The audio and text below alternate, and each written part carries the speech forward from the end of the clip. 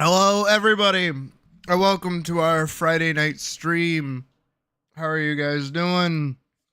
It be me, Sydney. Hi. All right, let's go down the list. Hi, Day. Hi, Cool Dog. Hi, Vorkson. Hi, Cool Dog again. Hi, Typeful. Hi, Brobot. Hi, Pocket. Hi, Sybil. Anybody else? Hmm. How's it going, guys?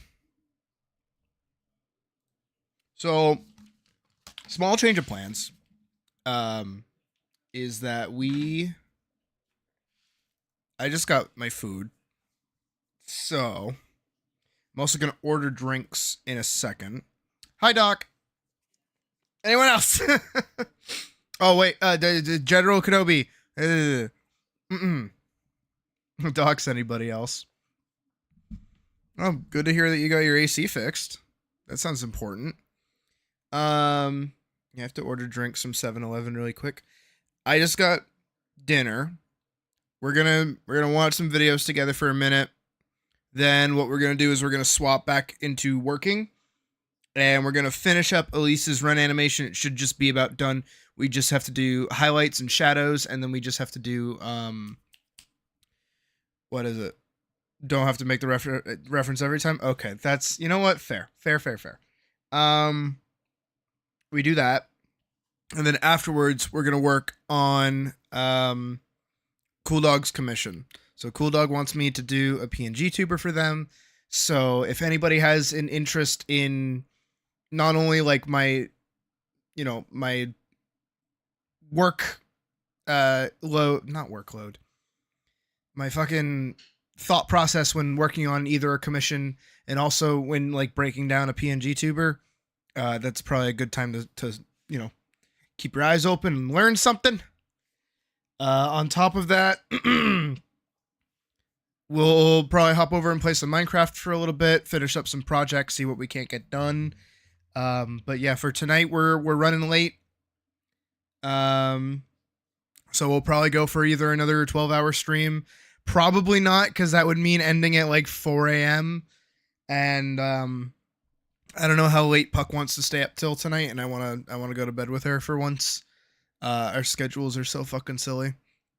But small little update for tomorrow is that tomorrow during the day there will not be a stream, but at night, my time, there will be a stream.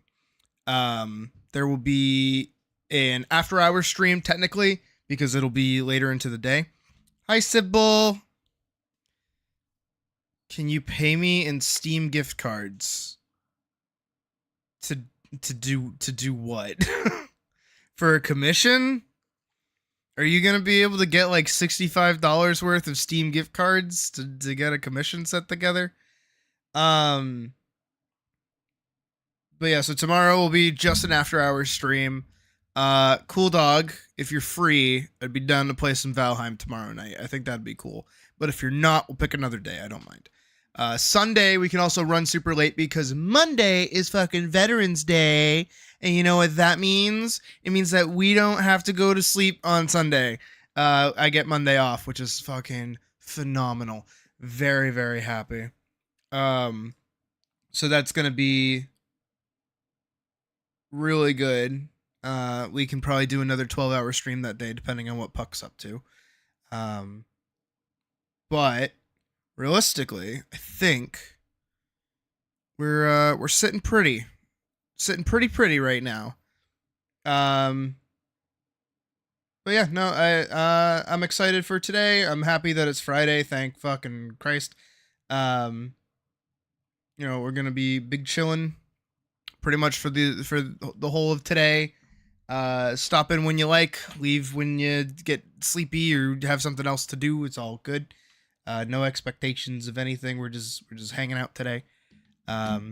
You're free tomorrow, at least around the time that I start streaming.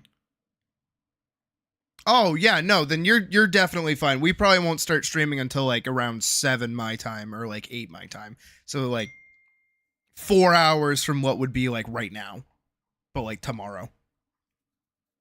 And you're an EP fella. Me too, Vorkson. Me too. If the eye bags didn't tell you anything about me. All right. Also, I am looking into potentially, instead of a stream, like an entire stream Sunday, what we might do instead is stream a little bit in the morning, and then we might try to hop over into VR chat with everybody, maybe Sunday. I don't know, because I don't know what everybody's schedule is. I'll make a note of it tomorrow in the Discord, and I'll ask how many people are available on Sunday. Just because, again, it's Veterans Day, so the Americans of us have that Monday off, usually, if you work somewhere cool or otherwise. So we'll see how people are feeling about Sunday. But that's up in the air. I'd like to do that soon. I think that'd be fun to do soon. And then, yeah. Monday we'll probably do another stream. And then at some point, another thing that I want to do is I want to do a like pseudo film festival. Where we watch a bunch of like animated films and a bunch of animated series in the Discord. Like together again, like we did for like our Halloween movie special. We do that, but it's specifically watching films that like, because apparently it clicked with you guys last night that there's a lot of design and a lot of like narrative worth through animation, and I think watching some more films like that to get some people like having that shit click in your brain and give you some more inspiration. And this isn't like generic films like Star Wars. I'm talking like the weird shit that I know about. I'd like to set that up at some point, but that's not like this weekend or even next weekend. That's like in the future. At some point this month, though, I would like to do it. But we'll see how everybody's feeling, and we'll see what people are up to. Because most of those things are designed for you guys specifically. Where when I stream, it is purely just like, this is me doing my thing. Whether people show up or not, I don't really care. But if I'm going to do something for you guys, I want to be able to include as many of you as possible. I know everybody's busy and everybody has different schedules and not everybody can attend. I get it. But this isn't like a Dungeons and Dragons thing where like everybody needs to be showing up for it to work. So, I mean, it's still a shame, but you get my point. You get my point. So now we're going to swap over and we're going to watch some videos. I don't know what to watch. I'm looking for a video right now as we are watching thing. I think I found a good one. Let's give it a watch. Over here. Comebacks are such a hard thing to do. Like, you create something people like and know and remember, and then one day you stop, and then you're just expected to come back? And how does one come back? Because the longer one has been gone, the harder a comeback is.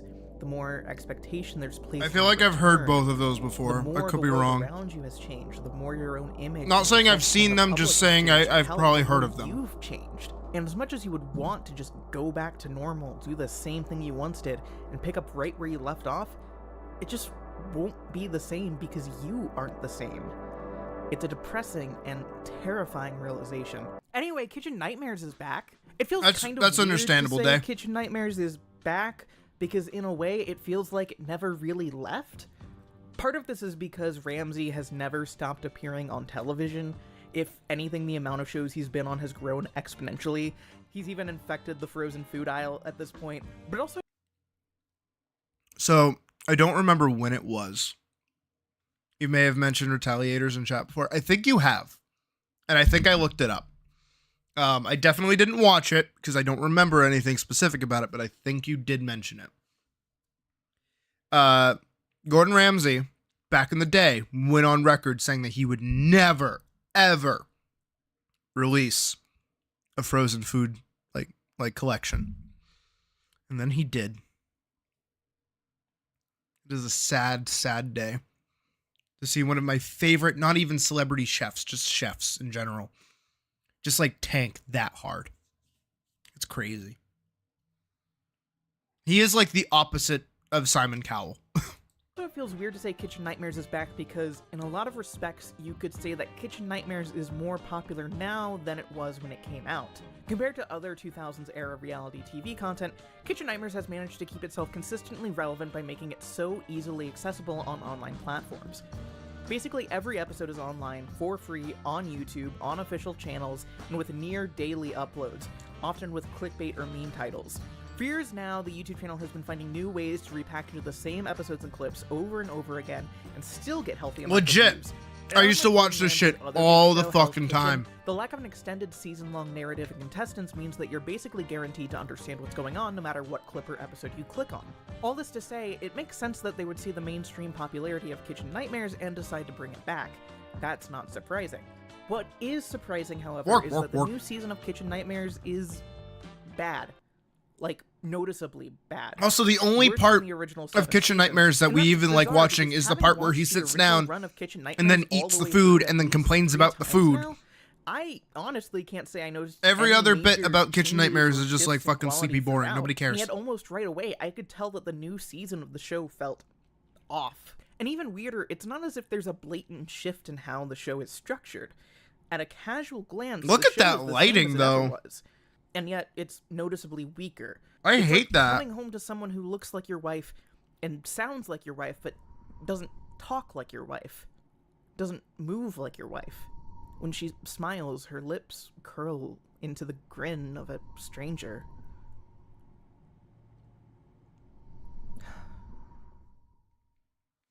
So what I want to do here is try to diagnose why.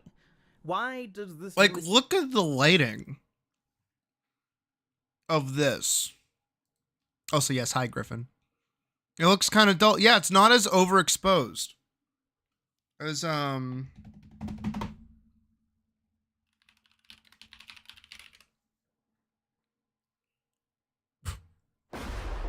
problems is to do something.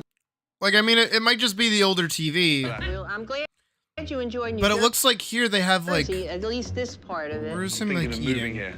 Oh my God! To really like hammer at home. Thank you very much. Yeah. The return after his accident? I think so, probably.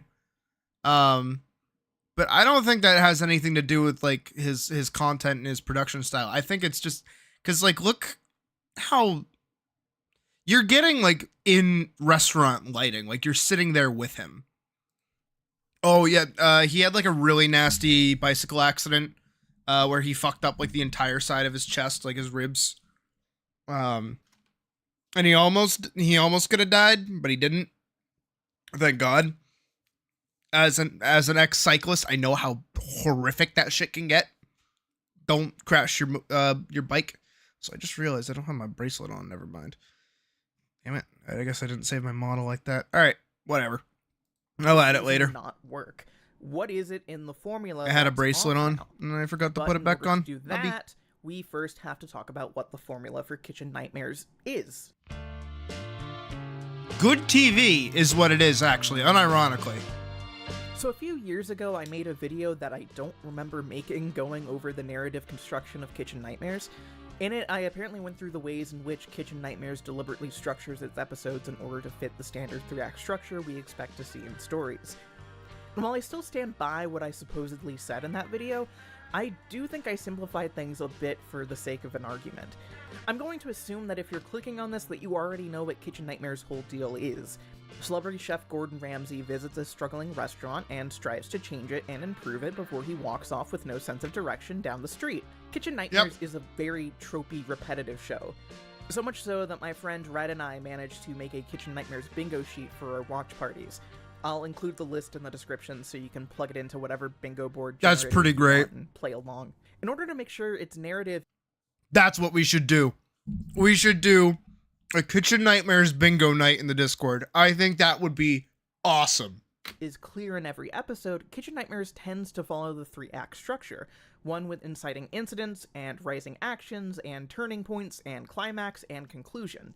But what's interesting is that when you dive deeper, the formula gets a little more complicated, and I really do mean a little, because while the general story arc will always be the same, the difference between episodes is the protagonist and their character arc. That is to say, who gets the brunt of the focus in the episode, and what is the obstacle they need to overcome. Generally speaking, a Pogvorkson. basic Kitchen Nightmares Very episode will pog. focus on the restaurant owner. You've as thrown the away your protagonist, life on the as internet. their Congratulations. struggle to maintain the restaurant is the primary focus of the show. However, the what and how of the restaurant struggles are going to be its own classification. For my own sake, I've come up with 4 categories of Kitchen Nightmares episodes: owner's fault, chef's fault, staff's fault, family's fault. These aren't mutually exclusive, and a lot of episodes see crossover between multiple, if not all, of these categories. However, there's almost always a central web that connects them all. Let's take a classic example: the Burger Kitchen 2-parter in Season 4. The episode is about owner Alan Safran, son of one of Australia's most notorious gangsters, who stole $250,000 from his son Daniel in order to start the restaurant and is now getting the whole family into debt. In this, we also have Chef David Blaine, who feuds with Alan's wife Jen and ends up fired at the end of the first episode for being combative against Alan's son Daniel. Additionally, Daniel feels like he's being taken advantage of and is underappreciated in the job, as well as overworked and unqualified. So already here we can see 3 of 4 categories in this episode. The chef not getting along with the owners could be classified as chef's fault. The tension between Alan and his son could be classified as family's fault because of Daniel's inability to fully invest into the restaurant because it's not what he wants to do. However, the real central focus of the episode falls more into the category of owner's fault, Hawktua as the conflict revolves not robot around these smaller scale dramas, literally but more just around means the like wider whole of Alan's the stubbornness onomatopoeia and his of refusal to listen spitting. and adapt to the people and reality around him. Generally speaking, this is something the original series is quite good at, identifying who to focus on and what. You ever see like an old western an improvement by the end of the where like a episode, cowboy and like how walks to into a match that art saloon to the needed beats of the episode, and then he such like as the taste spits into test, like the a kitchen jar like inspection, across the etc., way. etc. This adherence to narrative structure helps And it goes make like, every "Whap, episode phew!" feel like a complete And satisfactory it goes like, "Ding!" story. It's like Now, that. with that in mind, let's talk about the new show.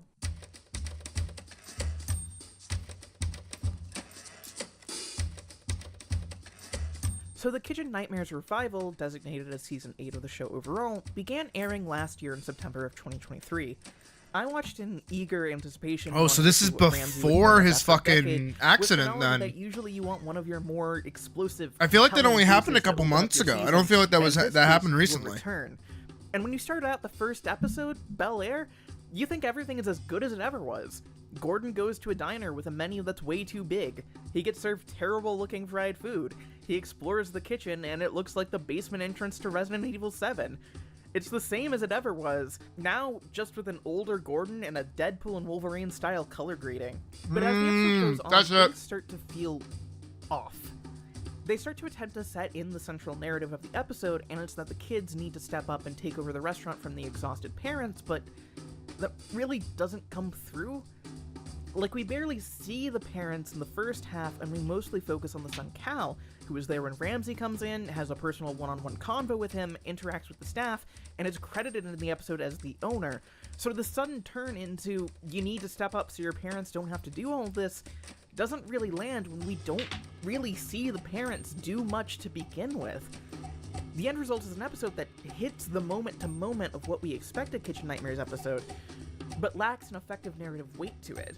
It doesn't reach a conclusion so much as it just stops. This is a problem that becomes more and more prevalent as the season goes on.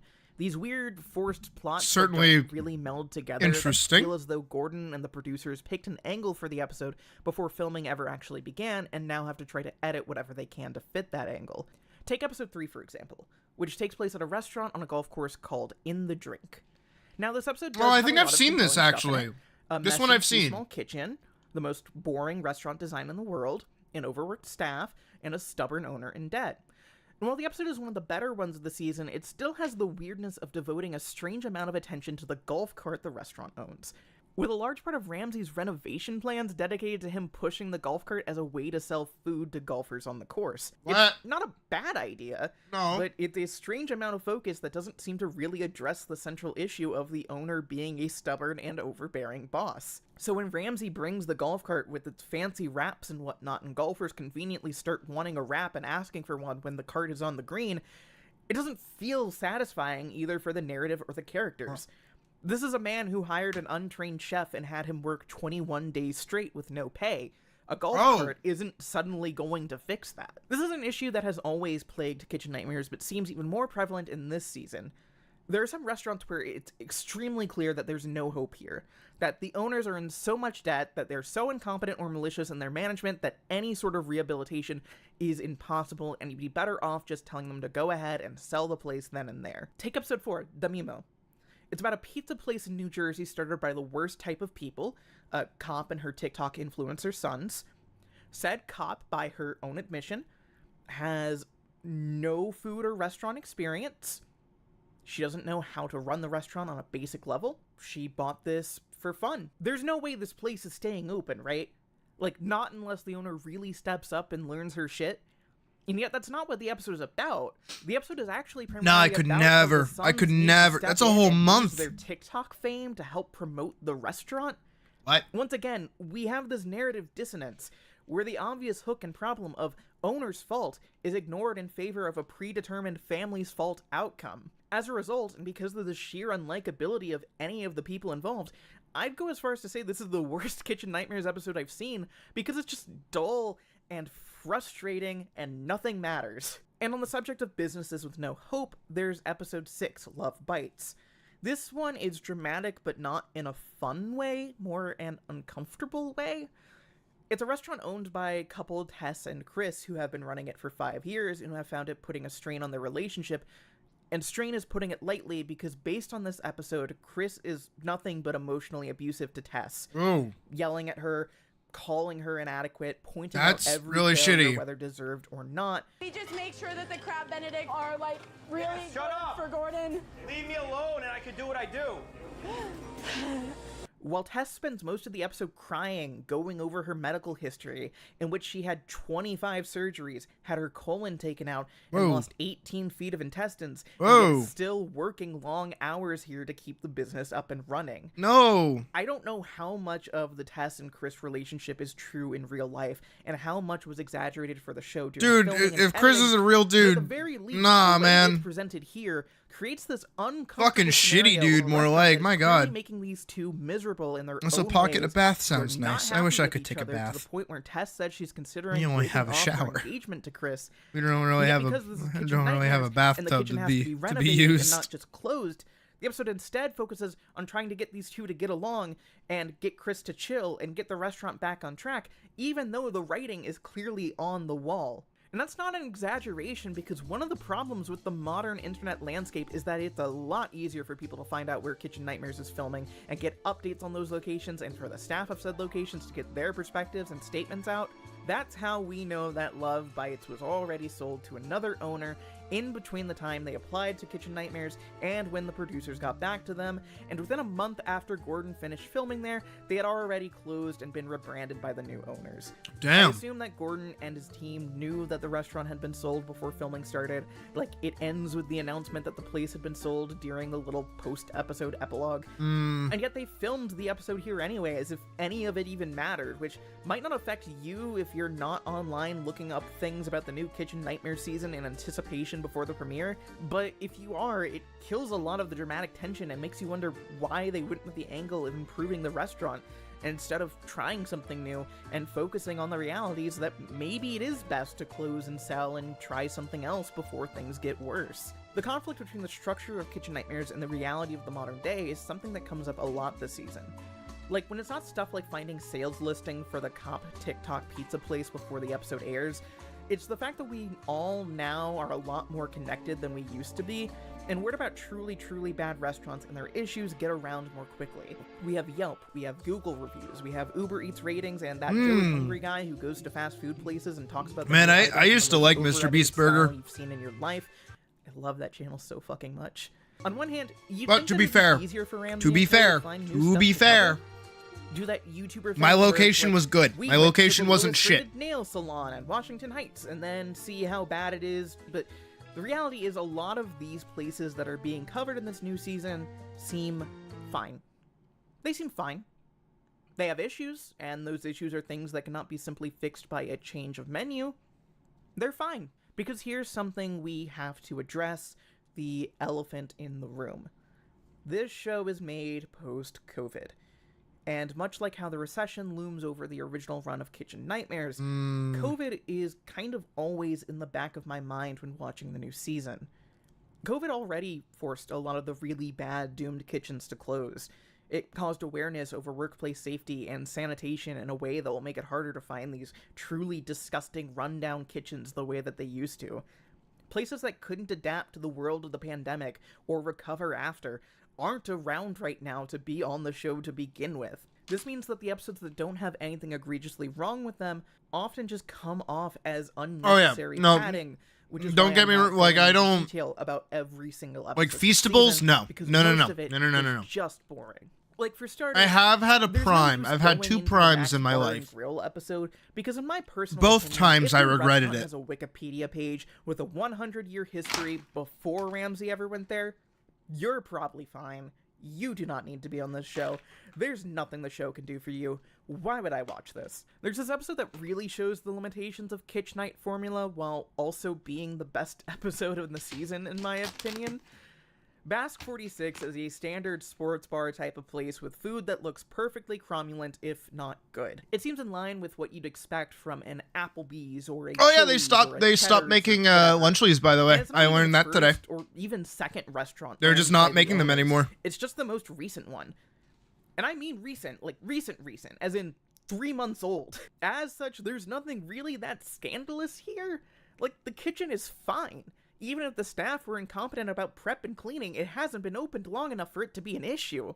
A change in the status quo being brought in by Ramsay won't mean anything because the restaurant hasn't even been opened long enough to establish a status quo. It's 3 months old. Can it even crawl yet? I don't know anything about babies. Can you tell? They scare me. There's this really funny moment towards the end of the episode where, okay, like, you know how every Kitchen Nightmares episode has a renovation of some kind? Where they have, like, their team work overnight to redecorate and modify the place to make it more modern and contemporary. And generally speaking, these renovations are bad. Like, clearly made as cheaply and quickly as possible, trying to lean into whatever basic trope they can. My personal favorite being the episode where Ramsay's team attached a bunch of suitcases to the wall to signify that it's a worldly restaurant. That's that really is stupid. to say, these renovations are often expensive and often for the worst, unless the place is just really, really, really bad and bland. Like Usually what happens also is after they do the renovation, they'll just sell it. They'll sell it as, like, newly refurbished. So then that way when, like the next buyer comes in, it's like, oh, well, Gordon Ramsay did it, so you can give us a lot of money for it. Drink is. But with Basque 46, you have a problem. This place has only been open for 3 months. There's no need for renovations, because everything is already new. So what do? They add tables outside the restaurant. What? That's it. Holy shit! Okay, that's not entirely It's the best true. idea They they've say ever they added had! Tables, but actually, earlier in the episode, they step outside and you can see they already had tables outside. What? So really, all Ramsay did was add some cushions to the chairs and Oh my little flower God! vases, and now the owners have to stand there and pretend that they're really impressed with it. They don't even seem to notice the renovation before it's pointed out to them.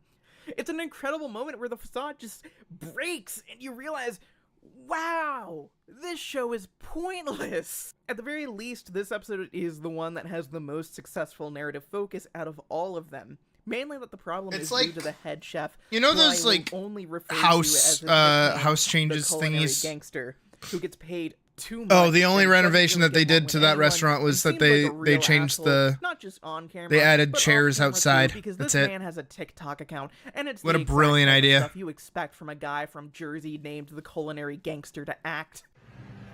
How you doing, people? It's the Culinary Gangster. I'm having Jesus. a great time responding to all your comments. I am. Thank you for all of you that have supported me. Thank you for those that don't, because I really don't give a shit. And he's responsible What? for the second funniest moment in the season, where they make a big deal on how he's improved Oh, yeah, as a chef and basically. is excited to make fresh original dishes Oh, in the yeah, restaurant, House Flippers. Yeah. only to immediately reveal in their blog that the Culinary it was Gangster one of those no TLC showed for work shows the next day and where, hadn't like, stepped foot in the they restaurant would have since. somebody come If in you and, like, think you edit, could have like, a change. focus on such Same a thing with strong personality as the Pimp Culinary My Ride. Gangster, Same you'd have fucking to say thing. Is it that they be would all get the better car for it. done, But since it doesn't, and then they it would really sell it feels like as an the uneven car mess that of you narrative saw on Pimp confusion My and Ride. obligation. If you can indulge and me make for a way second, more I just want money to take a than if they little- were driving the car normally. Okay, so in between the end of Kitchen Nightmares and the Kitchen Nightmares rebuild, I should start there were censoring two myself different shows hosted by Gordon that had similar premises. in my The art first is tutorials Hotel Hell, the second with is dolphin 24 sounds. Hours I to think Hell that'd and be a Back. good idea. These shows are quite similar to each other and to Kitchen Nightmares, but also different in many important, easily observable ways. Hotel Hell is and just Back like the show miserable. where Gordon puts on Hotel Hell clean is just clothes, like a terrible, and Hotel terrible Hell show. is the show where Gordon takes off all his clothes. Hotel Hell's title is self-explanatory, while 24 Hours to Hell and Back sounds like the title to a PS3 game. True. Hotel Hell is a fairly low-key show. 24 Hours to Hell and Back is all about being extra. There's not much to say about Hotel Hell. It is I think exactly my what you favorite would Gordon based on the Ramsay title. show It is a version of F Kitchen Word. Nightmares I think themed F Word is the entirely best around because Ramsay it's like visiting a hotels. variety hour. The show is So it's just otherwise kinda him focusing doing a on bunch of Gordon's random culinary shit. counterpart, down In to the regards fact to that food. The show only starts with Gordon sampling the food at the hotel. And my favorite is when he gets like a celebrity on, and then they like Hotel Hell is compete featured on the same YouTube channel as and, like, Kitchen cook- Nightmares. Like the shows are basically cook at the same time. I except think for the that's fact really that fun. Gordon will occasionally do something like examine the carpet in his room for traces of diarrhea. Because of this, though, it Yes, does I- mean I that think- the I think you're Gordon thinking about Hotel Hell Hoarders. is watchable in basically the exact same way Kitchen Nightmares is. I don't know, 24 anything Hours on to Hell and Back TLC, is man. the most Anything on interesting one to TLC is talk a about fucking because nightmare. in some ways, it's a blatant attempt to go back to the Let the formula of text Kitchen talk. Nightmares while also weirdly overcomplicating the idea. Once again, we have Ramsay going to failing restaurants and trying to turn them around. But this time there's three big gimmicks. 1. Gordon puts on a disguise for his first visit. 2. Whoa. Gordon keeps his staff in a big-ass trailer that looks like the set for 22 Jump Street. Yeah, wait, 3. why? Gordon keeps the restaurant staff, and sometimes the customers, there for 24 hours.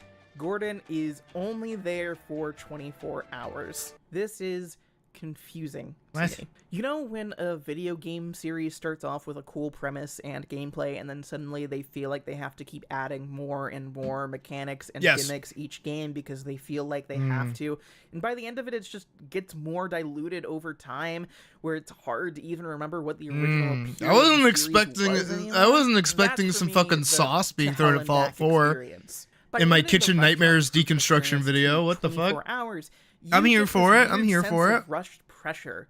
There's no time to really marinate in anything or let something just play out because it's constantly trying to pace itself to hit the beats that a show like this needs to hit, regardless of if those beats are earned or not.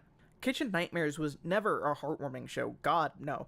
Any attempts at emotional beats in the show just don't hit for me because they're attached to the reality show industrial complex. But at the same time, those beats are there. There's a reason why you can still feel emotionally affected when you see a terrible owner or a staff member being treated badly, or Gordon having to go give a pep talk to someone to get their life together. I don't believe that it's real, but I can. Did they do feel something wacky and do watching it. nothing? Probably it feels that. earned in a way that To Hell and Back doesn't. Even It's if the show probably isn't the actually 24 filmed in hours 24 worth of, hours, like- it's still presented as if it is, with a constant timer Yeah. clocking down, That- which means Gordon is applying more pressure on the staff on camera, which ends up in the edit, which leads to a show that's leaner and meaner, but lacks the in-betweener that makes a show like this compelling. There's very little time for fun, for jokes, for scenes, for moments. True. It's constantly on the go. Yep. There aren't even two-parters because each episode theoretically has to take the same amount of time. It's unpleasant. It hits the beats of Kitchen Nightmares, but in a way that's so unsatisfying that I honestly don't really enjoy watching the show. It is the only one of these series. I think it's like a Bear Grylls thing where it's like, oh yeah, we're here for 24 hours TV wise. Insisting on putting short rib and mushrooms. All right, on that's a it. wap, people. You All right, overcomplicated let's something bring that Bear was supposed to be like so Bear Grylls simple. back to his And that's fucking not like even 5-star getting into the hotel episode where off Gordon site goes that's to a just like restaurant in the French over Quarter with there. the most mediocre looking Cajun cuisine I've seen, and forces them to cut the portions down. Like, come on, man, it's the fucking French Quarter. I bring this up because I think the reboot of Kitchen Nightmare shares more DNA with 24 Hours to Hell and Back than it does with its original 7 seasons. The issues it has started here. The confusing narratives, the rushed stories, the forced meanness. Much like the new season, To Hell and Back focuses so much on following formula that it misses any concept of humanity. These shows are also tied because 24 Hours to Hell and Back also has the shadow of COVID looming over it. The show ran for 3 seasons up until February of 2020, when suddenly something weird happened, And the idea of traveling across the country to keep a bunch of people you don't know together in an enclosed environment for an extended period of time didn't really It is seem so doable weird anymore. that, like, Because of this, COVID 24 hours to just, Hell and like, Back didn't fucked really everything up. end or get canceled so much as You it kind of just forget that it stopped. It, like, what happens then is this period of time where there aren't any Ramsey renovation shows on American television, as the way media is it's made just has weird, to change you know? for a while. And during this time, the Kitchen Nightmares YouTube like, channel, sometimes which you was still think already about it, big and sometimes you prolific, kind of starts to forget. get even bigger and more prolific, and notable for its meme energy. We and really do its be funny living through, viewers as like, people flock to historical familiar event comforts after and historical easy-to-watch event after territory in historical troubled event. times. All leading up to May of 2023, when they announced that Kitchen Nightmares would be coming back for an 8th season and would start filming that. It's gonna be month, like wrapping up 3008, around the end of June, right? Which is a really fast. There's gonna be some Hey, kid you know what else happened playing in fucking, summer 2023? I don't know, like Call of Duty, Specifically right after June of 370 2023? million Oh, yeah, the 35 Screen Actors Guild strike, on his, which like, followed up the writers' Xbox strike that had started 64, earlier in March, 2 months before. and the he's gonna Kitchen be like on Nightmares top of the reboot world, started. living his life, Now, and it's gonna fast forward am I another 8 implying years, and he's that gonna the lose his season of shit. Kitchen Nightmares was a rushed product filmed extremely quickly in order to have content for Fox during the Yeah. fall 2023 season to compensate for the writers and actors being Hey, on strike Kujiro. at the same time while utilizing the suddenly more popular Not Kitchen like Nightmares legit, you know, I know we talked about it a little bit like last night, but Vanguard probably wouldn't have, like, happened were it not for COVID. Because I started writing it in December while I was working at ThinkGeek at the time. I started writing it, I liked it, and then I started, like, uploading it, and I was like, it's okay, it's like, alright, and I'm tired from work, and I kind of don't wanna, and then COVID slammed us, and then for a whole year, I got to do whatever the fuck I wanted, and my mom was cool with it, so, you know, you can thank COVID for a half-decent comic. branding? Well, look, I don't know anything officially, so I can't say for certain. Please don't sue me, Gordon Ramsay, but I'll say this. One of the things that's notable about Kitchen Nightmares, even Hotel Hell and To Hell and Back, is its ability to find unique restaurants with their own unique problems and culinary needs from all over the country, which leads to a large amount of variety between episodes. A pasta place in Virginia is going to be approached differently than a seafood place in Metairie, which is going to be handled differently than a Mexican food place in California. Even True. if Gordon Ramsay doesn't always knock these cuisines out of the park, seriously, you're making this fancy French Quarter restaurant look shitty in comparison to Acme Oyster House off Veterans and Causeway. It's still an interesting experience. This trend of finding different restaurants from all across the country is continued in Season 8, which finds Gordon going to exciting locales such as New York, New Jersey, New Jersey, New Jersey, New York, New York, New York, New York, New Jersey, New York. For whatever reason, That was a literally all that the was a episodes fun of the bit. season were filmed exclusively in Yeah, either I New think York COVID or was, New like, the Jersey. great Just those two moment very for a lot of specific, young close-together creatives to just states. be able to do Now, what they want to whether do. this was a cost-saving measure or them testing the waters on a reboot to see if the ratings justify If the it cost of wasn't for travel COVID, further, we wouldn't have had or the to make time sure to that just, Gordon like, can kind still of be in fuck town around and do Nevada's shit. Times Square fish and chips restaurant, which he advertised. Hell, it's the reason I didn't go to from here, college by off the way. rip. Like he's like, It's 'cause, "Come learn I at didn't my want, fish and chips restaurant. It's what so is it? fancy. But more than anything, I wanted the think campus it's clear experience. that an I wouldn't effort be was able to made here commute find had I locations that were gone close during together COVID. and could be traveled to fairly quickly so they could film. And I'm everything glad I before the waited end of because June. then I got to And maybe actually that's meet it. people. Maybe that's the reason why this doesn't work. The New Age Because Renaissance, maybe don't season 8 don't call it wasn't the meant New to be Age a good season Renaissance. of television so much as it was meant to just be content to That go would up have quickly that and would have had to have efficiently happened and like before 20 the years deadline. prior. Regardless of whether or not that was the intention, it's certainly what the season feels like. Or maybe this is just Ramsey's style now. We're not The there Hell and yet. Back didn't have any strikes. 2030, nor any 2030 to location 2035, I limitations, think and will it be still our has the same grand issues, more issues, really. like actual Maybe Renaissance. Ramsey's brand of television has been reduced to nothing more than I hidden think beats COVID from was the metronome designed death. to make appealing We're YouTube in the clips recovery of phase. meltdowns and gross kitchen reactions. if that's the standard we're going by, then I guess this season's We're succeeded, still in the recovery I'd like phase, to though. think it We could just do don't better feel than like we that. are or Kitchen want to Nightmares be. has already been renewed for season 9, which isn't a surprise. I'm sure season 8 still did well in ratings, and the show doesn't cost much to produce, and the Kitchen Nightmares YouTube channel is still as popular as ever, which means the brand is still as popular as ever.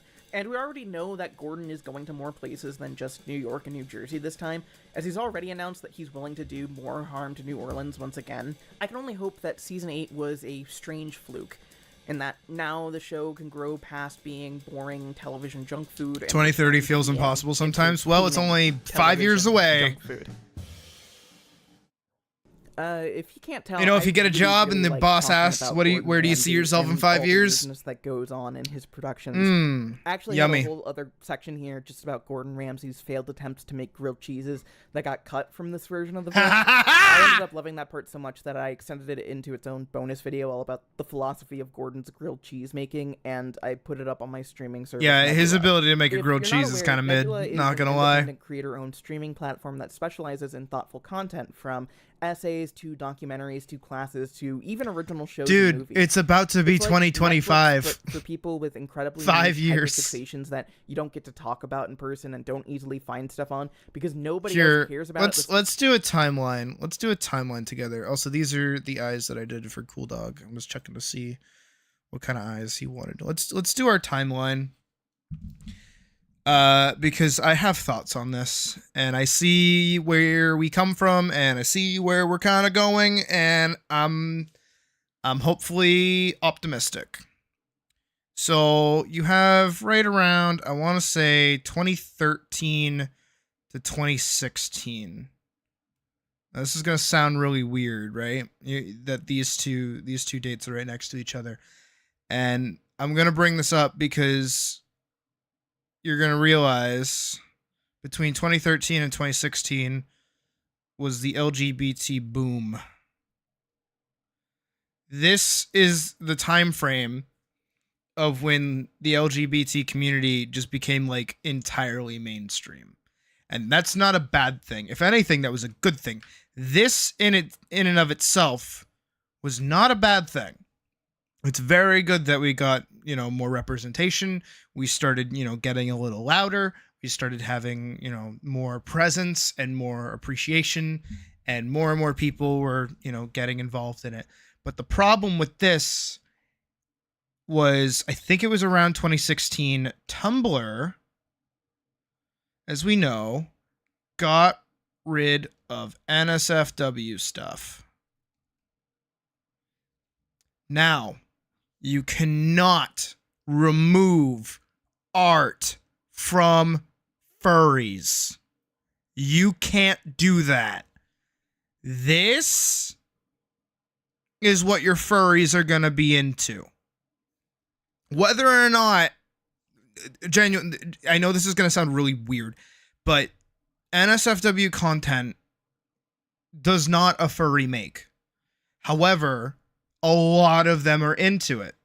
So the second you get rid of it, the majority of them are going to move somewhere else. And where did they decide to move? They moved to YouTube. They moved to Twitter. And now you have a lot of LGBT communities landing on YouTube and Twitter, and now they're scattered. Because before, they used to be like in like little small cliques, little tiny small little baby cliques like this. Hey, Nor. And this is where they would be. This is Tumblr. This is where Tumblr was. Suddenly now you burst open all these bubbles. It was all right. We watched some dorky romance anime and hung out. It was nice. We're hanging out again tomorrow day.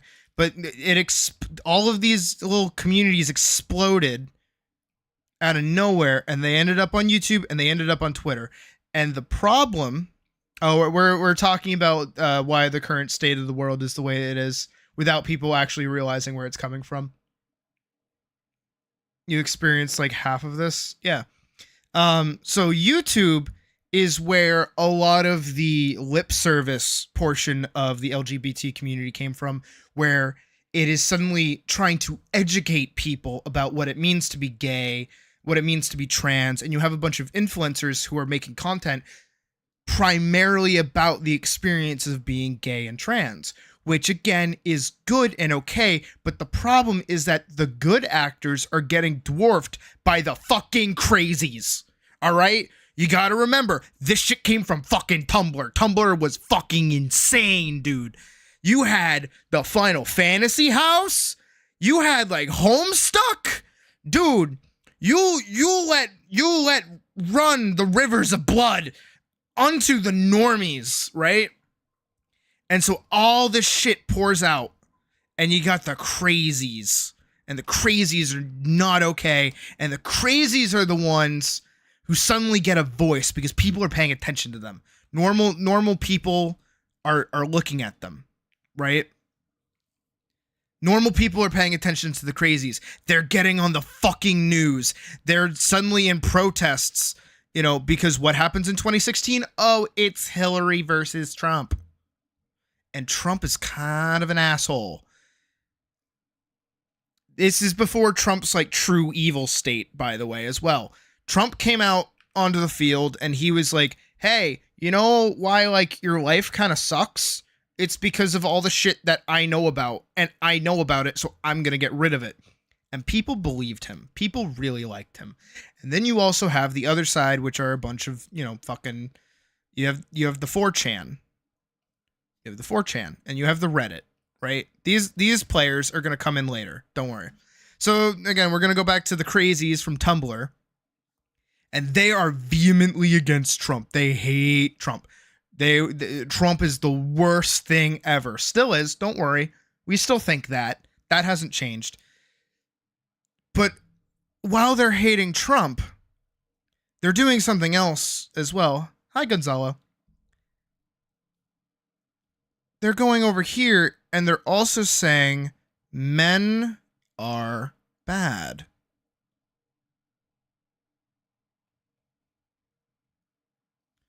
And that comment right there is what murdered their entire ability to exist. And to this day has caused so much problems. So many problems. A million problems. Hi, Spirit. This comment right here and this vehement hatred for all men has resulted in 4chan and Reddit both being offended and defensive. Because every single comment that, oh, we're going over the history of why the world is the way the world is right now. Because it comes out of nowhere. And it's really weird that it stems from like the 2013, 2016 LGBT boom after Twitter got rid of the NSFW content. And so a bunch of communities all exploded both onto YouTube and Twitter. And so everybody had like easier access to these communities that were originally like these small little, you know, introspective kind of communities, but because they exploded out, they're being paid attention to. And so they really, really hate this one presidential figure because he's saying a bunch of really fucked up shit. And then you also have them saying this other thing down here, which is that men are bad. And the reason why that's not good is because the things that they're saying and the things that they're criticizing go directly against 4chan and Reddit. A bunch of simps, a bunch of, you know, neats, a bunch of men who genuinely have no social ability, no social connection. They don't feel well-rounded. They don't feel appreciated because they are like either closeted or, you know, they're in a situation where they can't better themselves, or they're basically just Asmongold. Unironically, right? They literally just like live like that. That's how they are. That's who they are. They're terminally online because that's where they get all their friends from. This is literally like how this shit happened, right? So because of this, 4chan and Reddit start going after the fucking crazies. And by extension going through the crazies, they go after the LGBT. And so now it's not cool to be gay. Now it's not cool to be trans. Now it's not cool to like yourself. Right? all of this shit culminates over the next couple of years until 2020 when COVID hits. Right? This little section here versus 4chan and the crazies and 4chan liking Trump. This shit is a small itty bit. Watch this. Ready. All of this shit is itty bitty. It's that big. It's this big. It's this important. All of that shit is this important. See, but like there's not a lot of people like you, Sybil, who are like cool with that. There was a street for you and you went down the right road. Believe me. So it's this tiny, how tiny that is and not important it is at all. Well, then 2020 COVID hit, and now everyone is online. It's no longer, the fucking little gremlin in his mom's basement, with his fucking jar with Hatsune Miku in it.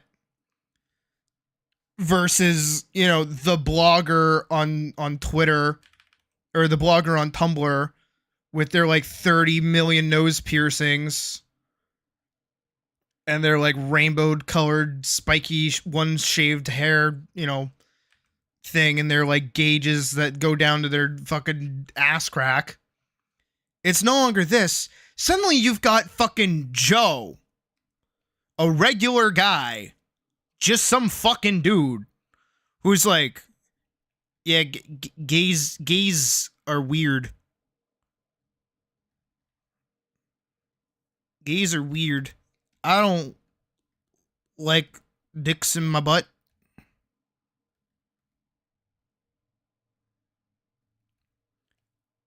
So now everybody has a fucking opinion about this.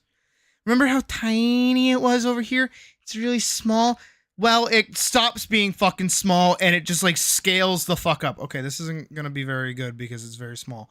But it scales the fuck up. It goes pachoo and explodes all over the scene. Pachoo! Because again, COVID caused everybody to be on the internet. Everybody is on the internet now. And then you know what happens next? TikTok. TikTok comes out and it becomes immediate short form content. It is brain rot. It is dog shit. It allows everybody who was at one point making Twitter posts suddenly have larger communities around their videos. And they're more like designated too. Where Twitter operates off of a fucking what is it? Twitter operates off of an algorithm. TikTok instead operates off of what are you engaging with. It operates off of like proper engagement rather than, algorithm bullshit of putting forward like what's the most popular usually. So this starts becoming more sectioned and more branchy offy, and you get all the fucking crazies on both sides now because again, you got all those normies that hopped over onto the internet during COVID of 2020. Now they feel like they have something to say. There was a bunch of shit going around during COVID. There was a bunch of different things, and now the more uneducated portion of our nation are coming forward and like they have a platform to speak on. No longer is it just what the news is reporting on. It's whoever the fuck has a phone, and everybody has a phone. Everybody can, hit that little red button and start talking to whoever the fuck is listening. And you know what? When you start saying shit like, I like taking dicks up the butt, you get the gays that really like you. If you start saying, I think taking a dick up the butt is weird, you get the Trumpies behind you. And it just expands, and they do the same thing that the Tumblr thing was doing, where they're these own little microcosms. They're their own little universes here. And then what'll happen is one video will cross over, or another video will cross over, or one will go and it'll be here, and it'll be like, woo, over here. And it'll take like a little bit for one to go over, and it goes. And then they start fucking fighting each other. right? And this is where we're at currently. You know? Because now the Trumples have won. The Trumples have won. Genuinely. The Trumples have won. And it kind of sucks, right? But it's because we have to go back. I know I got rid of it. We have to go back to Reddit and 4chan, unironically. Because you know who these people are? These are sad men. I'm gonna get weird for a moment, but follow along, right? You have an entire movement, which is the LGBT, that it completely, you know, depending on who you talk to, is excluding straights. You know? And they hate white men. And this community is excluding them entirely. They're not welcome. And, you know, a lot of men, most modern men, are really uncomfortable with the idea of their own sexuality, right? So because they're turning these straight white men away, they have to go somewhere else that they're accepted. Where do they go? They go to people like Andrew fucking Tate. They go to Joe Rogan. They either become the gay to become accepted, or they go to Andrew Tate and Joe Rogan to feel like their masculinity and their straightness are the important things in their life. Reverse racism. It's just racism. I bring up the white men because it's why these people hate them. It's very bad. That's probably wise. But you have them going towards this direction of like valuing masculinity. And then what happens is that they become even more hate-filled. If nobody here has seen American History X, you should watch it. It's like a really good film about both racism and just like community shit. What would reverse racism even be? Nothing. It's a fake word.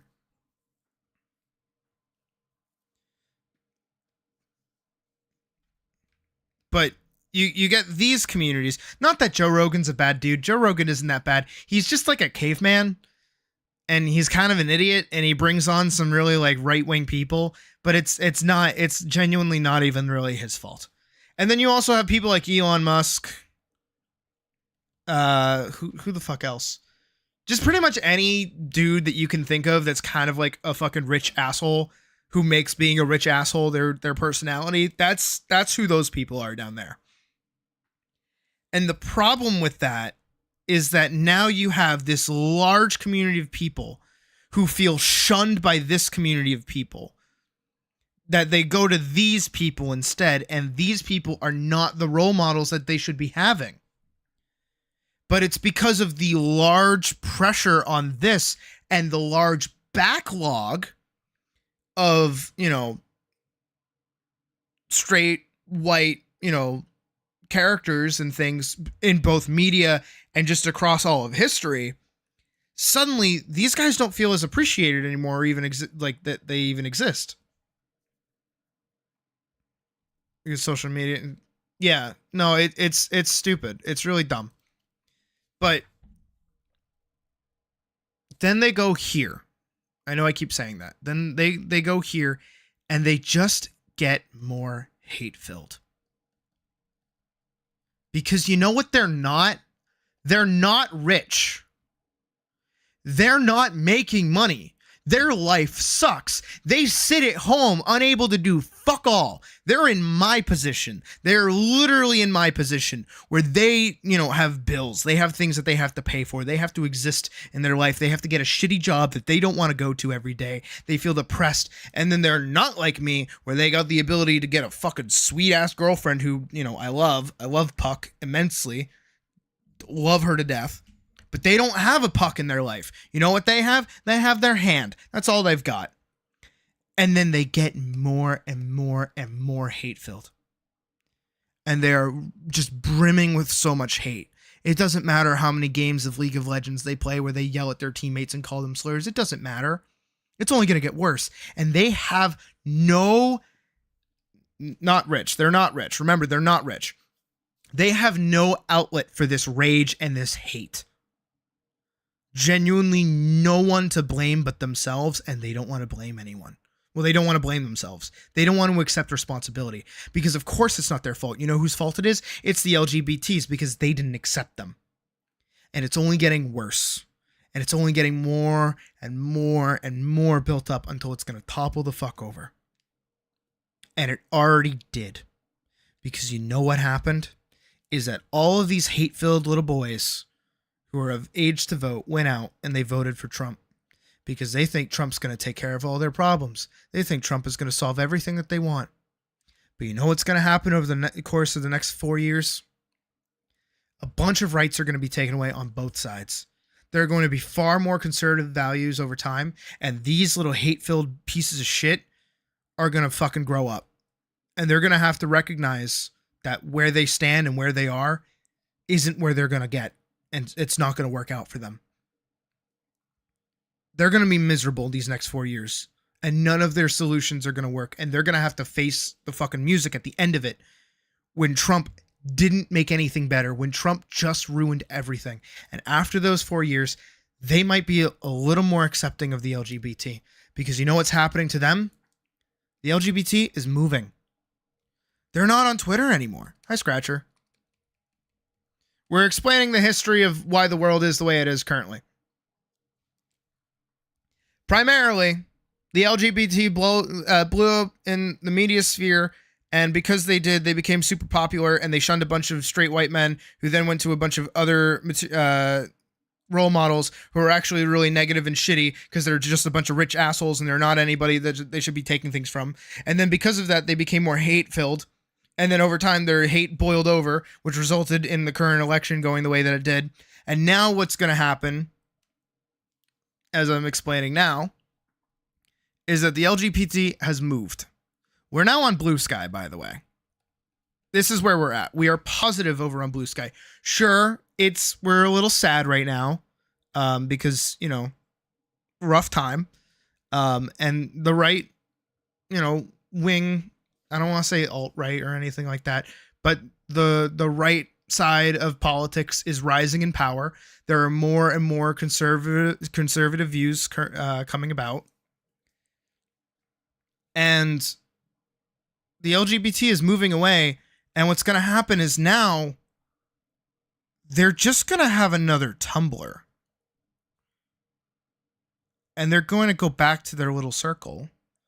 They're still vocalized. They're still accepting, and they're still out there. But then you're just going to have these little hate-filled Mongols. Not that, you know, Mongoloids. I don't know why I always jump to that as an insult. Not anything wrong with, you know, Mongoloid type skulls. Hate-filled morons. How about that?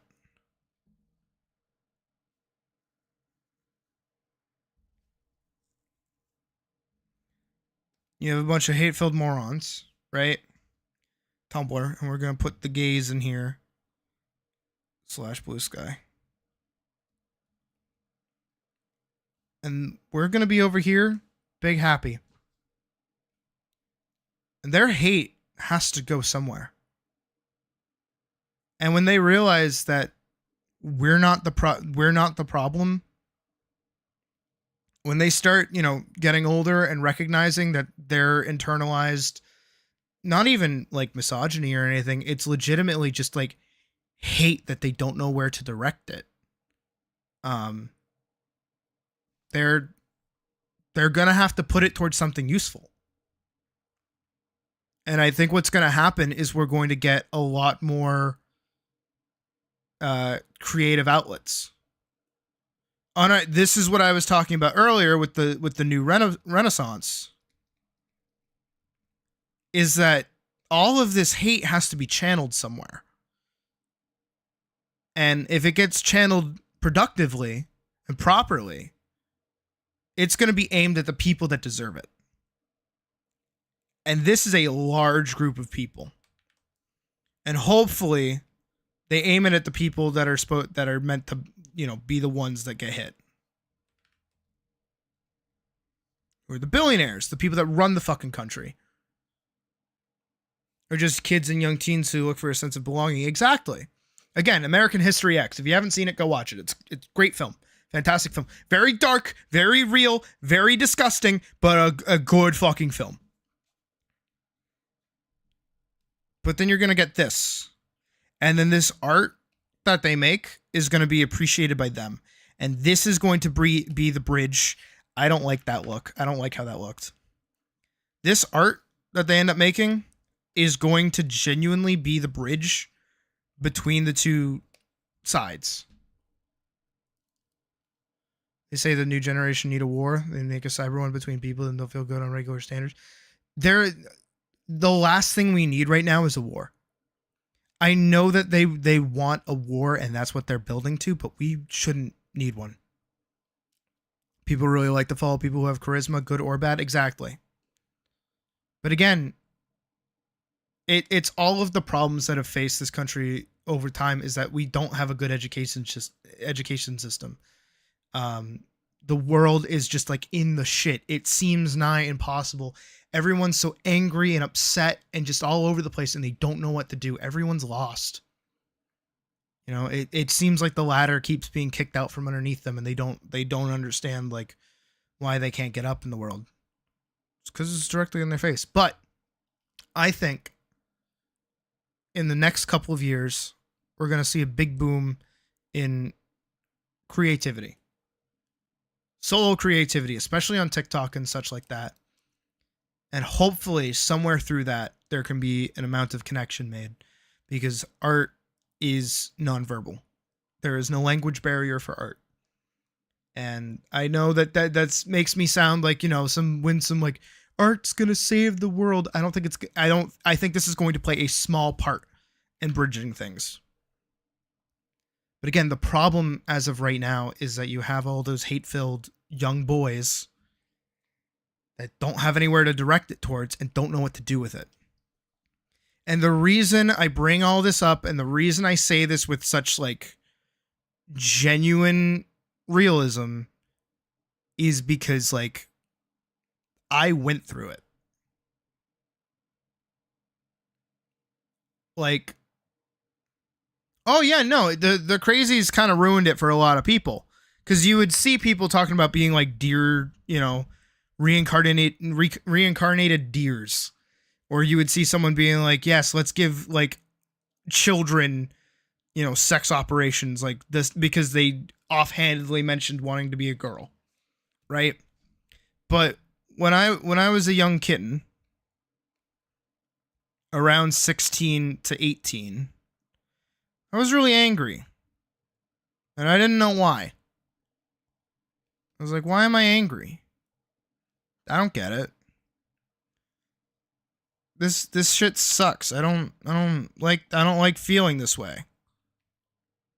Everyone pisses me off. I don't like people.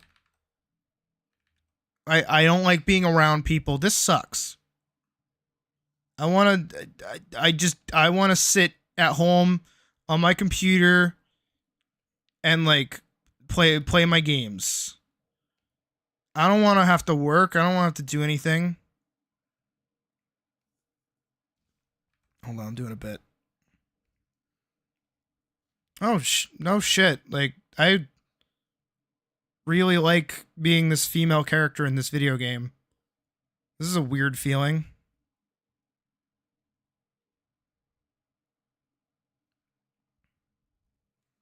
Man, that's kind of weird. I don't know how I feel about that. Probably nothing. Probably not anything important.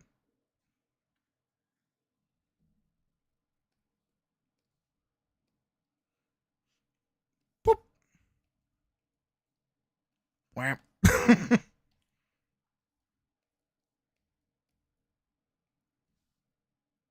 Oh.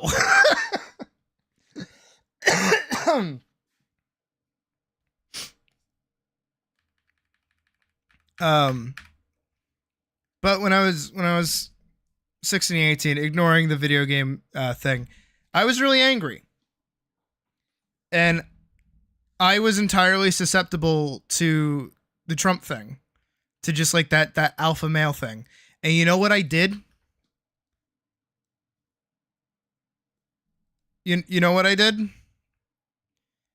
I did the one thing I thought I could do. And it's the one thing that I had across the board when I was a kid. Hold on, I started boxing.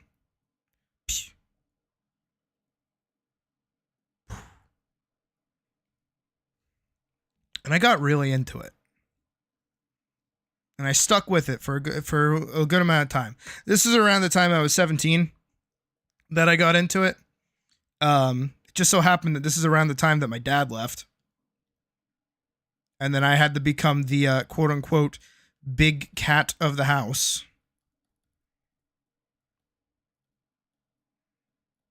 I had to take care of my mom, my two brothers, our dog. I had school still because I was only 17. I graduated when I was 17. I was in my senior year at this point, I think. Right? No, I wasn't yet. That's right. I had just turned 17. This was back in 2017. February, I think. It was either February 2017. Oh my god, it was. Yeah. Shit. Yeah, it was February 2017 because we did have to go a full year while I was still. Yep. So February 2017 was when my dad left. College was on the horizon. And I was just angry. And I didn't really have anyone to blame. Like, yeah, I could be mad at my dad. Sure. But like, who gave a fuck? So, I took up boxing. And again, I got really into it. And you know what happened is I got to the point that I wanted to fight other people. Like, I was like, look, I'm good at this. I can take a hit to the face. I can punch people. This is what I can do. Right? And then I did it. And I lost 2 out of the 3 fights that I was in. And the only other one that I won was a TKO. So I just won by points. I didn't even like knock them out. It wasn't even that good of a fight. And I realized that hitting other people didn't feel good. And I was at risk of hurting my hand. And again, I've done art all of my life. So the idea of just being able one day to like lose the ability to draw was fucking with me. And then there were some medical concerns that popped up as well that I still deal with to this day. And all of those came together to make me just go, I don't like doing this. This isn't what I want to do. I don't want to be beating the shit out of people anymore. I don't want to be doing this. And then again, for me, COVID happened. And the thing that was the prelude to this was my job at ThinkGeek went poof. It straight up went poof. I was promised a lead position and it just went poof. Because GameStop liquidated ThinkGeek. My girlfriend at the time of roughly 5 years. Was it 5 years? No, it was more like 3. I don't want to give her that much credit. My girlfriend of 3 years, who at the time I was like obsessed with, also went pff.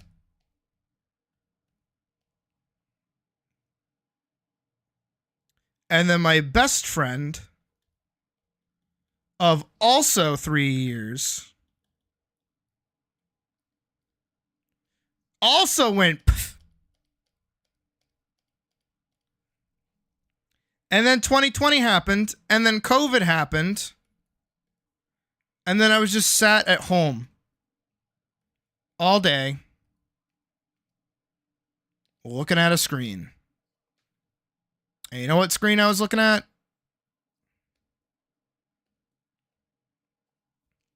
I was looking at that. I was like, man, kind of like that. Kind of like looking at that. Kind of like being that. This is who I am. And then also on top of that, I was working on Vanguard.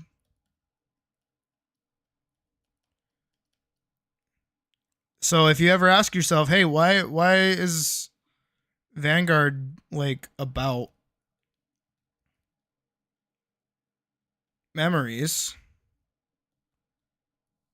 This is your answer right here.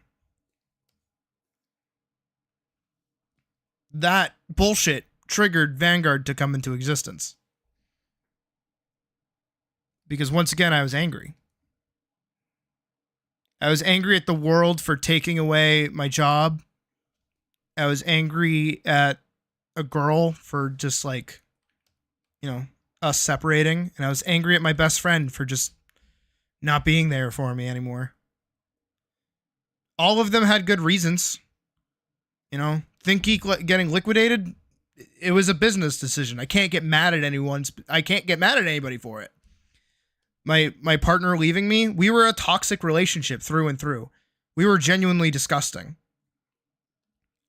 We like extremely toxic. I had to work on myself a lot before I got with Puck. And then my best friend, they got a partner. And they didn't want to, you know, listen to me be a negative little bitch anymore. And I get it. And so there I am, a little angry 19-year-old playing an online game, working on a comic. And then I shift everything towards purely art. That's what I did. And because I focused entirely on art, and I started getting to know myself a little bit more, and I started shifting my demeanor a little more positive, and I started paying more attention to the way that I was to people, and I started, you know, enjoying life a little bit more than how I was at the time. I got better. I improved. I changed. I healed myself. And at no point did I ever turn any further any of my anger towards any one specific group. I wasn't going to get mad at the LGBT for not, you know, accepting me at that time because I hadn't fully accepted myself yet. I couldn't get mad at, you know, really anybody for anything that was going on with me besides myself. And I had to take that anger and that frustration and that you know, existence and turn it inwards. And I did.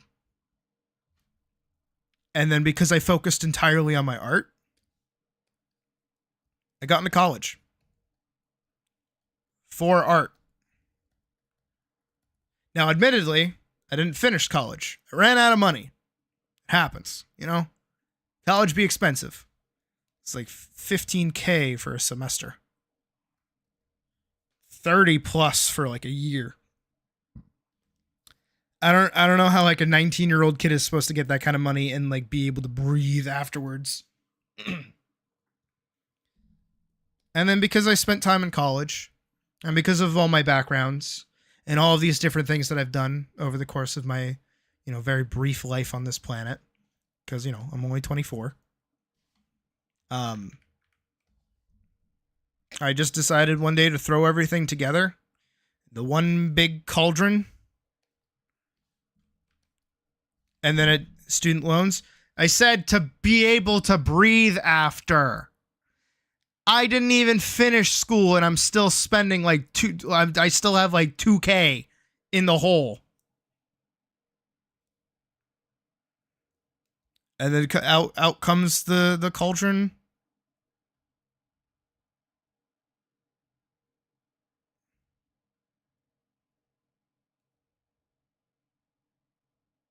Me.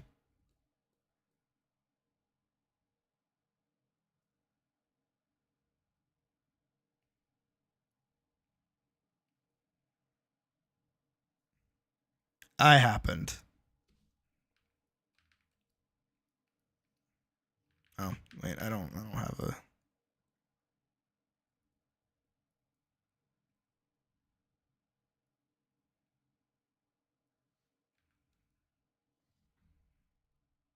It's like, there I am, Gary, there I am.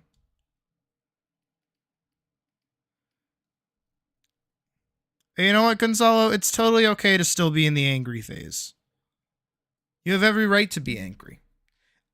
And you know what, like, the biggest part of helping me get over my own anger was telling myself, you're right to be mad.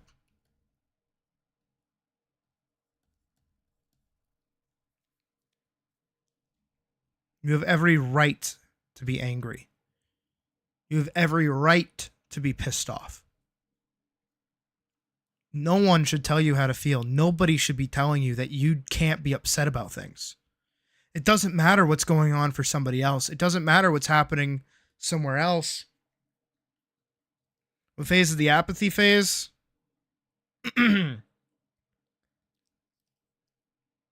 You're probably in the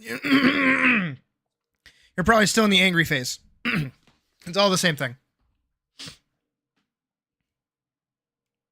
Because all apathy is a lack of, acknowledgement.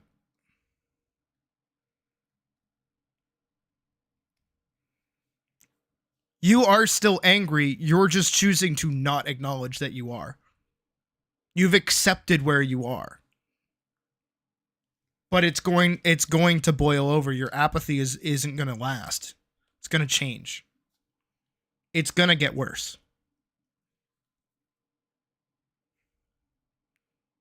But this is also the other half of why all of those people on 4chan and Reddit and all those little neat, straight white boys that are struggling. This is where they're coming from. You feel like you missed a major part. I did just kind of go into my whole backstory, so that's where we're at.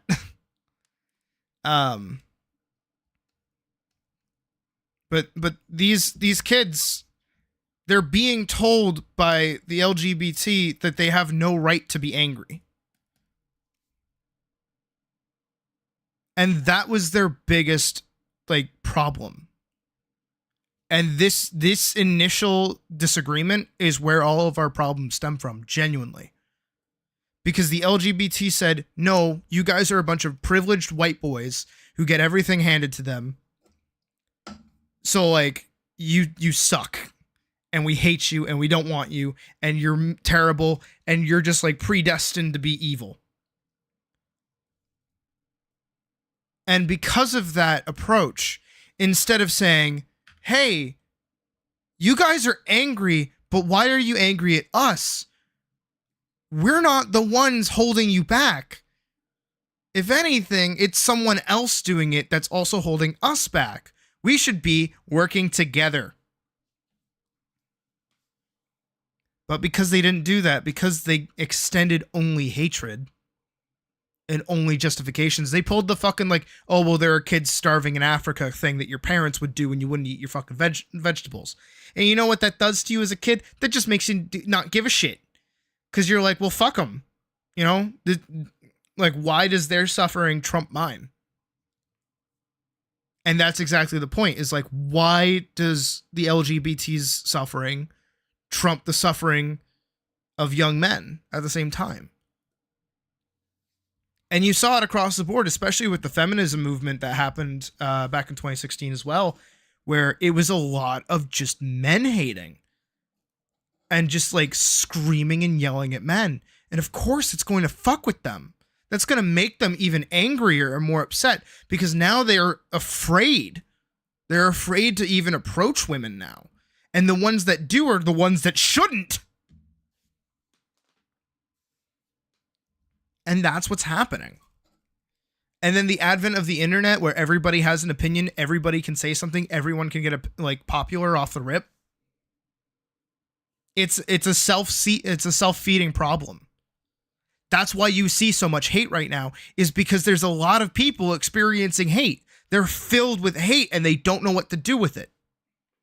They lash out to make themselves feel just an inkling better, but it doesn't matter because what it does is it reinvigorates their hatred. Because what they're doing is they're lashing out and causing someone else pain, which activates their dopamine because they're fucking wired weird. And because they're lashing out and being mean, other people lash back and get back at them. So now they're getting the attention that they want, like a small fucking child crying because they think that that's the only way that they're going to get mommy and daddy's attention. And it's like, that's what's happening. Doesn't matter what kind of attention you get, as long as it's attention. Good press, bad press, it's all press. And until something happens that gives these people, not necessarily 4chan and Reddit, but it gives those younger like men out there their own section of an LGBT that's positive.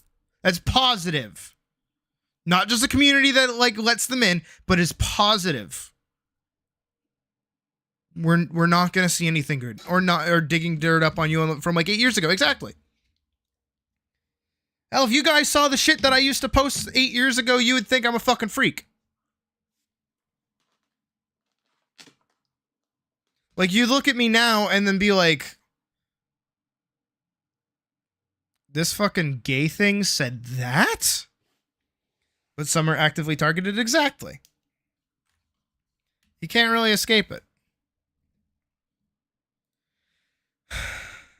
It sucks, you know? And that's why, on top of all of this, and the only reason I talk about this stuff as avidly as I have within the past couple of days is because it's topical and I see it and I know where it's coming from, and I feel like knowing how we ended up in the situation that we're in, you guys can keep an eye out for reoccurring patterns. History doesn't repeat itself, it only rhymes. But it is going to swing back around at some point.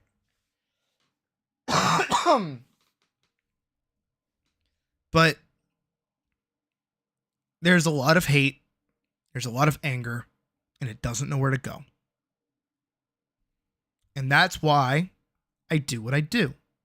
Honestly, taking up streaming and like being a small positive little bit of like community as best as I can be, trying to give you guys a space to be that's like both safe and accepting to as many people as possible on both ends. Like, if we get some cool straight guys in here, I'm not gonna get fucking angry over it. I'm gonna be like, awesome, fuck yeah. History got bars for real, for real. If I do, bring it. Honestly, bring it. Because, like, I've seen clips of streamers who, like, cry on camera because people are treating them poorly. I've seen clips of people getting canceled by things, and you know what you do? You take responsibility for it, and then you move on.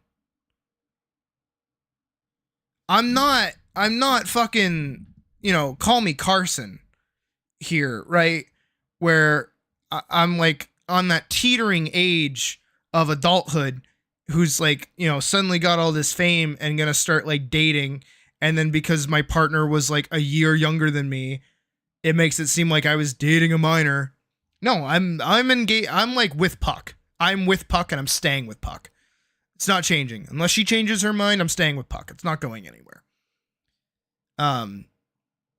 And people can absolutely look up dirt on me. They can see the shit that I used to say. They can read whatever the fuck they want about me. And just like bring it. Genuinely. Like, throw what you got at me. See if you can break me. I doubt you fucking can. Look, I get angry and sometimes I get annoyed and sometimes I get like peeved. And we've had people come in here where it's just like an immediately like, nope, I don't want to deal with you. Get out. But like, I don't give a shit. You know, what the fuck are you going to find? Some fucking edgy comments from like 2016 when I was 16. I'm an adult now. I've got adult responsibilities. I've got adult opinions. I'll fucking apologize for anything that I said that apparently bothers people if they even fucking find it. Bring it on. Literally, I think one of the most popular comments that I have that like still gets up likes to this day is one that I made about Fallout 4, and I think that's the only one that still haunts me to this day. Also, hi Pocket. Is because we got that one guy that came in here begging for Fallout 4 content. And I'm like, dude, I don't play that fucking shit. What'd you come back to? Well, technically you missed my entire backstory. And then you also missed me explaining the state of the world. For those who are uninformed about why the world is as shaky and fucking horrific as it is. It'll be used as a weapon against you for all sorts of people that may share a link with you. Bring it! Bring it on! Honestly, I don't give a fuck. What do you have on me, fuckers? Like, I don't do shit. I don't care.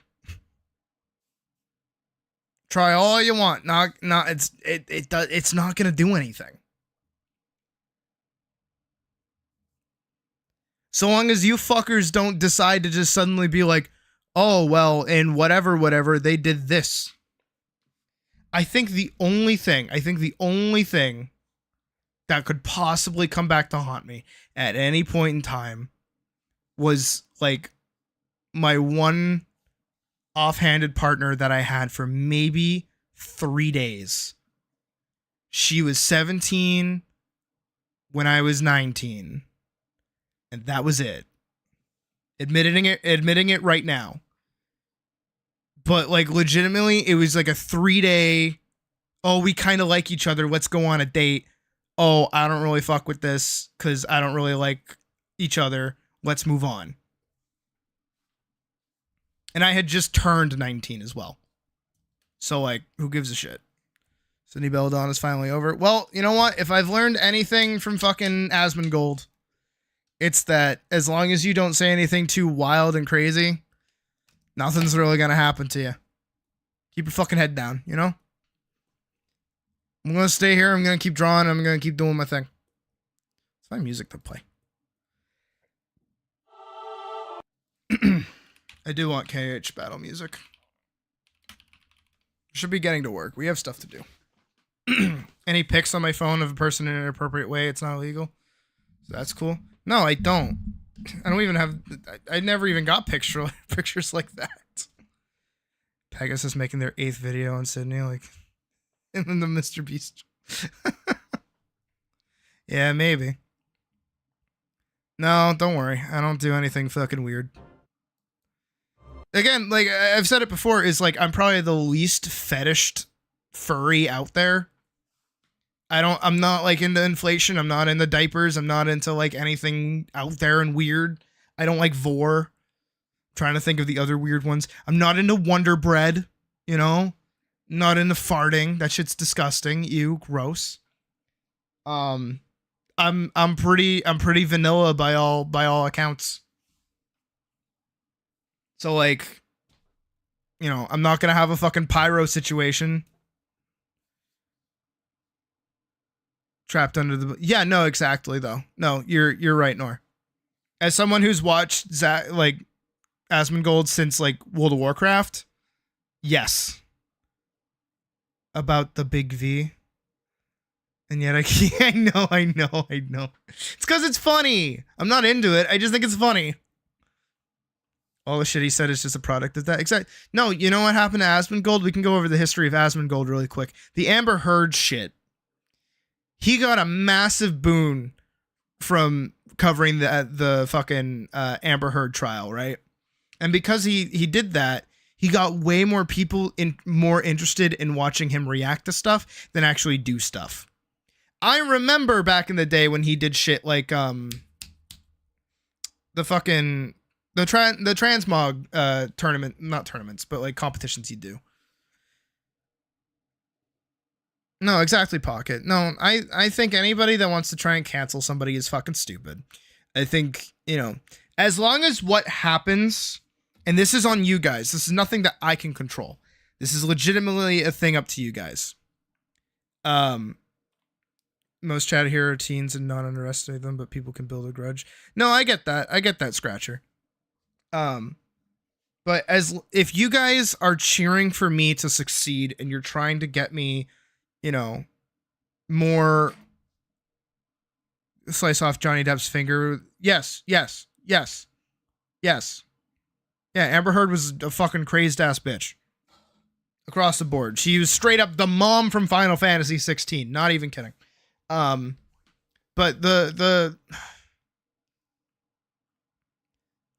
as long as you guys are genuinely rooting for me to succeed, and what happens is when I do end up succeeding and we hit that point, you guys don't turn on me, because that's usually what happens, is that people cheer someone on until they succeed, and then they go, well, you know what? Now they're not like an underdog story anymore. Like, they made it, so now they suck.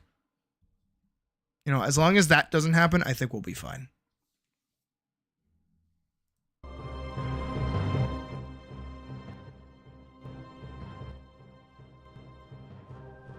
And if it hasn't been blatantly obvious by now in the way that I respond, also I want, oh, let's not dox anybody. I want to check,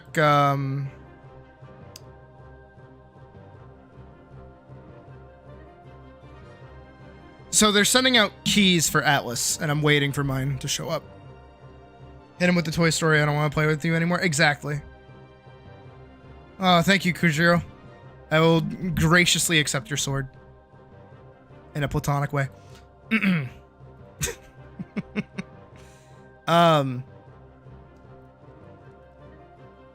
Yeah, I don't know. The world's a little fucky. It's probably gonna stay fucky for a while. The only thing that we can do is, you know, keep at each other's backs.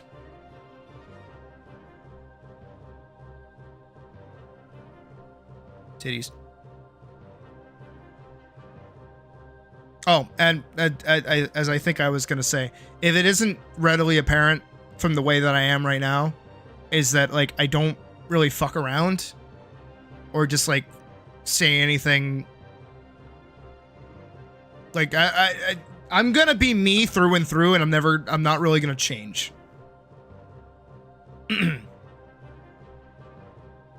of like 5K per stream. Yeah, exactly. Like, at that point, like, oh, her hair's in there. Okay.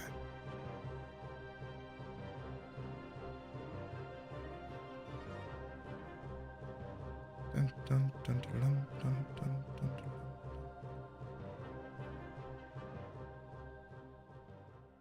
Hmm.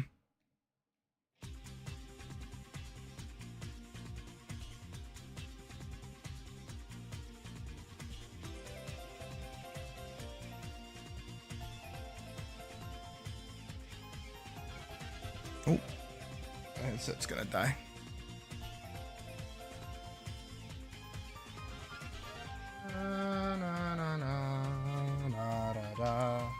Nope. Sydney isn't screaming racial slurs. True, honestly.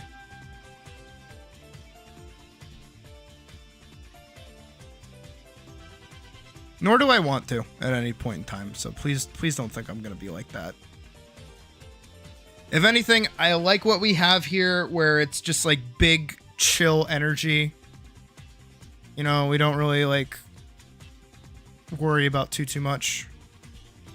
I like what we have. The only thing that I want to do is just get more people in here. In like a good sense.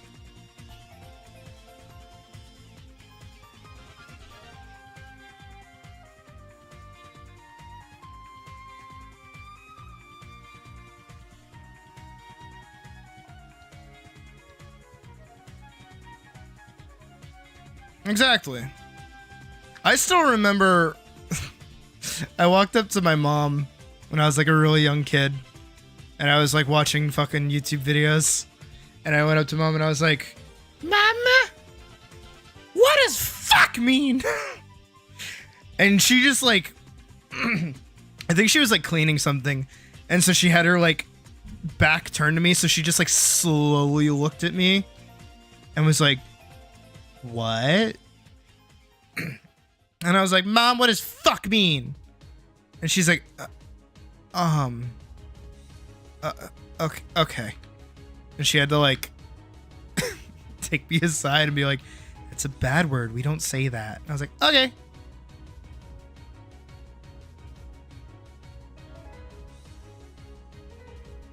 I think oh no, I fucked it up. All right, as long as it's one on the fleck.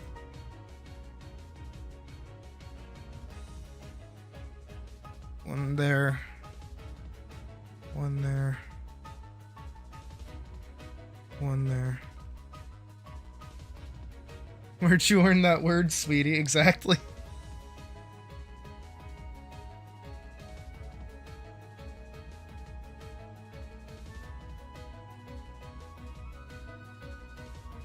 Yeah, but don't worry, guys. I've never been comfortable saying, like, slurs ever.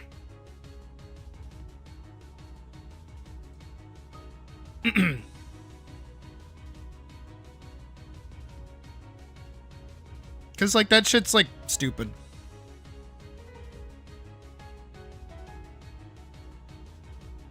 What is this thing attached to me? Oh, my God. That's not that bad. She started freaking out on you. It's just, like, a genuine question. Also, hi, Sophia. How you been? Is going. That criminalizes sex. Okay, I get it.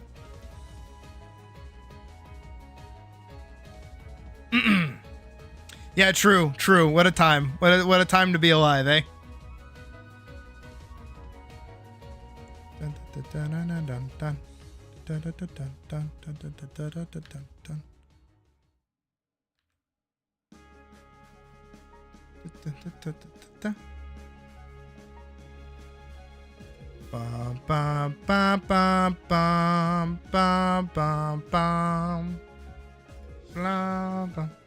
We have been. I am curious as to why, though.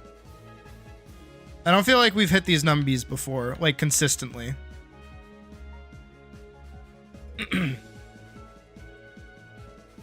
Still looked it up on the internet. Yep. Nah, the day I got my own phone, it was over, dude. Whoever kids anatomy questions is not helpful. No, I never would have guessed. It's almost like if you don't educate your kids, someone else will.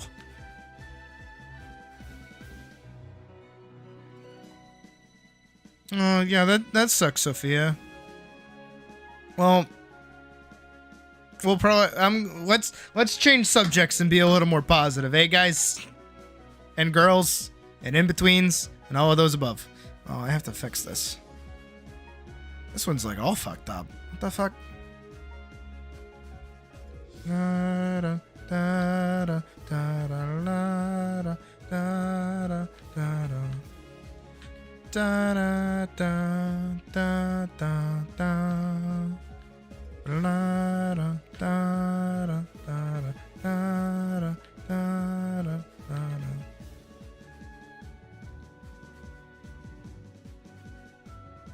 True. DeviantArt was very influential.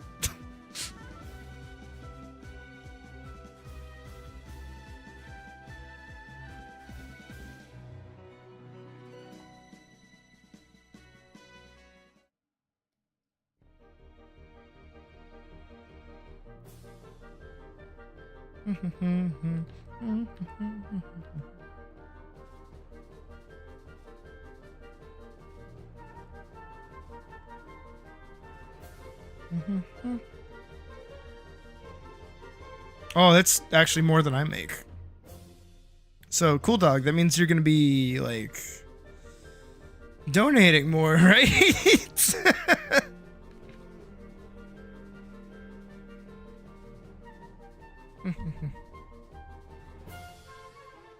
Hellzone currently? I believe it. Again, there's a reason I'm not on it anymore.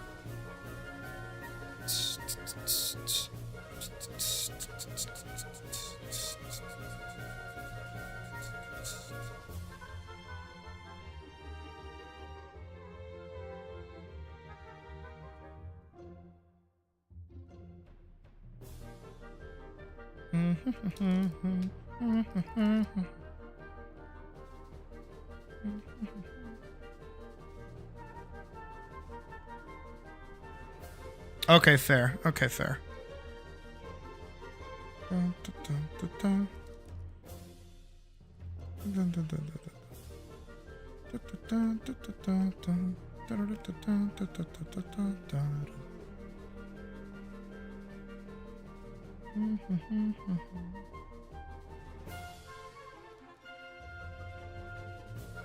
Thank you, Sophia. I just hope everything clicks together when we throw it all together. How do you make friends? Alright, taking that question as face value, what you do is one-on-one, like one-on-one alone time with a person. In a non, like, romantic setting. And just, like, getting to, like, know them.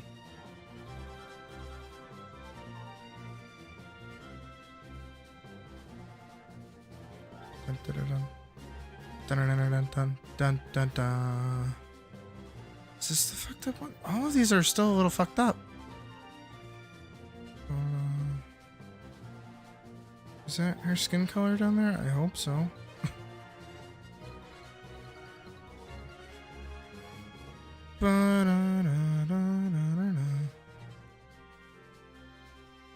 Put yourself in social circles and activities that require other people to also get involved with you.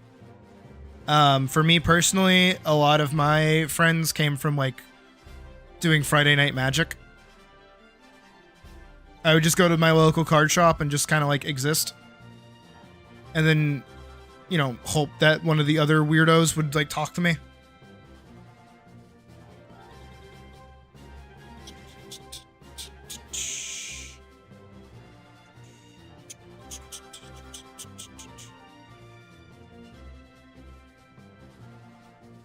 There you go.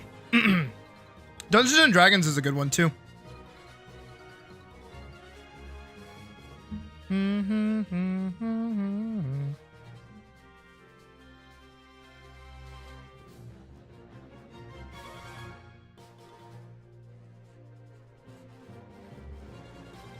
Yeah, don't play League. Don't play League. Don't do no League.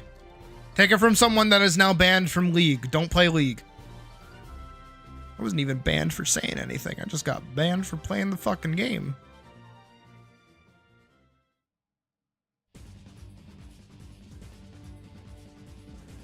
Ooh. This theme kind of goes hard.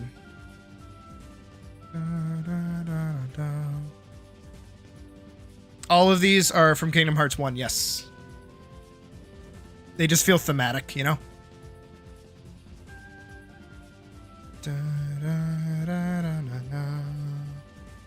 Can I have her... Unless it's... Okay, it's kind of dipping like that, so I guess I can. Oh.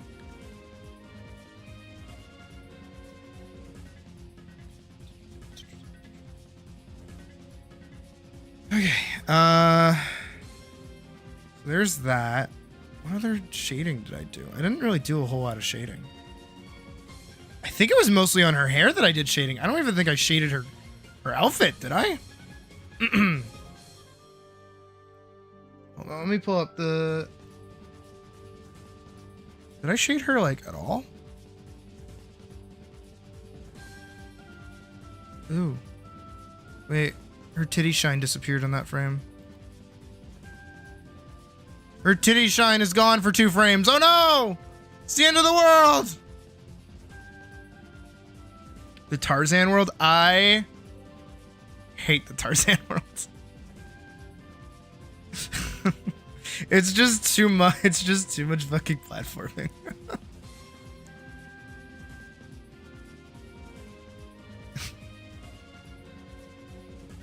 Okay.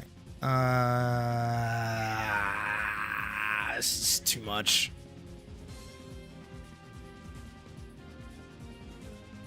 Why do we need tit shine? Why don't we need tit shine? Titty shine means she's sweating? No, that's not what that means. Da, da, da, da.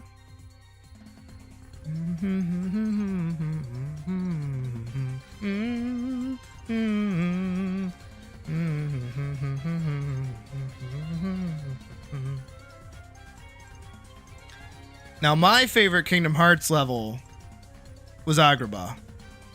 I loved Agrabah.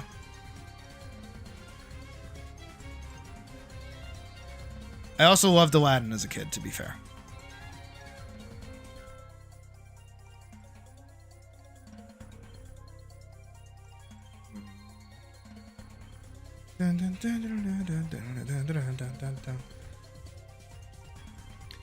Alright, we have to go down the list.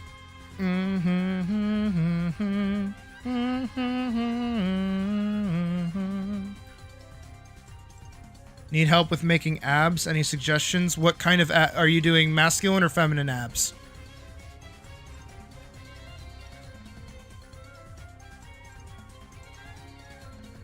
That's wrong.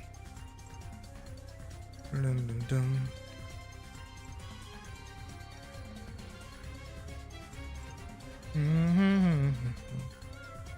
Hercules, because you get to be okay. Honestly, based Sophia.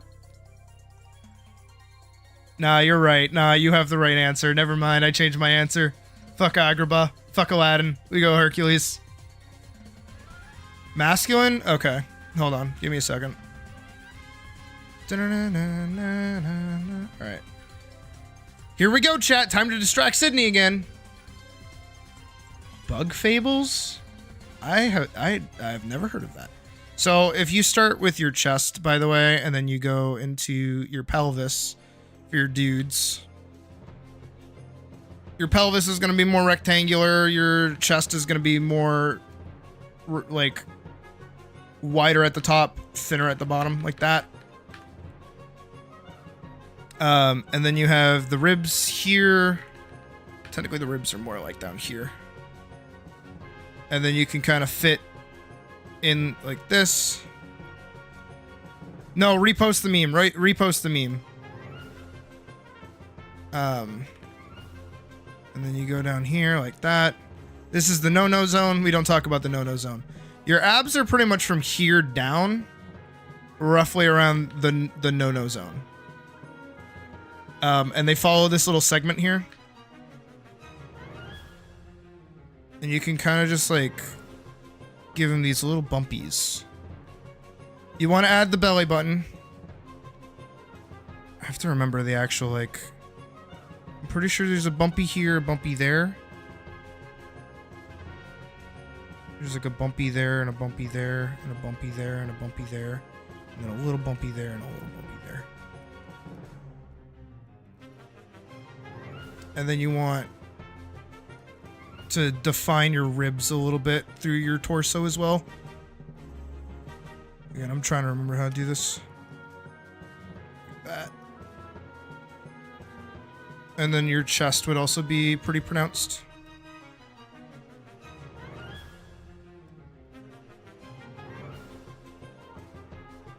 I feel like I fucked up. I think it's because I'm like defining the rib cage weirdly. No, Sophia, you're fine. Nah, you simp over the right kind of guy. I feel like I did this wrong. I feel like even I suck at drawing abs, honestly. It's very rare that I draw shirtless men. I usually think they're hotter in armor. Oh, you know why? It's because I fucked up the belly button position. It's usually like there.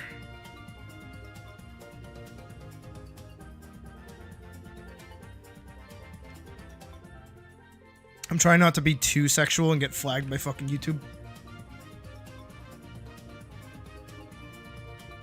Let's pull this over here.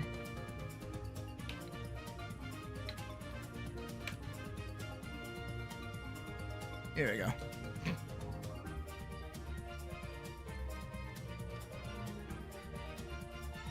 So you get like little bulbies pretty much all the way down. You get this like the like, you know, gutters. And they start off like really big. And they slowly kind of get smaller. They look kind of weird. Especially because like most of this would be defined with shading. That's why that's why abs are like really weird to draw. A lot of people just like do this shit. It's closer to this.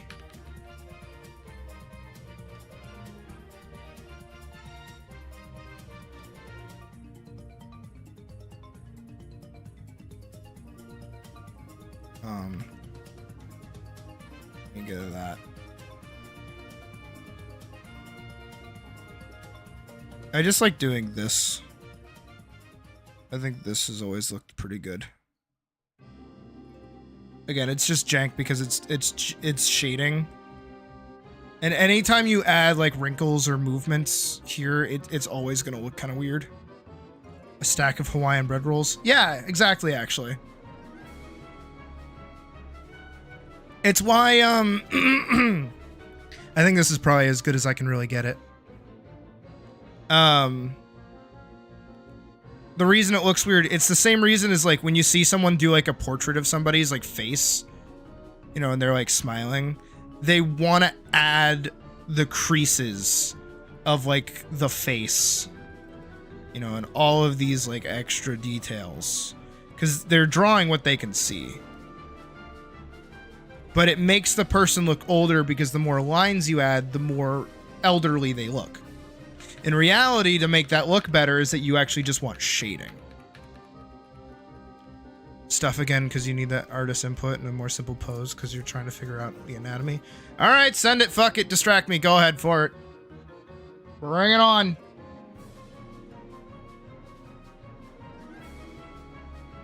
It's what we do here.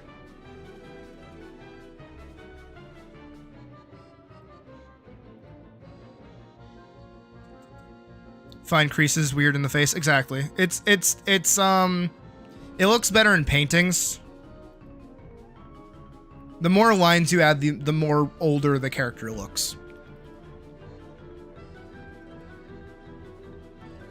Exactly. It's usually why in anime you'll see like the moms are literally the same face as most of the characters, but they just get like a little bit of that. That's how they delineate age. Is by adding that. Because if we get rid of that, that's a normal face. That's older. You're not getting this animation done. We are! It's basically done. I just have to finish the fucking shading of these bitches. Give me a minute. God, get off. Suck my paws.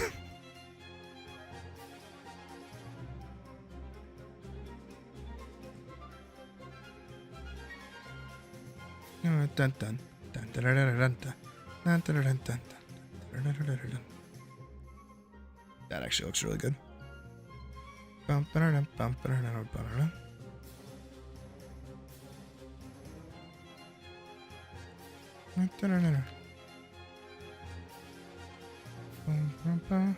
Booby shine. We'll get to the booby shine.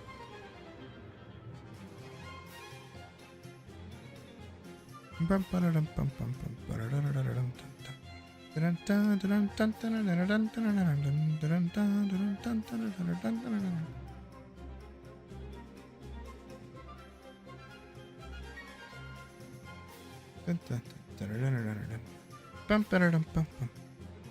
mean, I'm glad that you guys are more fucking simpy for my own character than I am. That's good.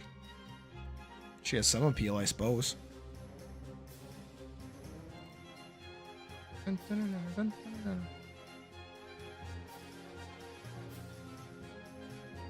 Okay, alright. Look at you. I'm actually kind of proud of you right now. No. This? That's good. I'm actually kind of proud of you.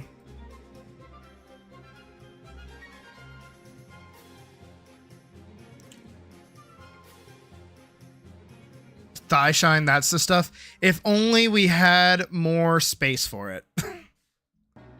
We don't have a whole lot of space for it. So Nar,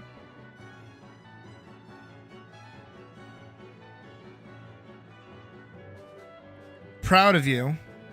You're getting it. Kind of. Now the problem with this pose is that it's a little boring. As probably the reason why you wanted me to look at it.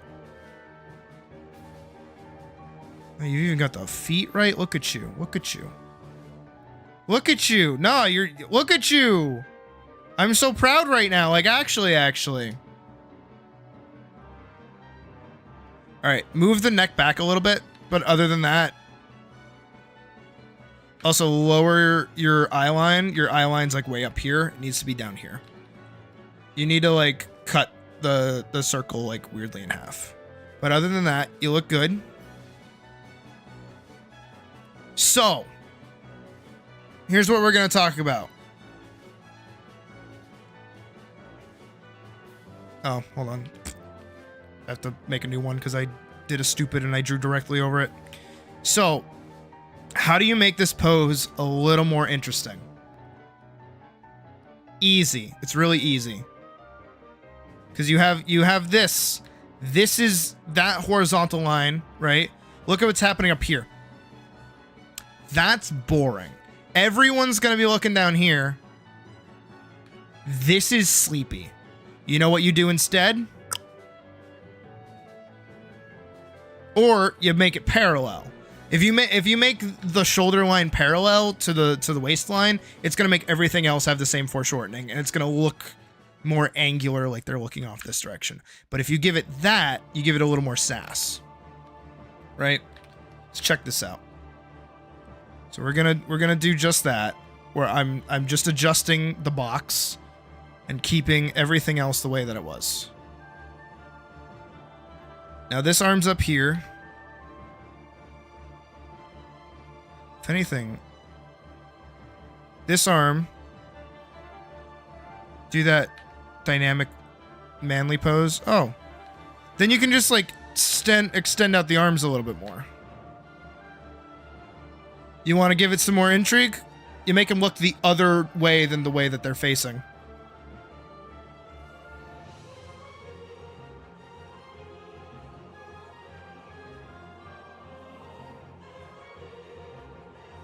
I have to make the arms a little smaller.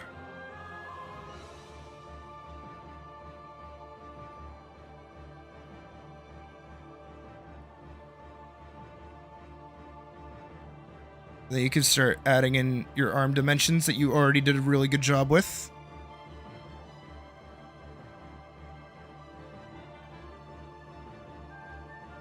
You also have the arm fading behind the character's back. That's really good. But see, with just just changing the direction that the shoulders are going, you've given it like a little more edge going on. I mean, I did change the head shape and where the arms were positioned as well, but it's a little more like active. It's a little more spunky. It's got a shape going on. Instead of this happening, you've got this happening. Everything's on the same line. These two are on opposing lines, so your lines are really strong now. Rather than some really some interesting lines happening down here and then normal lines down here.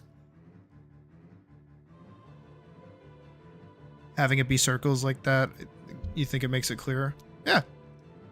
I jump to squares because when you get into like rotating a character, especially because again, I do animation where I have to rotate around a character, it's easier for me to kind of understand a shape like that. If anything, what might help you as well is if instead of doing a pure square or a pure circle, you mix the two and you do like an oblong, kind of like a rounded edged square.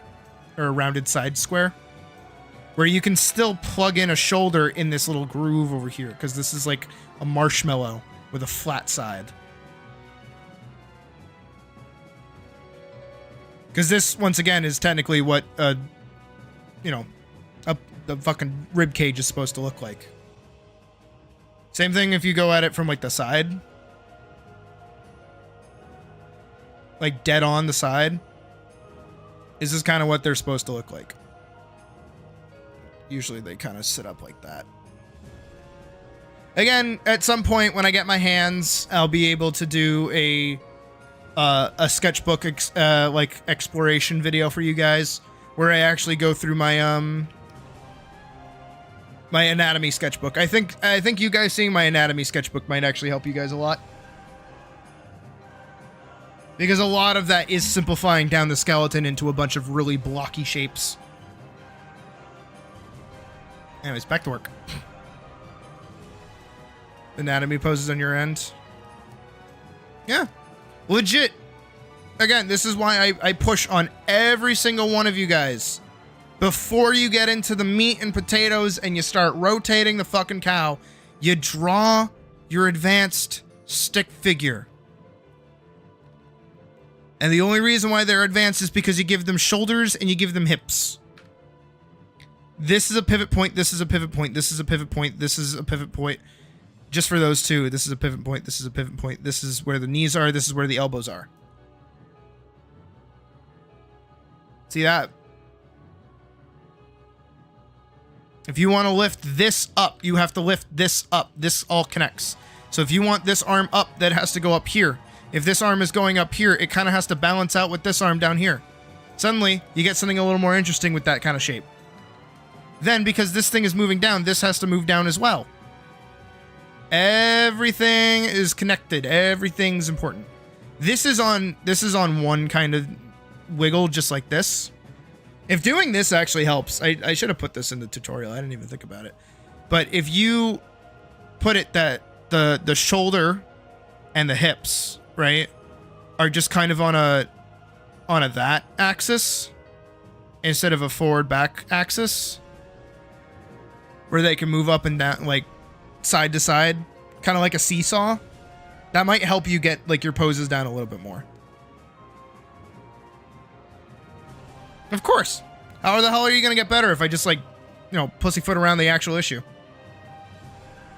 But also, to that as well, Sophia, I do take the time to compliment things that I see that people are doing right. I can see, not that, in Nor's actual, you know, sketch that they did, that they're taking to heart the things that I'm saying, and they are actually applying it and getting better. I'm noticing it. I can see it in my mind's eye. Their form is becoming a little more actual, like, filled out. They're not getting those weird, like, thin limbs anymore. You're connecting your bits. You're paying more attention to your shoulders as well. You're adding your rib cage section, like here. You know, just gotta plug that shit in. All you have to do also is remember that your neck is plugged in to your rib cage. So wherever the center of your rib cage is, it's called the pit of the neck. Your spine is going to come out the back. This is where your neck is. So that's why I was saying earlier, your head is like a little to that way. Like your circle's in the right place, but your head's in a weird spot.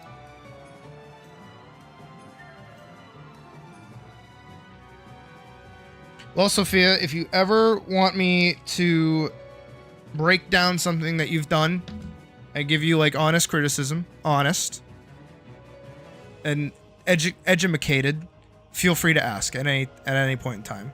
That the neck shouldn't be dislocated unless you want it to be. Foreshortening actually has a good foundation. You're looking at the hips and the back legs. Yeah, no, this is really good. You have good planar control.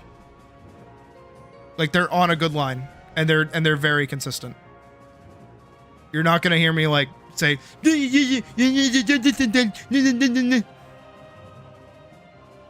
I think you did good. Good shit. I understand that your problem was getting the chest as well. Ha! No, I didn't. No, I didn't. No, I didn't. No, I didn't. No, I didn't. No, I didn't. No, I didn't. No, I didn't. No, I didn't. No, I didn't. No, I didn't. No shot. No fucking shot. No shot. No shot. No shit. Let's go. I'm making those sounds with my mouth. Let's go, boys and girls and non-binaries. Gotta be inclusive. Aren't we just the fucking best? Now let's keep it there. I'm waiting for someone to jokingly unsubscribe and it just like drops down. I'll kill you. I'll kill you in your sleep in game. Of course, Sophia.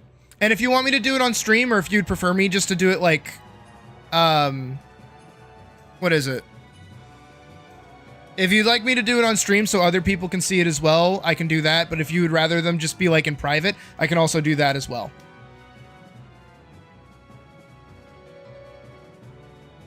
I have a video that I made that I think is still kind of shit. I think I might want to remake it. I think it's one of these, is it? Yeah, here it is. The giving art critiques. I made that specifically for the critique channel in the Discord. But I don't think it's very good. But again, I can absolutely give you guys criticism whenever you want, and you know, I'll be fair, I'll be just, I'll be your good ruler as I try to be. All right, let's get back to fucking work, guys, please. Being on screen for everyone to see. Yeah.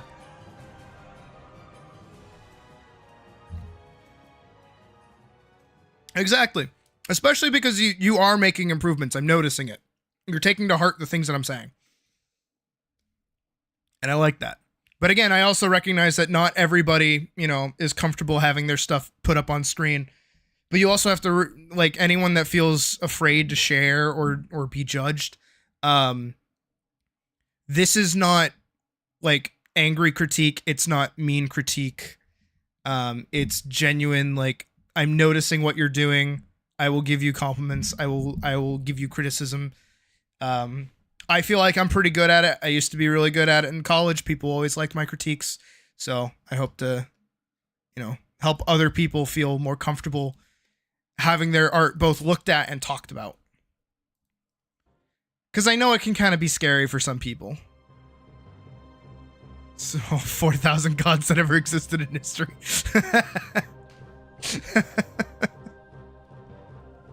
Alright. Collect them now. Sorry, lesson is alluring you to pick up a pencil. Do it! Fucking do it, loser! Do it! I just start like insulting all of you.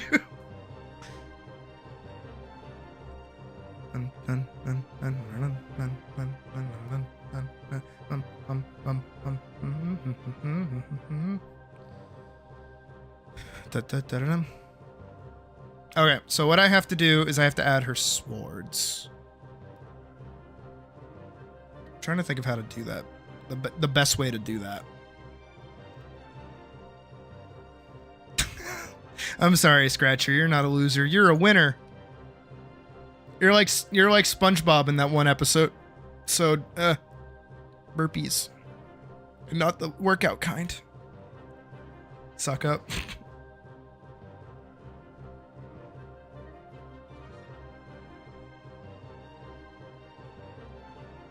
I will say again, because, you know, I had that speech that I did during the comfort stream the other day. I really like how many of you are just like really taking to the fact that you guys can do art. I really like that. And I'm really happy that like across the board, it seems like, you know,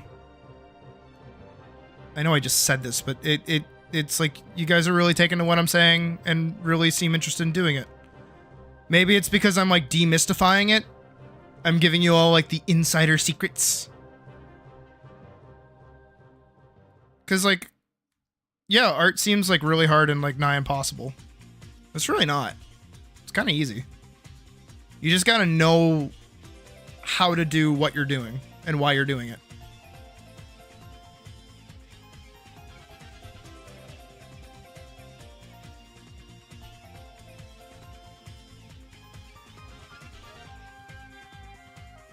Yeah, Pocket, get to it. Get to drawing.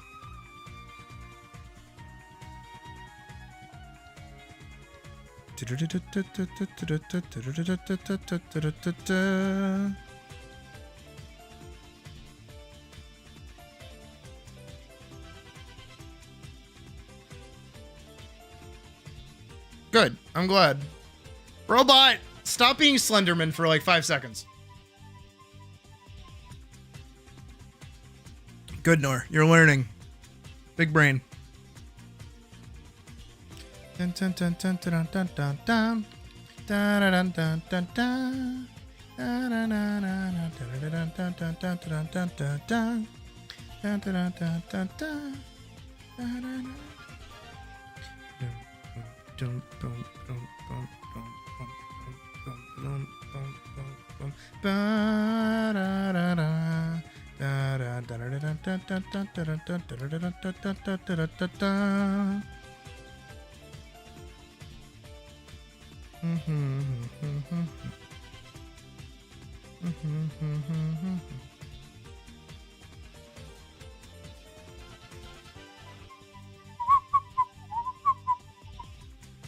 All videos and or photos art?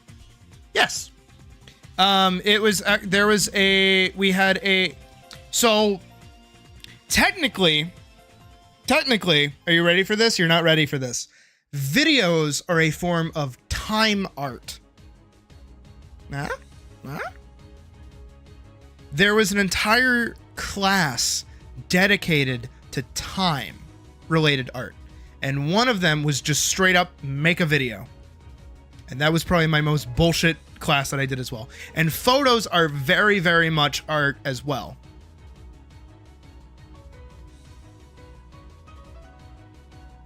Art is nothing more than like a person's expression of creativity. Taking a photo is a moment of like brain activation to go, oh, this looks nice. I'm going to frame it in a small box so that I can look at it later. That's like, you know, it's still art. And if you're into photography more than you are like drawing stuff, that's awesome. Video games are also art. Exactly. Yeah, Gonzalo's got it.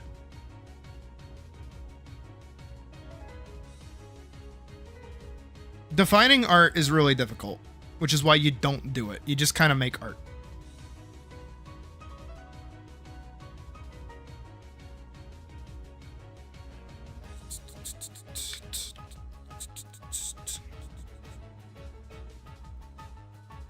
Hi, Brobot.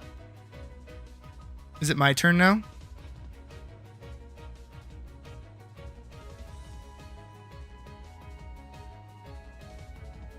Beauty is in the eyes of the beholder. Yes, exactly.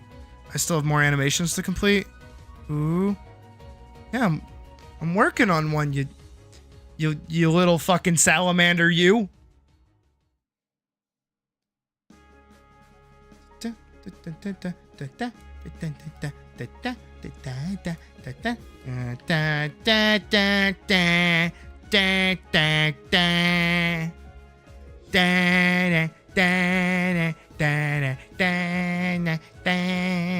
Ooh. Let me see if I can't find it. We might have to dead name me a little bit here.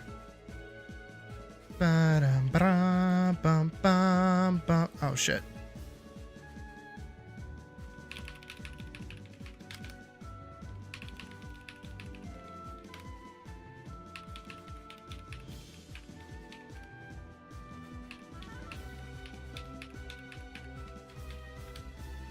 Okay, got it. Let's see if I can't find pictures. Da-da-da. View war. Okay, maybe I can't find pictures. That's design. Yeah, that's my film that I didn't end up finishing. Hold on. Speaking mechanical keyboard. Exactly. I think it's ancient hardware phone pictures, maybe? No, not phone pictures.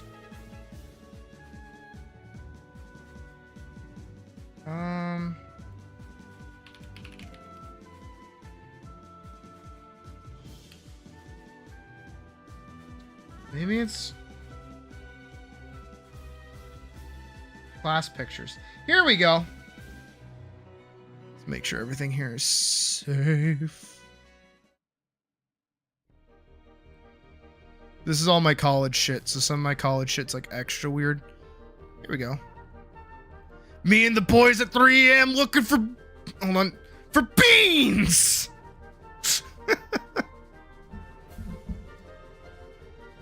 I got distracted, oh no. So these are pictures that I took for my photography unit with a little bit of Photoshop involved. That's my old car.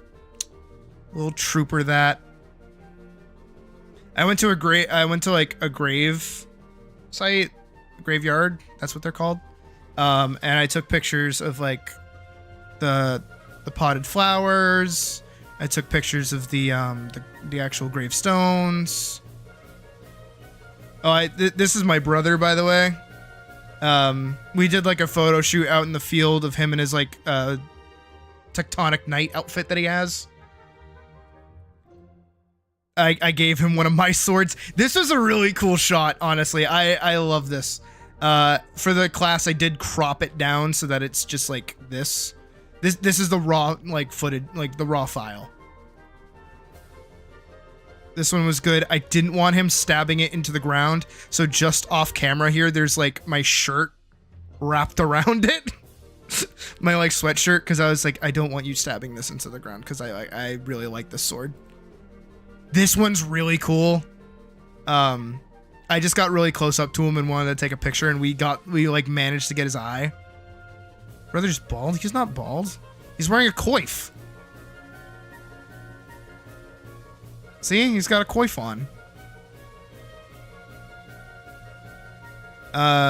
Picture of a light post. Oh, I like the hexagon that you get here. I thought this came out really cool.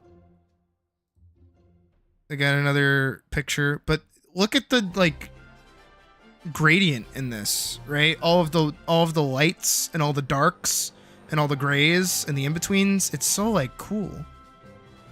I still think this is one of my favorite units that I got to do. Oh, this okay, so that's also my brother. We went out with his airsoft gun and his fucking gas mask that he got. He hated wearing that. He fucking could not stand wearing it. But it was really funny. A PNG of me bald? Why? But we went to like this dilapidated like building that was like by our house, and we just started like taking pictures. I think how shaky the camera is, it's so fucking cool. Fielding album cover, yeah, I know.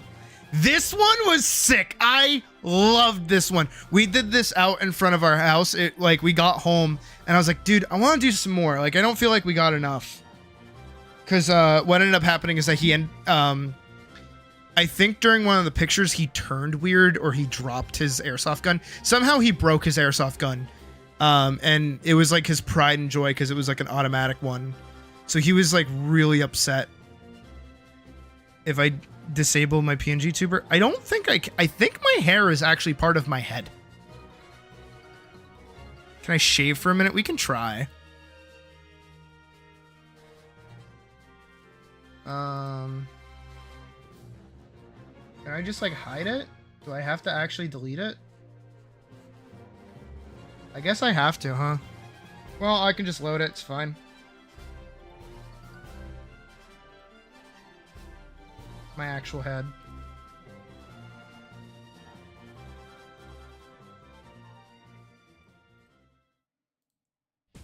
There, that's about as like much you're gonna get out of my head. Because the top part is like part of my face. Unless you want me to pull a fucking SpongeBob during the Halloween special where he's just like a brain. This is as much as you're gonna get. Oh, this one was cool too. It's like osmosis. This shit's fucking awesome. This one you can kind of see like how far down his eye is in his fucking head. Oh, I like this one too. This one came out good. And a stop sign. I'll make sure where we're at. All right, we're almost done. And my bunny! Look, it's my bunny! I had to give her up when I moved, but this is my bunny. That's Nanachi. She's a little sweetie. She was a mini lop, so she's really small. She is literally the size of a step. And those steps are really small too. Oh, and that's like a Photoshop unit that we had to do. Ooh, not what I want, not what I want, not what I want, not what I want. You guys want me to go? Oh, God, okay. The shit I do to appease you guys. Oh. How about that? This doing it for you?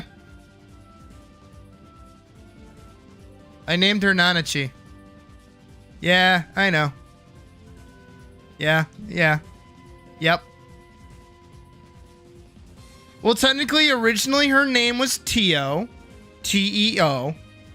Supposed to be like God without the H, because it's supposed to be Theo in Greek.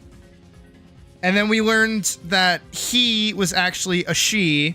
So I was like, oh boy, name change. And then I changed her name to Nanachi. So, yeah. No. And I had her for about, I want to say 4 years, actually. Because again, I had to give her up when I moved in with Puck. Which wasn't super long ago. I think I've been living here for about like a year and a half. And I became French for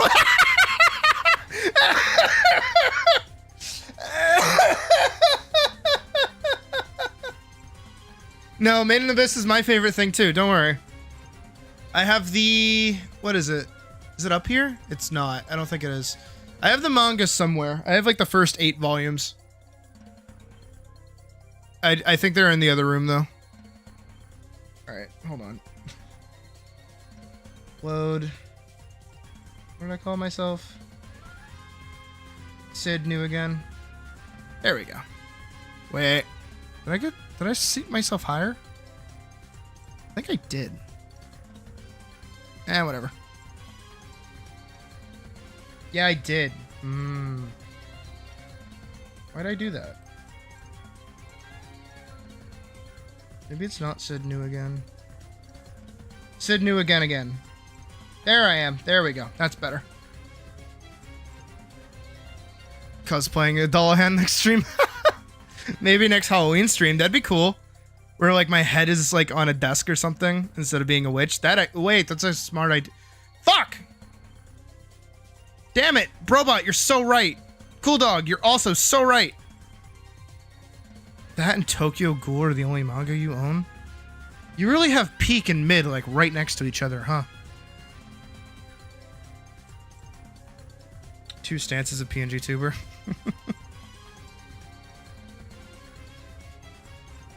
I like how we lost a viewer as soon as I said that, like, fucking, what is it? Tokyo Ghoul's mid.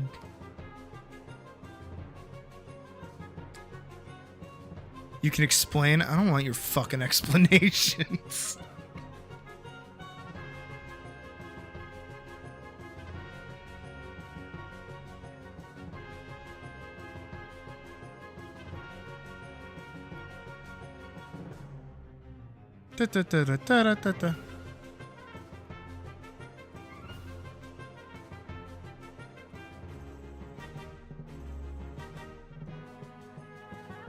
You just then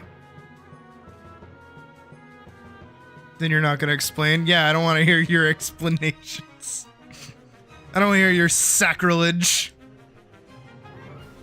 Nah, I get it. Don't worry. I also have Tokyo Ghoul. I went through my phase.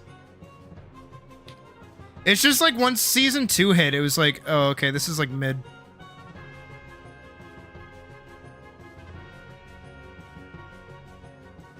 Like, I think the manga was good.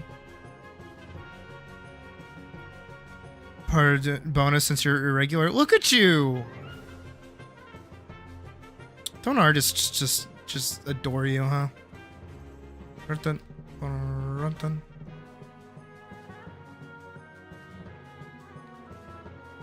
It's a transitional frame.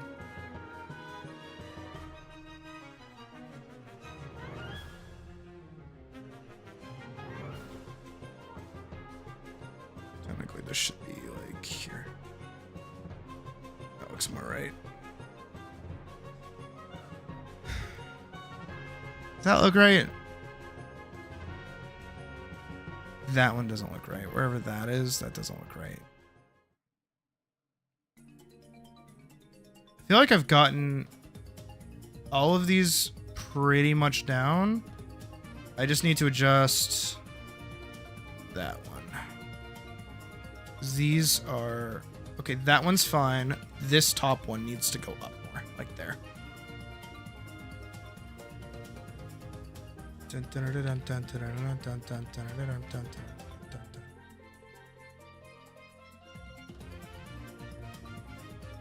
That one. Oh, shit. I didn't select it. That one?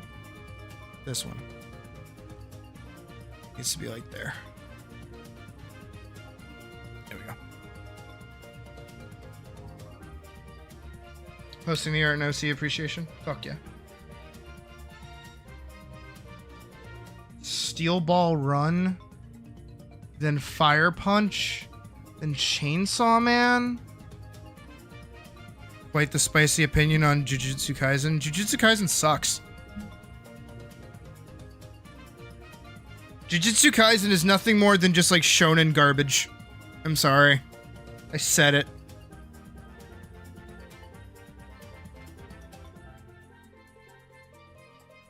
It is some of the most boring straight to action bullshit you can find.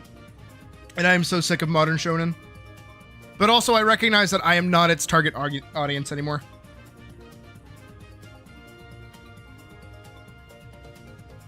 Shonen is primarily meant for like teenage boys. I am not a teenage boy anymore. Edgy Naruto, right? It's not even that it's edgy Naruto. It's just like, it's like, okay. Admittedly, I couldn't get past like episode 1. It was just like that stupid, in my opinion. IMO. Like, I'm not even commenting on the animation because that's usually what people jump to immediately. And I really don't like animation being hailed as like a reason to watch a show. Even though I'm an animator. Which I know sounds kind of backwards. It's like, it's good animation, you should like it. And I go, yeah. But it's like, just good fight animation. That's it. Dungeon Meshi? Dungeon Meshi is fucking fantastic. Alright, I love Dungeon Meshi. But Dungeon Meshi also is not a shonen. It's a seinen. It's character driven.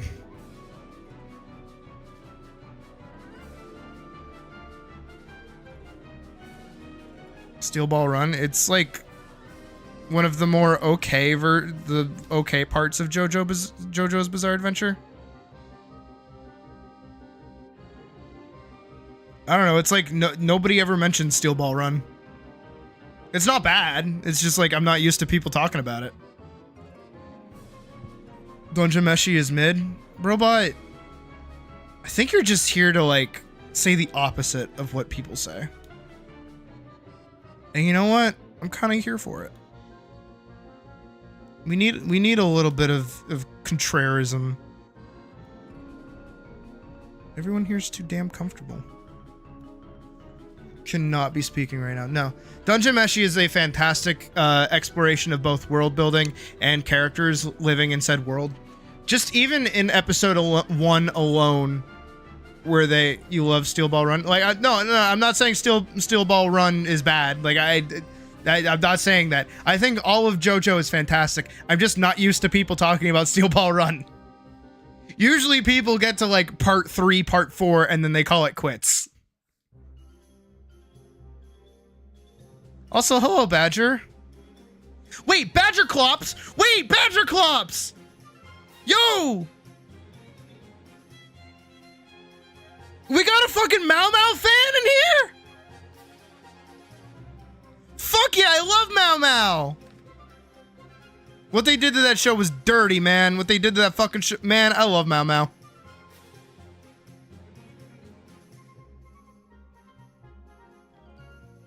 See, my favorite part of JoJo was fucking, oh yeah.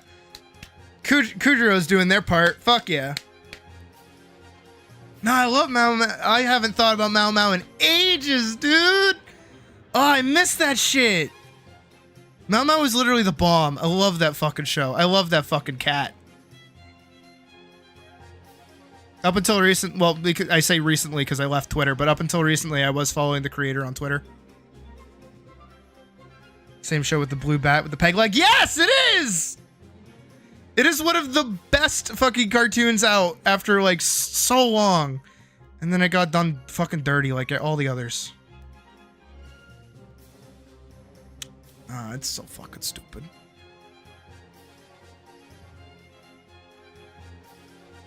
Nah, you know what we need? You know what we need?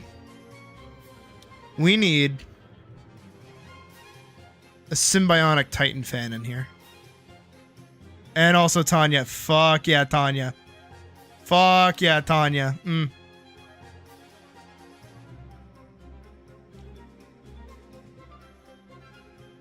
Oh shit. Right on. You skipped on Mau Mau? Nah, pirate it, pirate it, pirate it, pirate it, find it, pirate it. They're never bringing it back. Pirate it, find it, pirate it. Yar! Yar!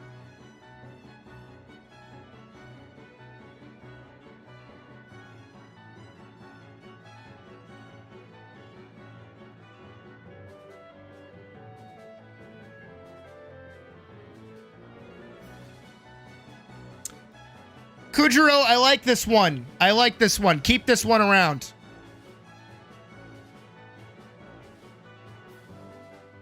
Let's get this goober in the Discord. I like them.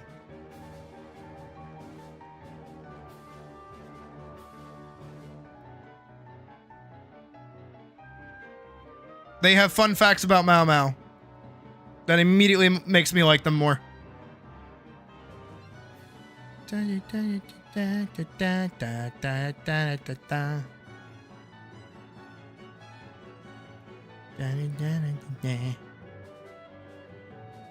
Brobot, you can object all you want. I don't care.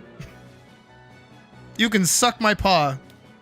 Maybe don't. Maybe don't. Maybe don't. Maybe don't. Wait, no, I realized what I said. Don't. Had I gotten the chance to listen to DCC? I did, actually. I've been meaning to say that to you. I kind of like it. Kind of. I was listening to the theatrical version of it. I am not, admittedly, the biggest fan of like isekai or isekai like adjacent stories. But I'm willing to put aside my usual gripes for that one.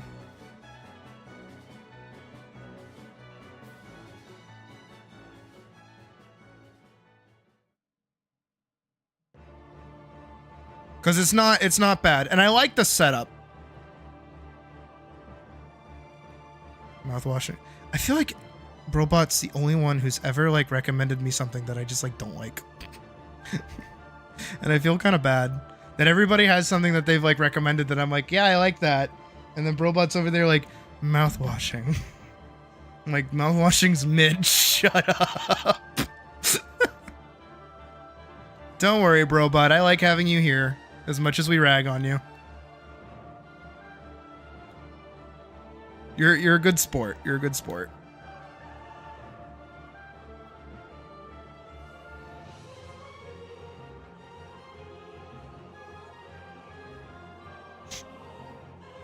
Grimgar was one of the... Oh, yeah. Grimgar 2. Yeah, I love Grimgar. It is. Don't know what mouthwashing even is. Be glad. It's like not great. If you like characters trying to resist corruption, then you'll like the later parts. I bet. No, again, like I already like really fuck with the setup. It just sucks because like my headset blows, so it dies really quick. You ignored Mau Mau for Star. True. Actually, I got to meet the creators of Star vs. the Forces of Evil. They were really nice. They were like super nice. I still remember me and my friends, we were like in our hangout spot at college, and our professor was like, yeah, so I'm bringing them in as like, you know, they're the creators because they're my friends from college. And we were just like, ugh, we hate our fucking teacher and these are her friends. Man, so over this shit. And then they came in and they were like super sweet and they like loved talking to us. It was so nice. And then we all followed each other on Instagram. And they even liked one of my films that I did. It was so cool.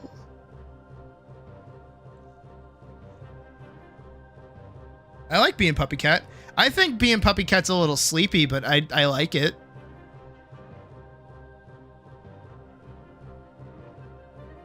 No, true. It was... Well, because, again, we were just like... That one professor was a fucking bitch. I didn't listen to the full thing, admittedly. Vorkson, I got to the part where Carl had just gotten like the little heads up display thing of like, hey, your planet's getting fucked. Here's like a dungeon. Good luck, loser. Hee. That's where we were at. I'll keep listening to it in time. I just can't listen to stuff when I play my games that I shouldn't be playing at work. Admittedly. I've been playing Monster Hunter now and that fucking Pokemon trading card game like a lot.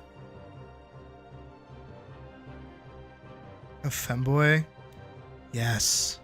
Yes. Yes. One of us. One of us. One of us. One of us. And this is when people go, Sydney, you're a femboy? And I go, well, no.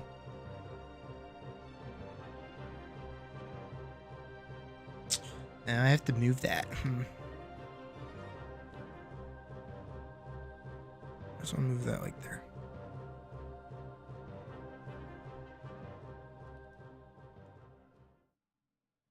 Alright. And then we have to go all the way up here.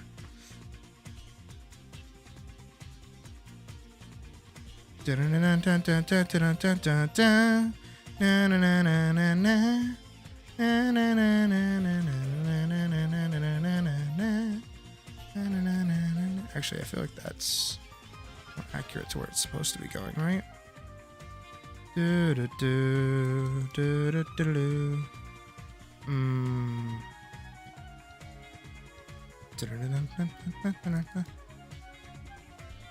Made of an Abyss game?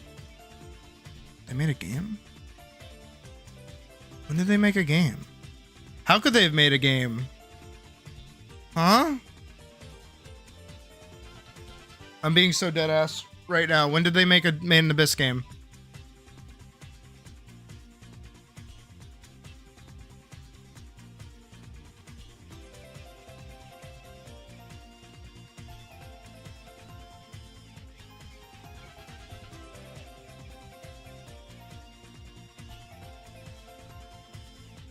It's terrible. I bet it's terrible.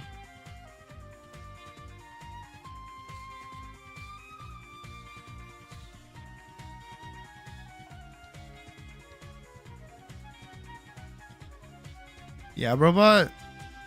Trying to butter me up over there. What do you want?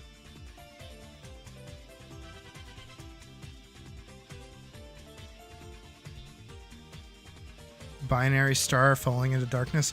That would be what they fucking title that game.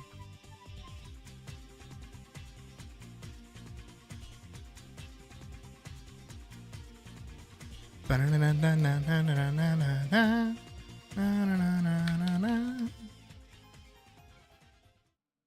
would go there. The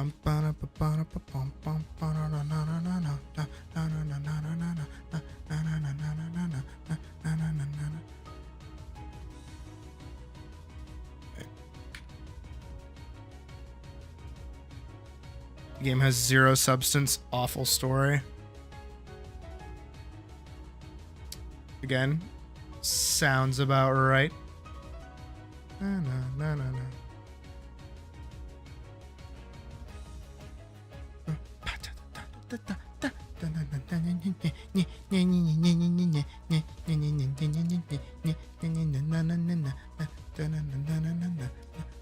What is this? All right. Terrible graphics. 90% of the mechanics they promised don't even exist. Sounds about right. Yep. When did it come out, even? Boom. This one can get deleted.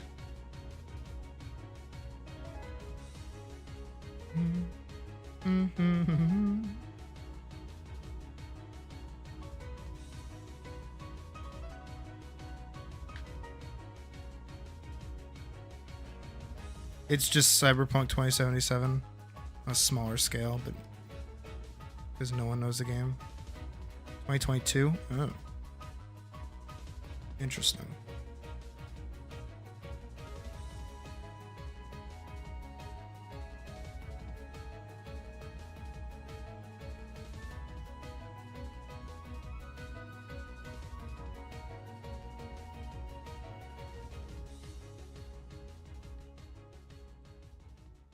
Oh, thank God it's fucking Friday, though. What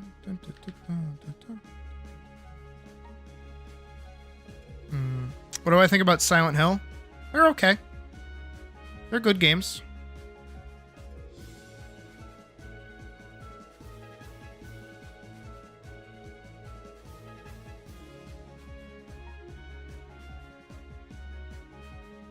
Wait, why does it get shorter there?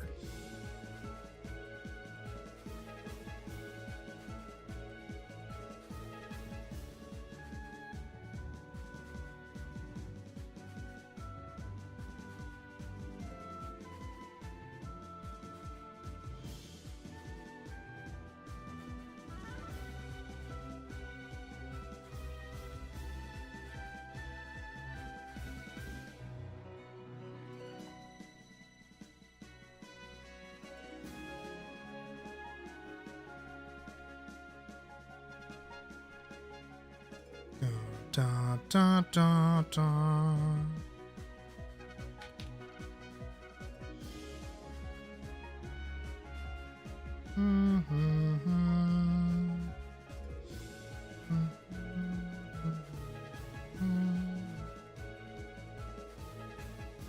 Da, da, da, da.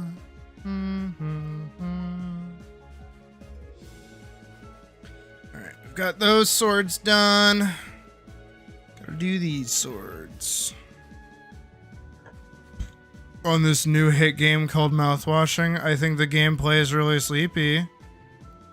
I think that the story is serviceable, and I think it doesn't really say very much, and that most of its popularity comes down to its shock factor and its imagery, alongside also having a baggy-eyed main character female who goes through trauma and is also conventionally attractive to most.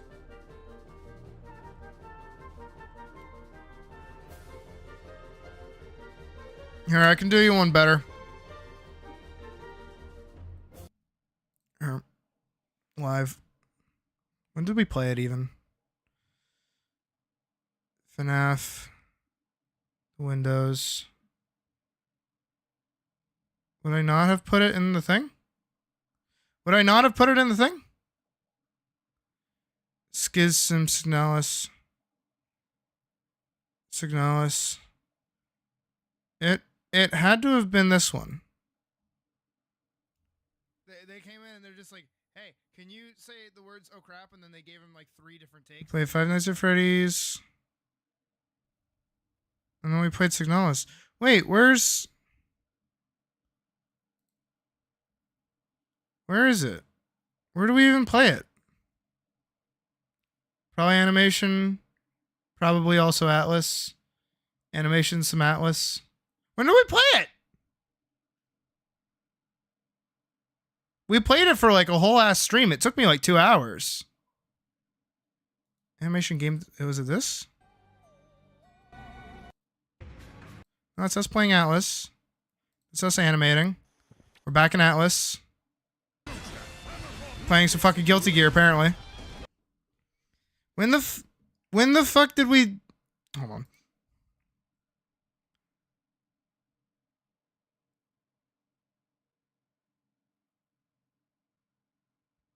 When did we actually play it? Wait, huh? Mommy, sorry, mommy. Okay. Huh? No, Badger, you're fine. You're based for that, honestly. Where the fuck is it? Where the fuck did we play it?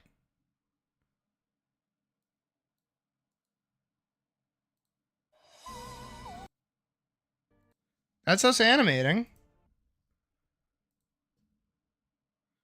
Because it's after we played Atlas.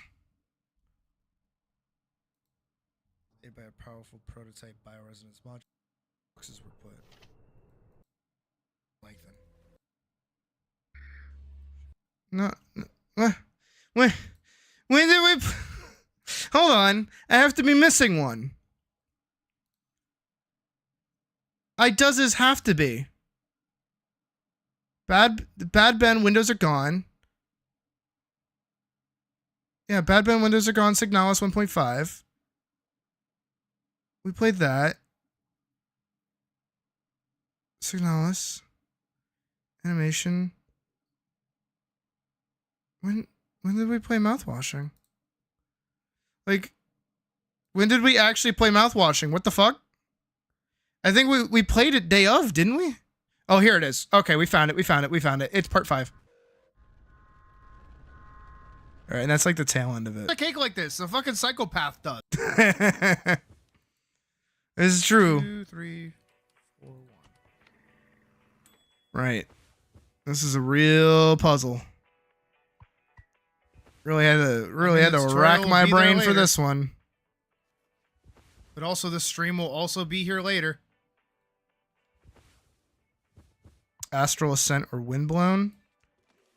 I think I've heard of I heard Windblown before. Okay. Isn't that the new roguelite with like the furry stuff?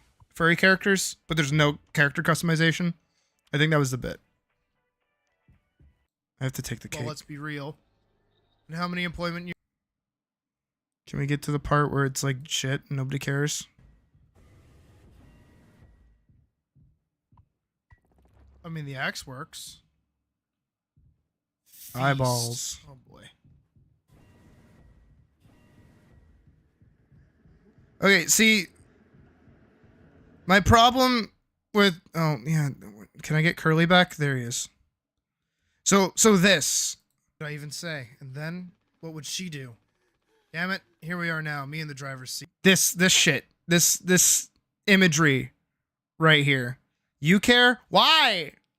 Why do you even care? Like, even though you didn't enjoy the game, I hated Jimmy like any normal person would. No, literally. It's just like, does this game at least have like an interesting... It like plays around like it does. This is the thing that like I hate about like fandom driven content and why people get into this kind of stuff. Sorry, Brobot, we're about to ruin your fucking favorite thing. Is that mouthwashing has a lot of really like... No, you can enjoy the game. I just don't like it. And I like being able to explain why I don't like it, because it helps other people better criticize things and not just blindly hate things. Like, you can like the game. I don't think there's anything wrong with you liking the game. I just, I feel like my problem with the game at its core is primarily the fact that it's like entirely designed around the idea of shock horror. That's all it is that you get this kind of imagery here where it's like, wow, it's a bandage guy who's all burned up and you can see his teeth and it's like really fucked up and it's like, ooh, spooky. And there's a lot of instances like that. I wonder if we can find the puzzle. The really dumb puzzle towards the end of the game. Think I wanted this either? Oh, this shit. This whole fucking sequence is really dumb. Hey.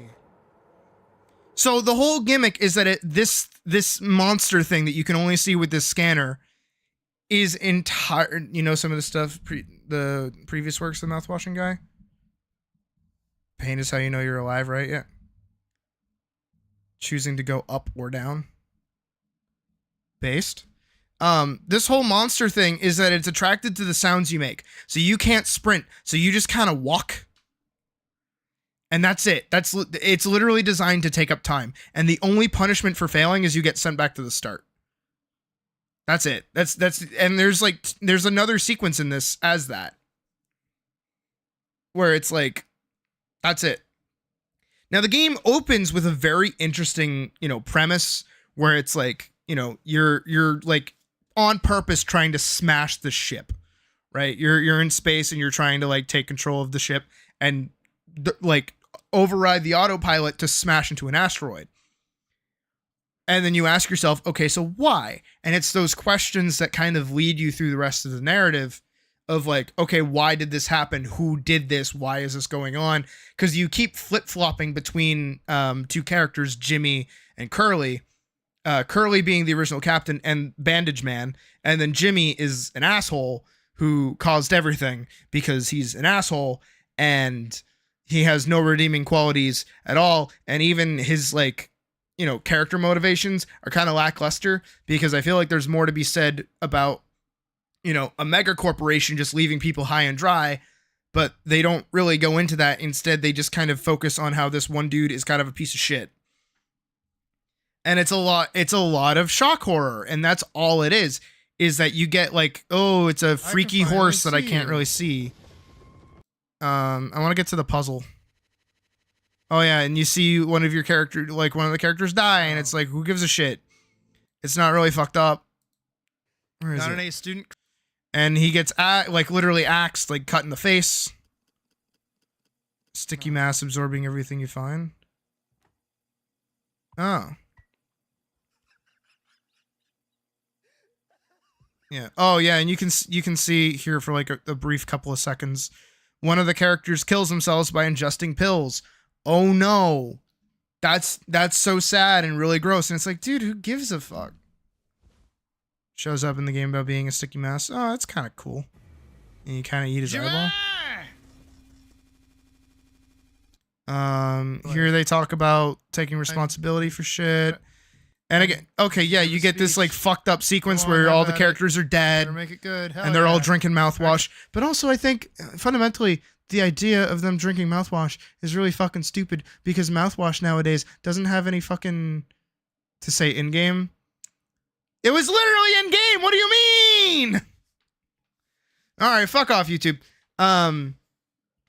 But it's like the whole game is built around this kind of imagery. Where it's like, oh god, look how fucked up she is. Oh no. Captain Even the puzzles do that. There's a puzzle later on that I'm trying to skip to. Back now. See if I can't find it. Just by going through this very slowly. Oh, this whole sequence was really dumb. Yeah, this shit is fucking stupid. You take forever to like aim down your gun and you're supposed to like shoot the guy coming at you and you can't really see where he's coming from. And then if you fuck up, everything restarts. Also, you have to hold down the trigger button to shoot. It's like really dumb and stupid. It's just not very engaging. It's just kind of annoying. And after the initial like, oh, that's kind of cool, it gets really stupid. Oh, here we go. This is the puzzle. So this whole puzzle is fucking stupid. Because the whole bit is that you're trying to get all of these to move like a thing for him to throw up. and you're turning all these dials and you hear him like screaming in pain.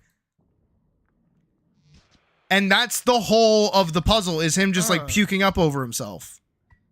Okay, that's... And it's just the same bit over and over again. Okay, he did throw up his leg. There's not like any engaging fucking shit towards the puzzle anyways. Robot, it's okay if you like it. It's just a mid-game. Take Curly's leg. And 90%, it seems more like a Saw-inspired thing. It's just like, it's like it's trying to say something, which is where the fandom comes in. I'm back, why is an amputee puking up limbs? Exactly, cool dog, exactly. With a lot of games like this that use like really interesting, not only, yeah, you have to make him puke. That's the whole bit. But you have to like rearrange his innards to make him puke properly. But the whole draw of these games is that they have really unique art styles and they look really like, whoa. But then you kind of dive into it and then it's kind of stupid. The game just looks gross to you. Yeah, that's the whole point of it. It's meant to be gross out horror. It's supposed to be shock value horror. That's kind of it. There's a whole sequence where like you're doing an ultrasound on a giant overblown like baby corpse fetus thing because it's supposed to be like fucked up that you're like doing an ultrasound because one of the characters was pregnant. The only female on the ship got pregnant. Wonder how. That's fucking stupid. And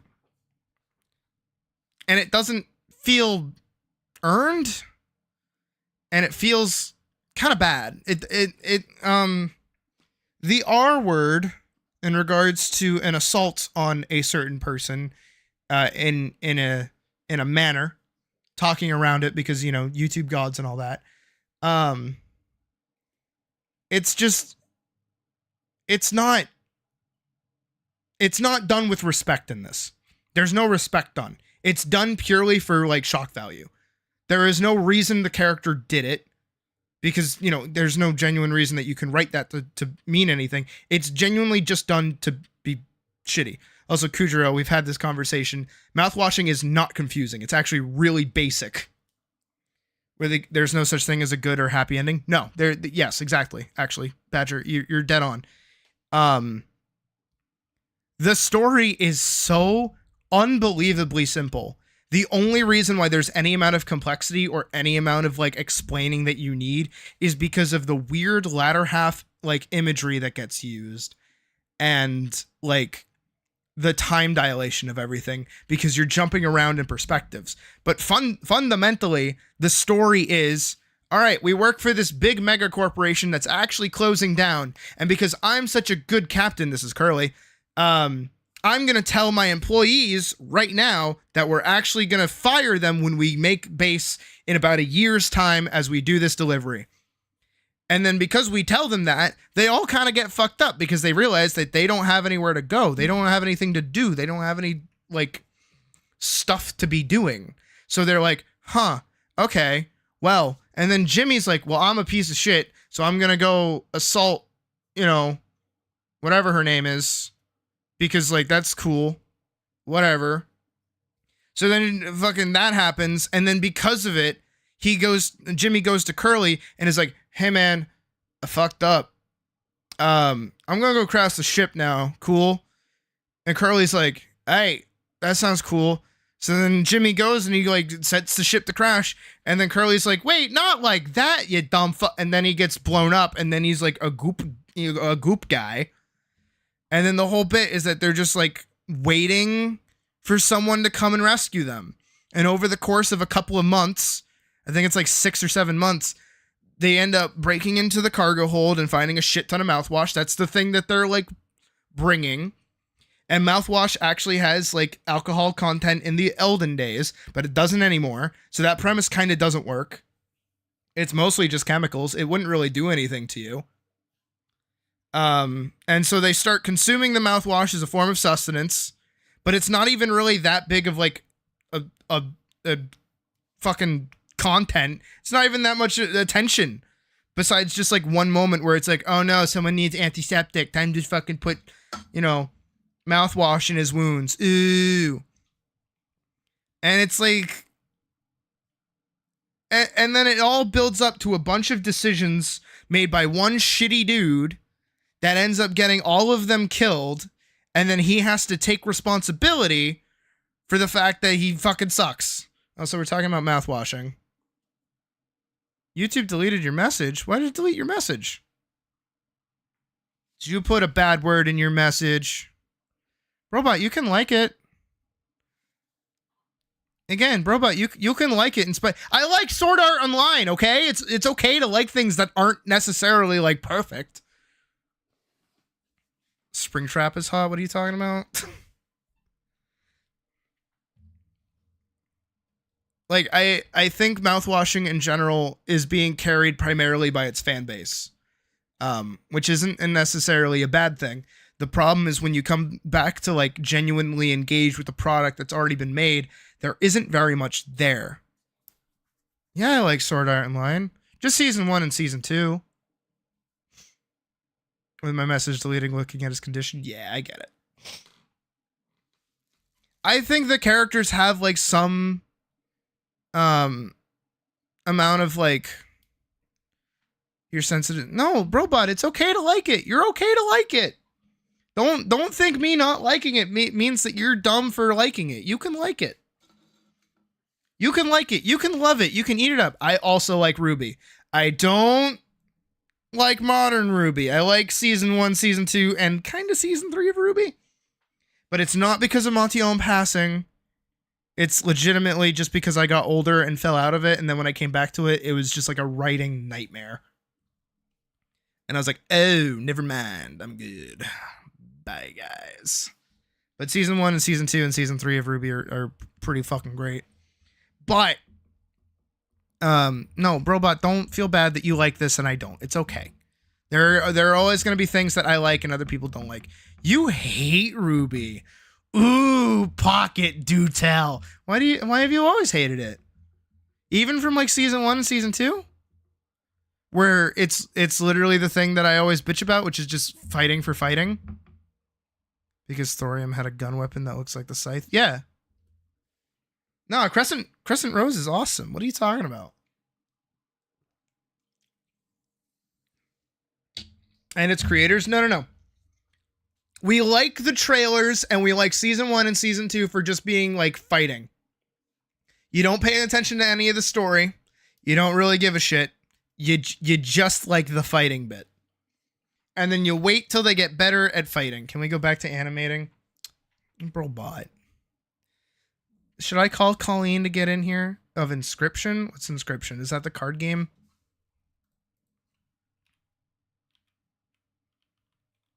Was that the card game thing? Oh, yeah, this. I think it's cool.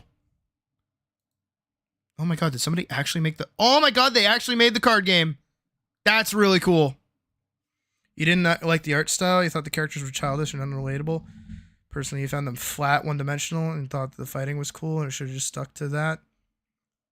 The music videos? Well, yeah, that's what Monty Ohm was, like, doing, primarily. All caps spotted. Thanks, Badger, for calling me out, you fucking little salamander. Well, yeah, all the characters were flat and childish because they were children.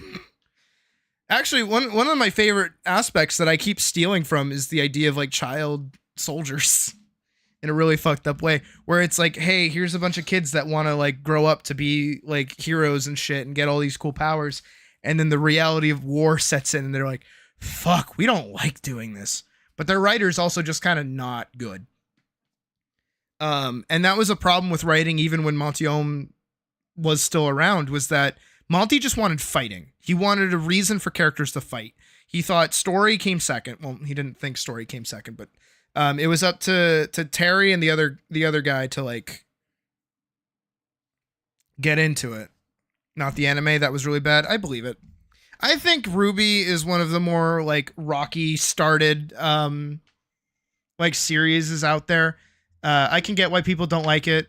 I liked it. I was there when it came out. I really liked it when it came out. Brobot, it's okay. It's okay, Brobot. It's okay. Brobot, it's okay. Brobot, you're fine. We platonically love you, Brobot. It's okay. Take a drink of water, Brobot. It's all good. It's all good, buddy. It's all good. Pat pat. Pat pat. Ruby's definitely one of the more out there ones, but for me, Ruby is what kind of got me into making my own characters, in a sense of like Vanguard sense. Honestly, Vanguard is like an extension of Ruby. So if you like Vanguard, you like Ruby. Nerd is not an insult. True. Yang's fighting style was so fucking cool. Yeah, no, that's Parzival. It's straight up Parzival. I have to find the image that I did of like everybody. I forget where I put it. I think it's in pictures. Pictures to the kids. So this is like quote unquote old. Obviously, Elise doesn't look like this anymore, and she doesn't have gold swords. But everyone's still pretty much the same as they were. All right, have a good night, Spirit. Yeah, everyone's pretty much the same. So Parzival over here is very cool because he has rifling at the back of his shield and then a shotgun in the front of his shield. So one shoots him forward, one deals damage, and that's like the whole bit. And he's very much based off of Yang, right down to the yellow color scheme. Should do a server banner of everyone in the server. Shut up, Robot. Robot, shut up. Robot, don't say that. Robot, don't say that. 'Cause you're gonna spoil next month. Don't do that.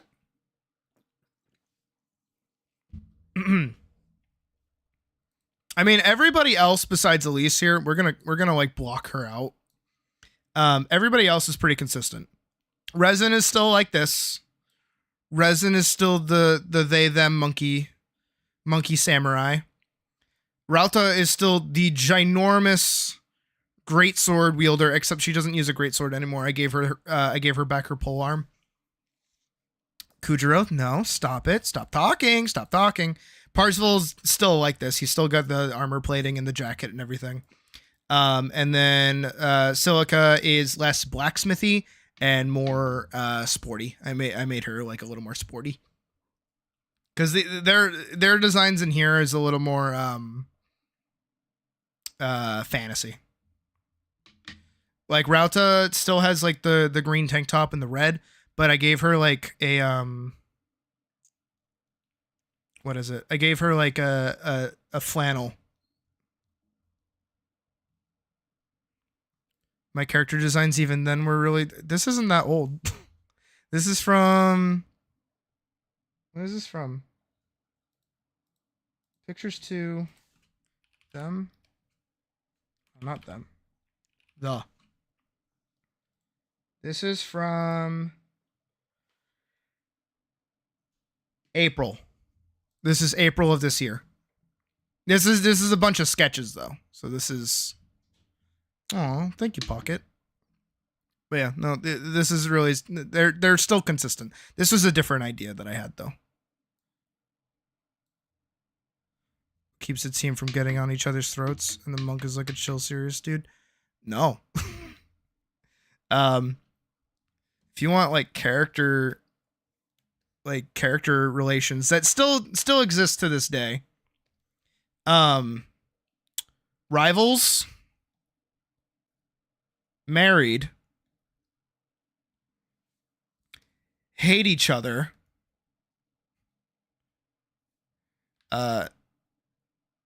mentor, student, mentor, student.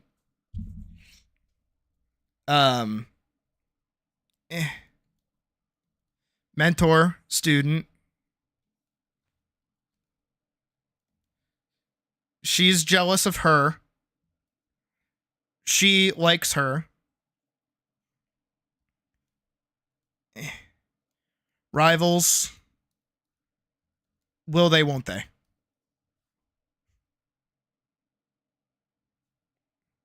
she's a dwarf. She's a cute little dwarf. She's also now a cat girl instead. Parzival also has a partner who is a cat girl as well, who's not pictured.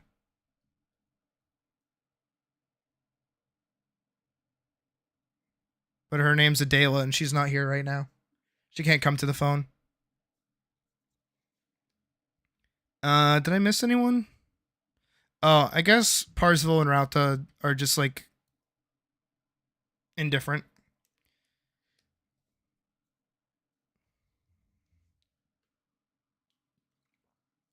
So, all right, let's do this then.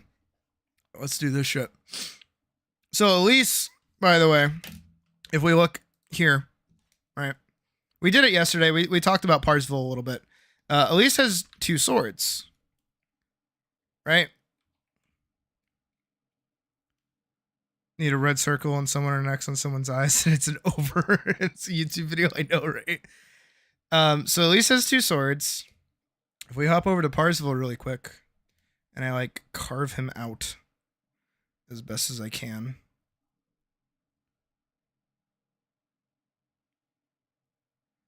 Right.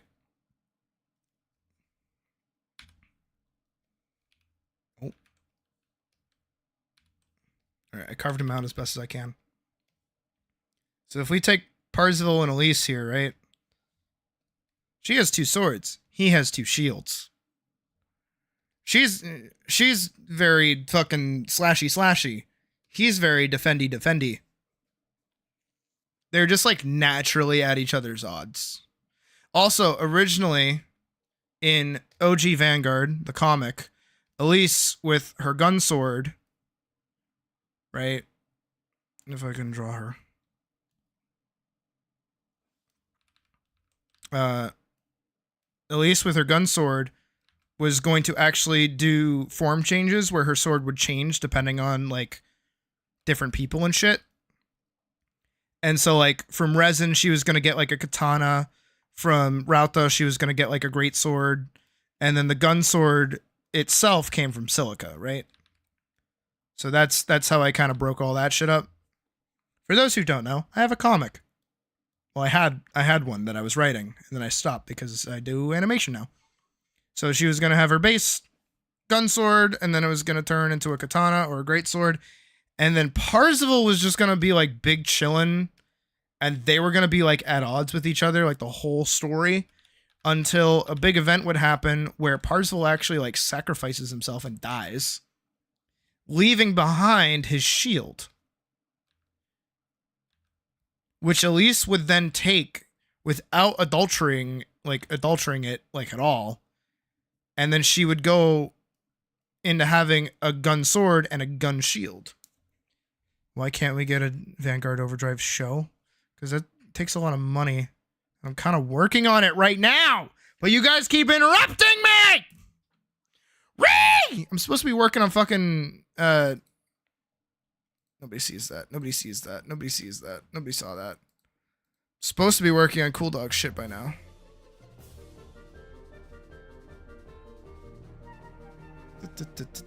Alright, let me finish working, guys. I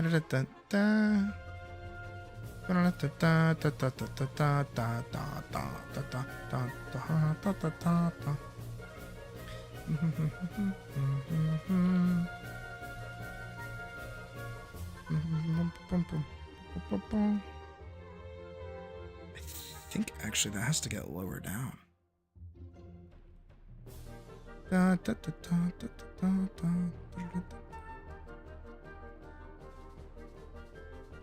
True. Big true. Alright,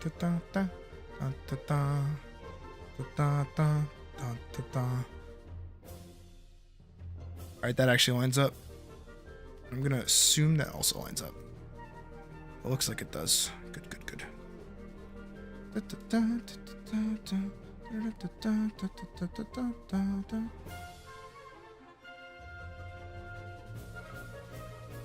Wish this could just be so much easier.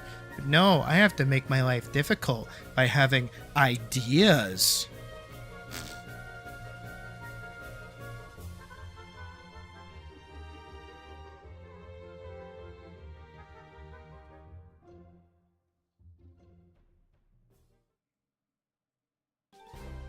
Know you by another name. What does that mean?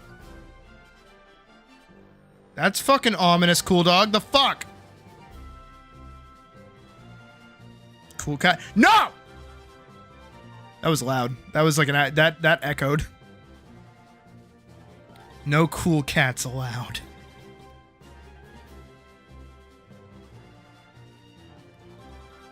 As much as I love Your Movie Sucks. We don't need Derek Savage in this chat.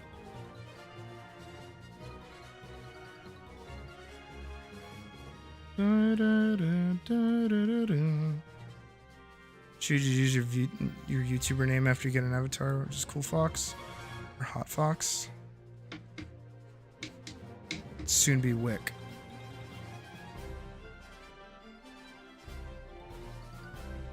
And then if you're from New Hampshire, you say Wicked Cool Gaming or Wicked Hot Gaming. Ooh, that's kind of neat. Good branding. Signe is jealous of Cool Cat. I am not. Cool Cat was your mother's name? Was it actually? You consider Cool Dog being called Cool Dog a disrespect to your mother? What is happening? What is going on? I don't know. I think our TV broke. Puck just texted me saying that the TV might have broken.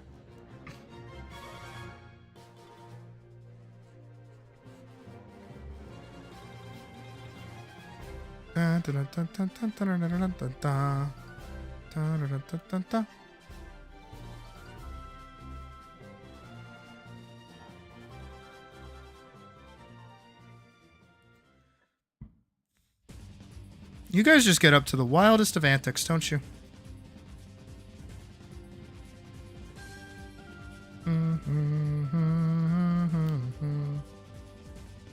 My massive lion roar just broke the TV, I know, right?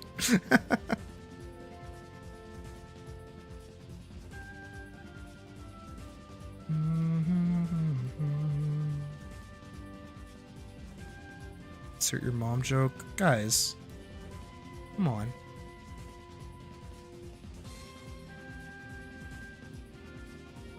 Alright.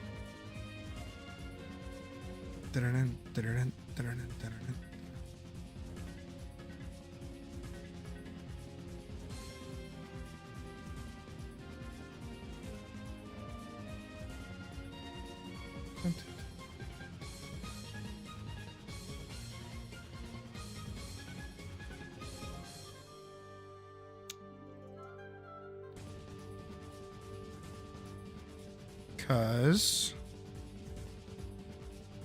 mods to do their jobs. Oh no. What's wrong? What's going on?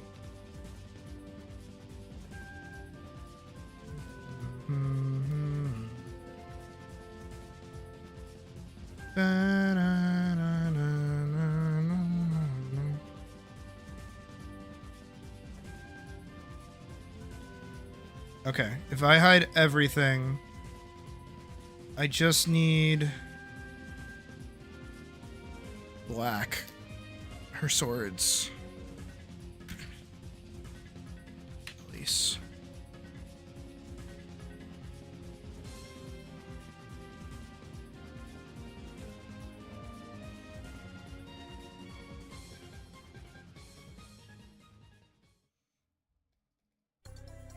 Dun dun dun dun dun dun dun dun dun. Dun dun dun dun dun dun. Dun dun dun dun dun dun dun dun dun dun. Ba-dum bum. Ba-da-da-da-da-da-da-da-da-da-da-da-da-da-da-da.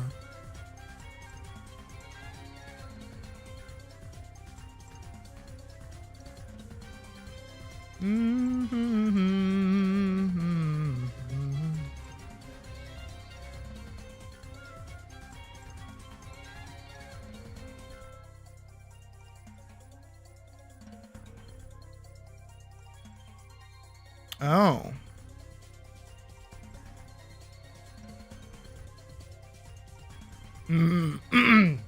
That blows.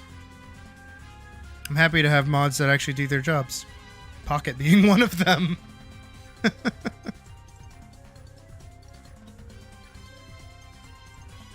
makes me appreciate you guys even more. Huh. Yeah, where is that then? Hey, where is that then?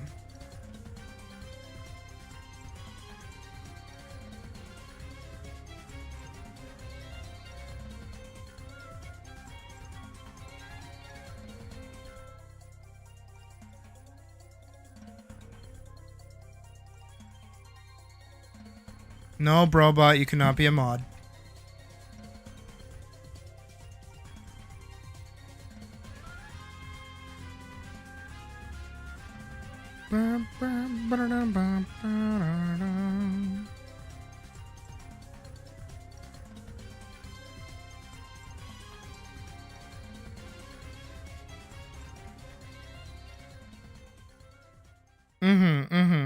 It's okay. It's okay, Pocket. It's understandable.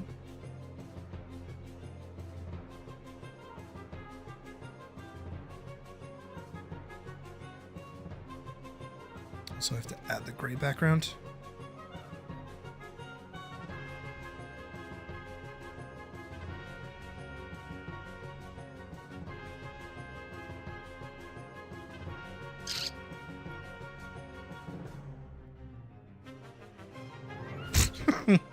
And that's exactly why you wouldn't become a mod.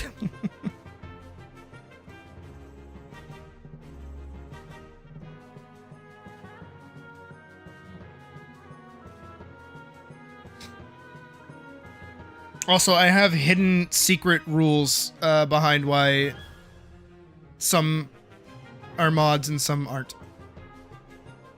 One of them actually does have to do with age.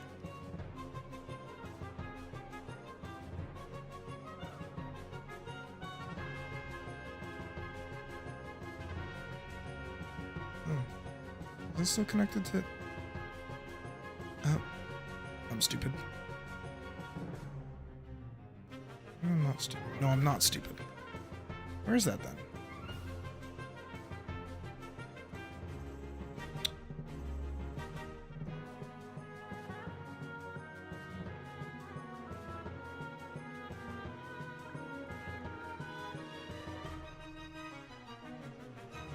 Well, I mean, like, what's going wrong with,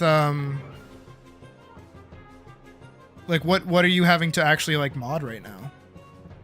Or moderate, rather.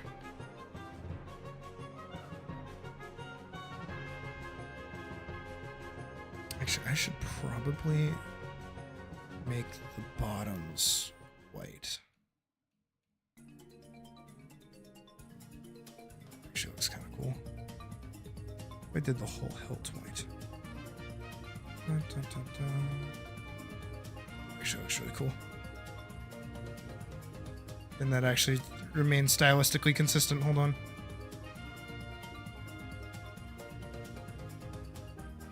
You're logging bank totals? The fuck kind of community are you running?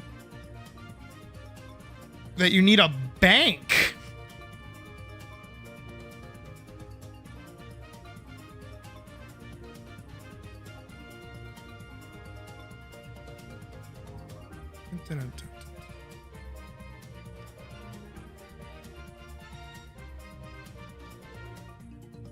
You have a fake group currency called bucks. That's actually really clever. I like that. Okay, I get you. Okay,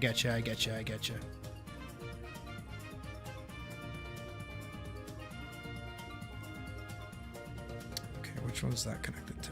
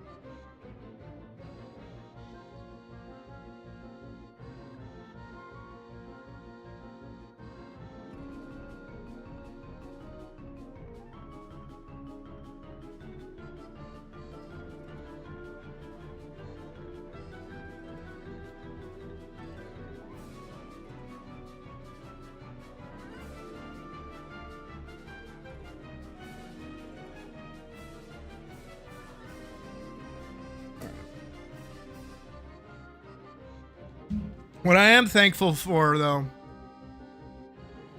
Me too, cool dog. Me too.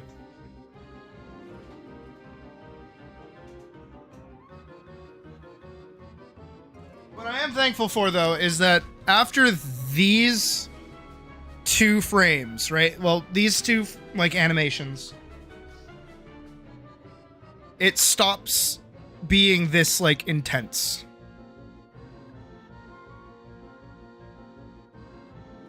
You have an age requirement to be a mod? Yes. I don't just give it out freely, neither.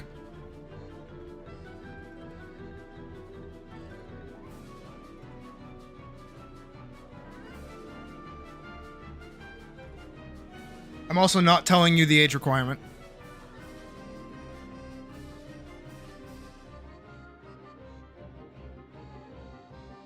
Alright, where the fuck am I?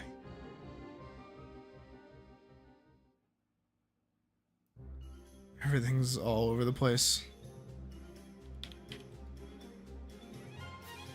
No.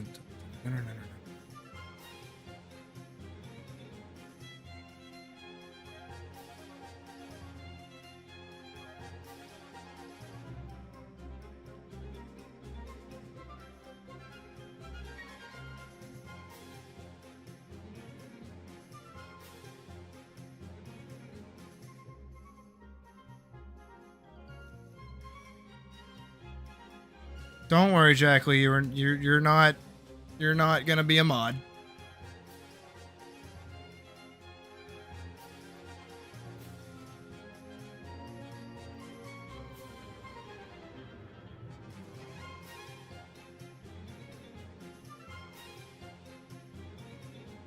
It is not advertised because it is not a role that I give just like to people that want it. And there's like a bunch of criteria that I actually kind of care about.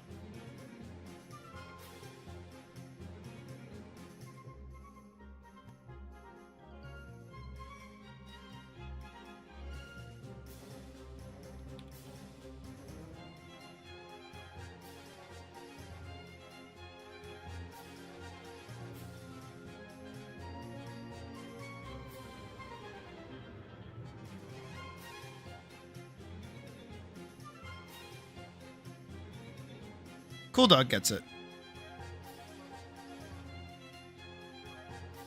But that weird dude who posted weird videos and memes. I remember that. I remember Day mentioning that. I think you mentioned it too. I think that was back when I was in Vegas, right? So I wasn't around for that. Yes, exactly.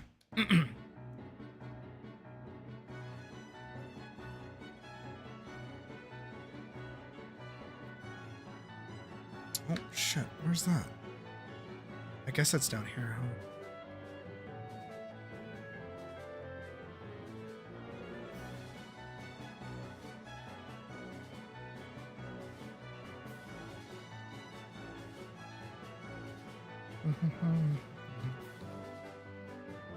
It's white. It's black center, white cross. Yeah.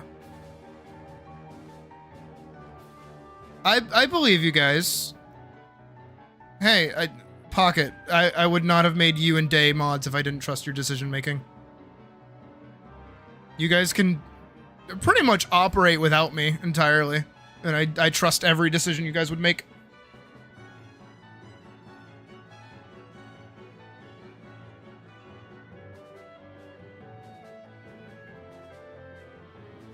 You post memes in general? I mean, just like post them in memes, dude. There's a reason there's a channel for it. You steal candy from babies? I mean, like, I'm not your fucking mom.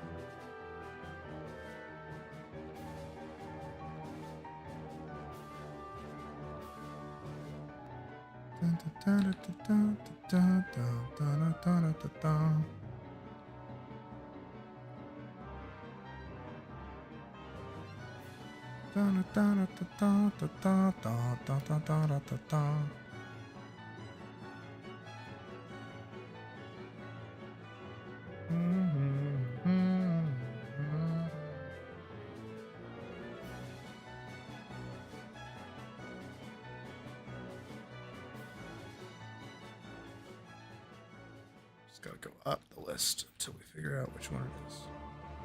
There it is. Dun, dun, dun, dun, dun, dun, dun, dun, dun, dun.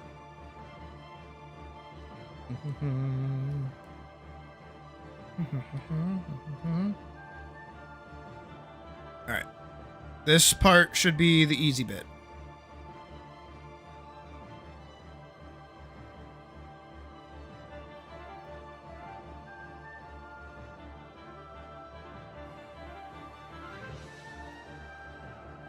Yeah, and I get that.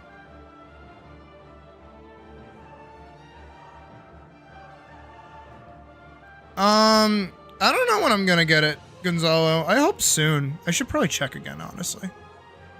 That would change the whole direction of tonight, though. I would feel really bad, because fucking Cool Dog would have to wait longer.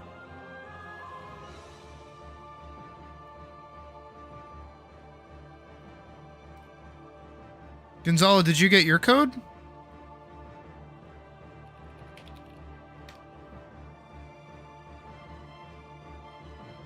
Let me check my email.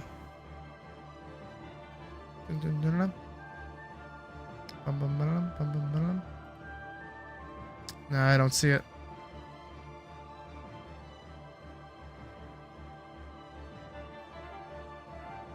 So it's a bit easier. Exactly. No, you haven't? Okay. They said that they would be sending them like next week. So I think we get like a week early access. If you're on the Patreon and you've spent more than $9 in its lifetime, you'll get a code within the next like month. Or rather the next week to the end of the month. Cuz it comes out the 22nd.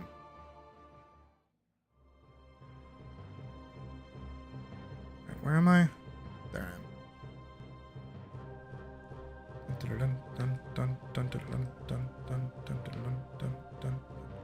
am. Old people. We love old people here.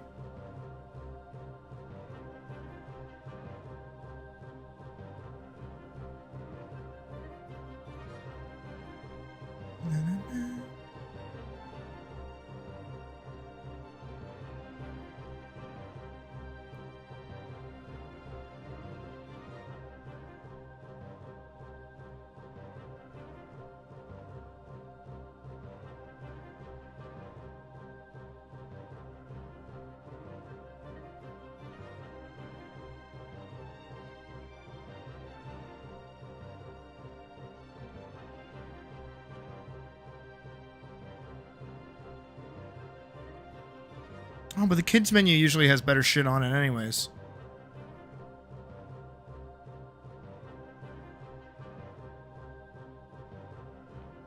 Damn, indeed. I don't look old, I just look worse.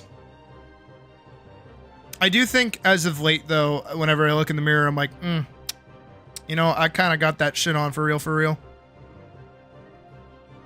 I would send a picture of myself, but you guys are never seeing my face unless you meet me in person and I decide to take the hat off.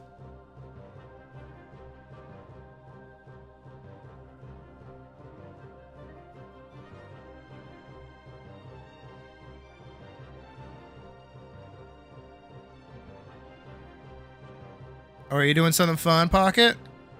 Ooh, you are doing something fun, Pocket. Well, when you get back, I want spicy details. No ifs, ands, or buts. You could never meet me in person? Yeah, you could.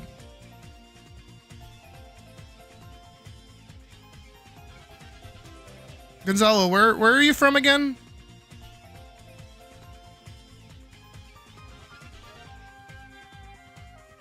How spicy? Spicy. No, where are you from? If you're able to tell me.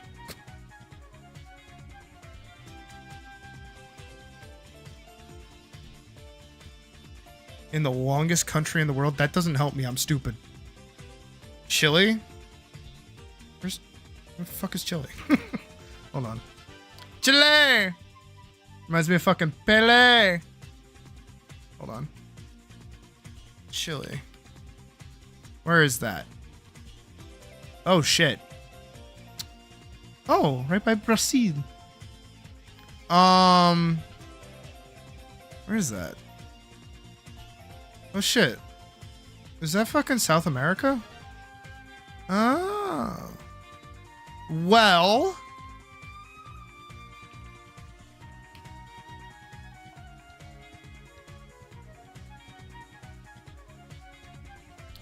If I ever go to a furry convention, you don't want to steal it from me? What's the bit? There's a bit? Oh, go to Brazil. Yeah. I was going to say, if there's ever a furry convention in Texas that I'm going to, there might be a chance of you being able to come up. See. Oh, have a good night, robot. Fucking Mordekaiser roleplay? What? Oh.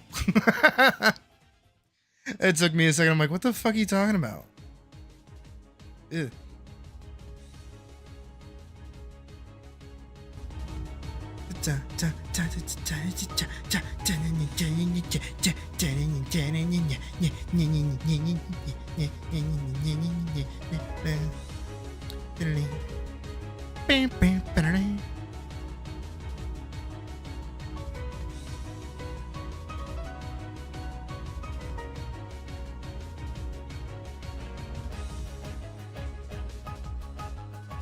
Unironically, though, I do want to like go to a bunch of different. It's been 4 hours. Time for the plug. Oh, right. Thank you, Nar. If you're liking the stream so far, remember to like the video. If you haven't subscribed yet, please subscribe to the channel and hit the little bell icon so you get updates whenever I stream and upload a video. I also do art tutorials and a bunch of other stuff. If you want to donate to the stream and play the Plinko machine, you can donate through Streamlabs. It's totally your call, though. It's whatever you want to do. If you want to send me a more anonymous fucking donation, you can do that through my Ko-fi, where you can send me a message and I won't read it on stream. I promise, mostly, kind of. Anyways, back to the bit. Whee!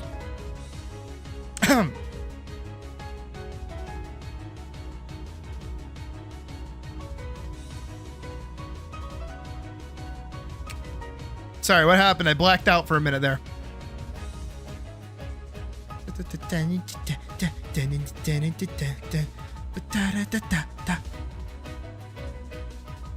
I need Logan to like hurry up and make me music. I'm supposed to hang out with him next week, I think. Next weekend.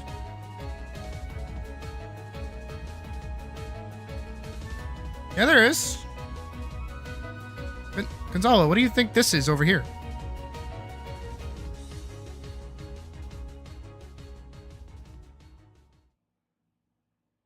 Tell you that was pre-recorded? It was not. It was in real time.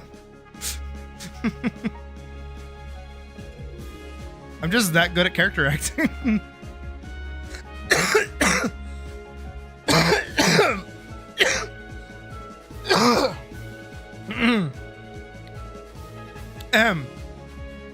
Doing a shameless plug. I can plug Shameless. Dude, Shameless is a good show. I like Shameless a lot. You guys should watch Shameless.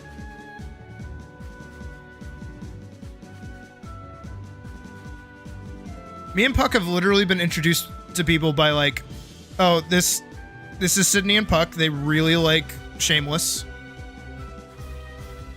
And they eat at Chili's.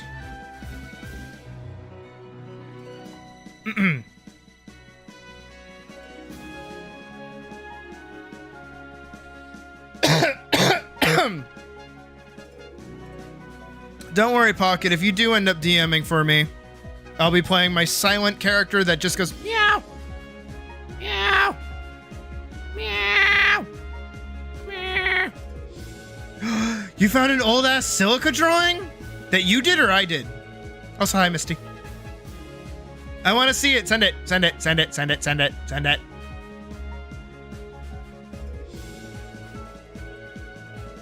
We were just talking about her earlier.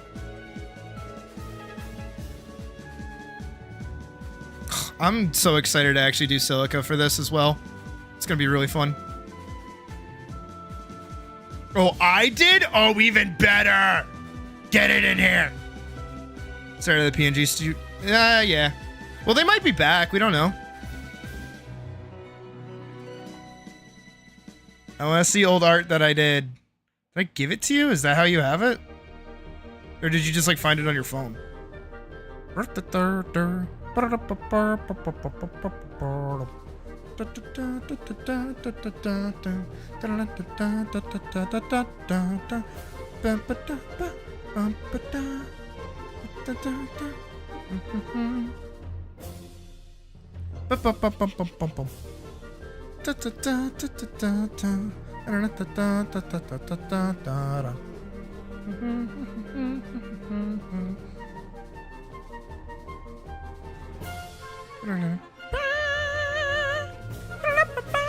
Oh my god, yeah, that's ancient.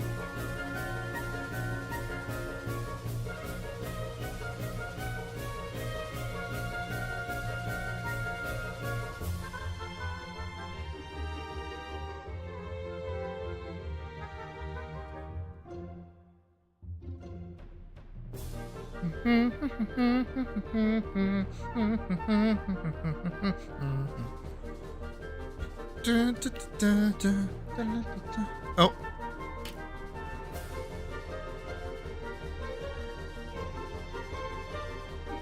Oh, yeah, that's on my DeviantArt.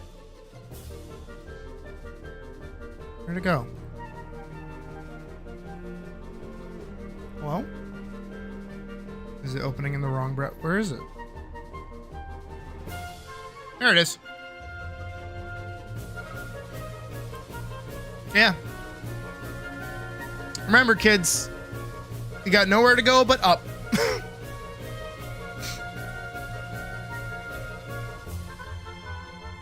Why do I feel like that was my phone? Like I sent you a screenshot of it or something. Oh god, look at her face. And I had like no perception of like short and tall. And that jacket collar is just like miserable. God. I did like the weapon I gave her though. The little hidden blade thing. I thought that was cool for like a thief character.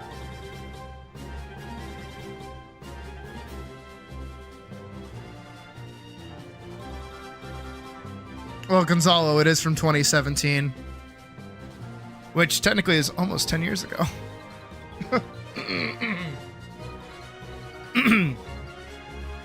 But see, this is also why I push on you guys to get like confident in your lines. You can see it here. I'm not confident in mine.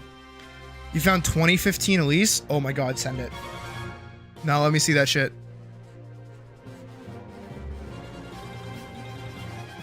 Oh, 2017? I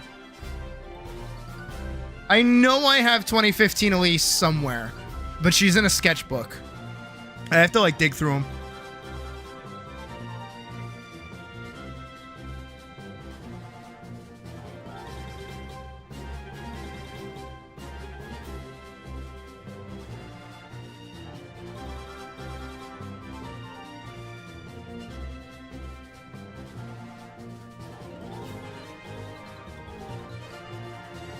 Alright. We're almost done. There's one thing I have to do. There's one thing I have to fix.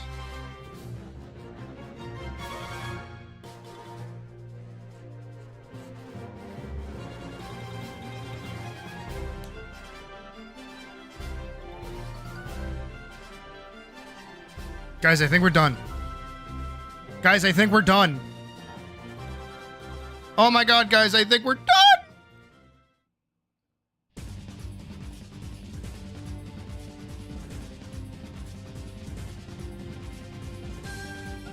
Da, da, da, na, na, na, na. There's one thing I do have to do, though. Da, da, da.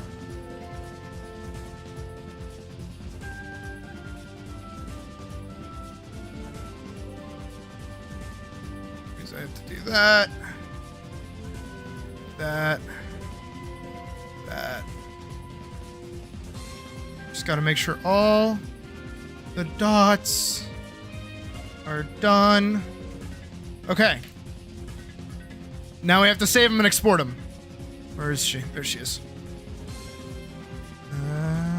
Da, da, da, I know, right, guys? I finally fucking finished something.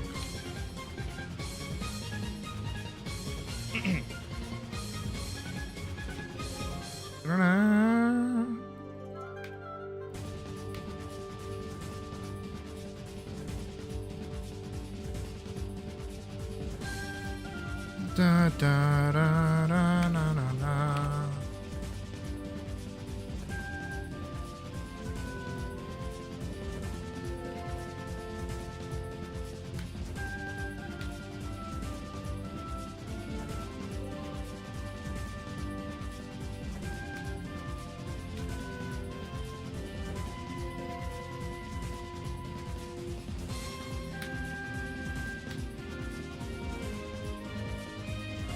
Cue the golf clap.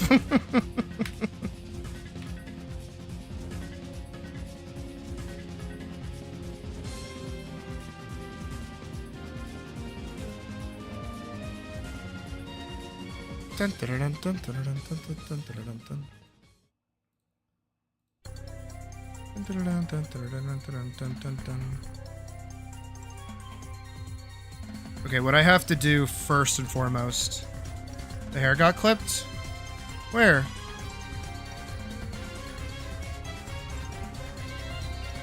Oh no, the hair did get clipped. You're so right. How many frames were like that? That one's good. That one's good. That one's good. This one.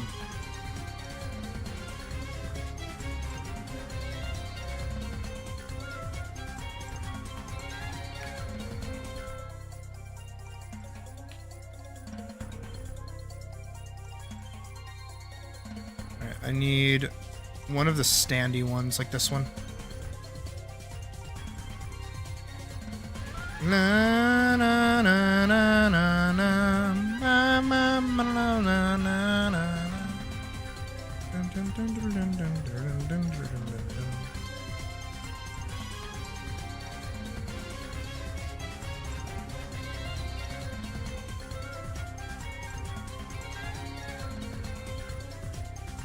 Alright. Then we have that line as a reference point for every other part of this animation. Stretch that out. There we go.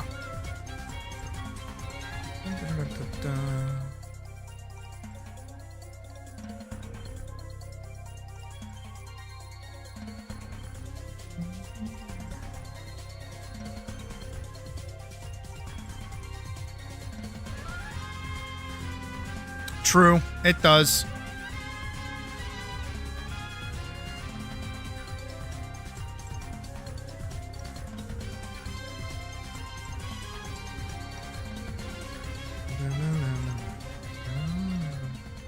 Oh, that one can get deleted.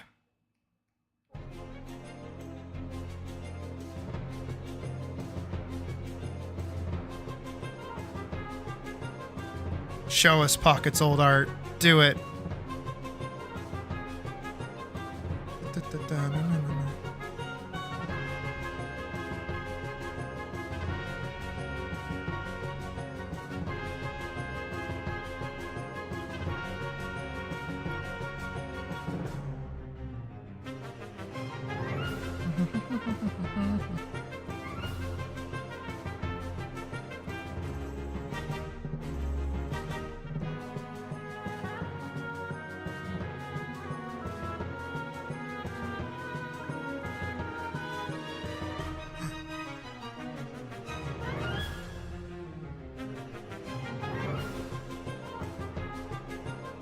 I have to do like a bunch of little edits here and there.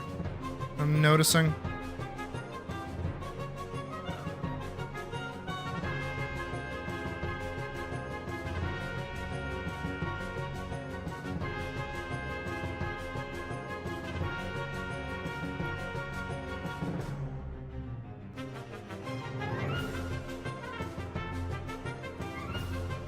It's a lot in her feet, I'm noticing.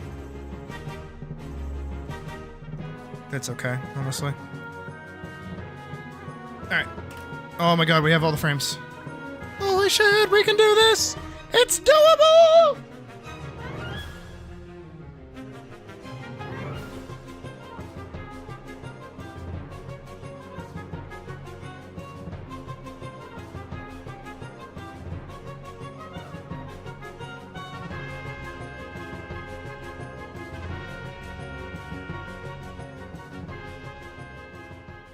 Okay, that's really cool.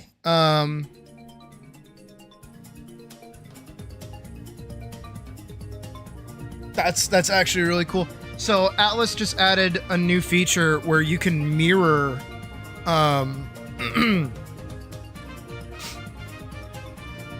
you can mirror your character so that they're left-handed. That's really cool.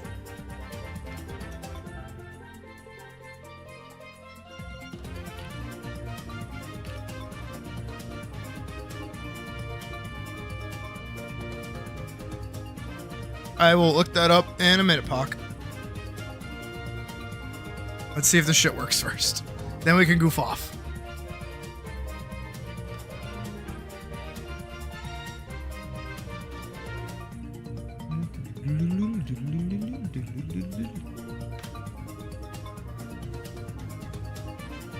I really hope that this works.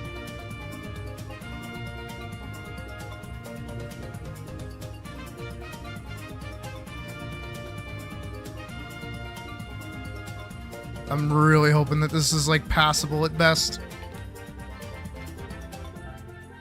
I bet her hair is gonna be like a glitchy mess, but honestly, that's okay. If I can stomach it.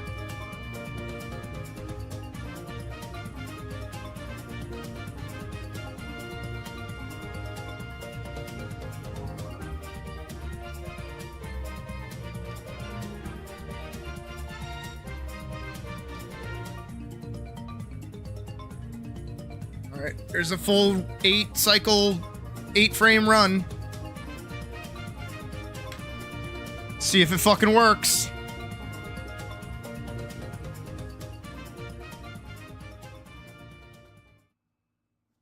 Oh my god, I hope it works! Also, I'm just doing like one big, like, save file for all of her animations. Ooh, don't fucking do that to me. So if we zoom out here, we can grab her and just like shrink her down a little bit over here. So now she's on a perma little that. Little cutie, love it, love it, love it.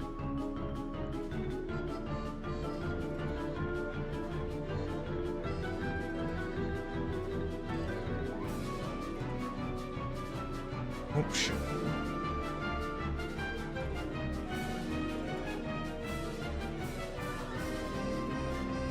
No. Okay. I'm gonna crash! Alright. At least run.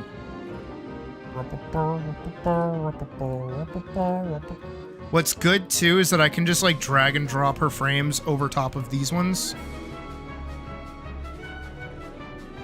So let's see how the sketch was running.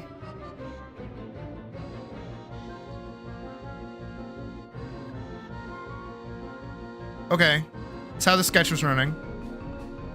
Oh, that's her idle. It's her run.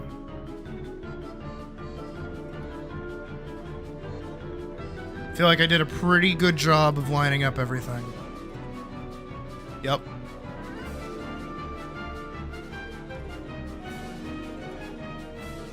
I'm really hoping that this works.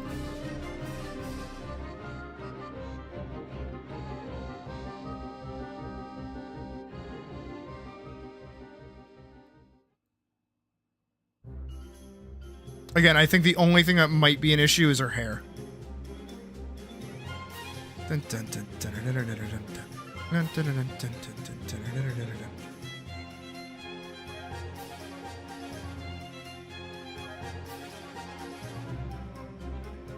my god. All right. Here we go. We're going to hit the play button. Actually, I'm going to zoom out a little bit. All right, we're going to hit the play button. She's gorgeous! Look at her go! She's moving! Her hair's a little wiggly, but that's okay!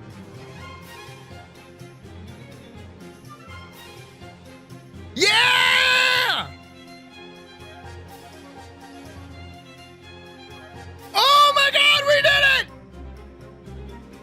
All right, and then we can get rid of this, and we can hop back here, and then we can just grab it and we drop it, and there she is. And there she fucking go. Okay, it's gonna glitch a little bit because they're on like different frame rates, but there she goes.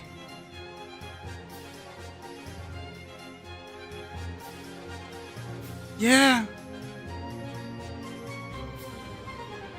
Yeah.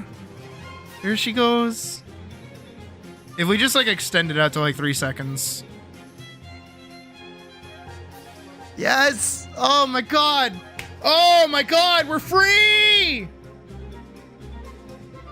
Because also if I get, because I did this because I'm a professional, I'm very smart, I know what I'm doing. If we grab her idol, it should be the same size.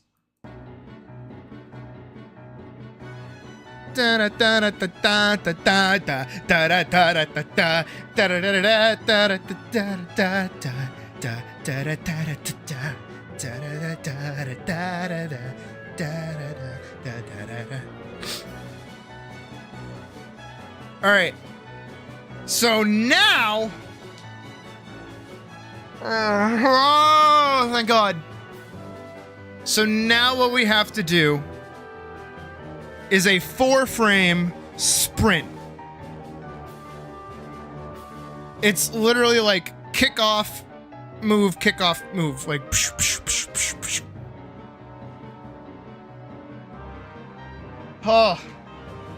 Oh my god, we did it. Look at her. There she is.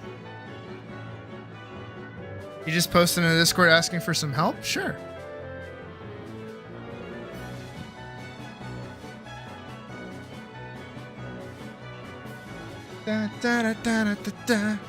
I'll pull that up in 3 seconds. Just let's look at Pocket's art, and then I'll look at your art, Forkson, and then we'll get a sketch going for Cool Dog's thing. Holy shit. Oh, I'm so happy that it works, and it doesn't look like shit. It looks pretty good.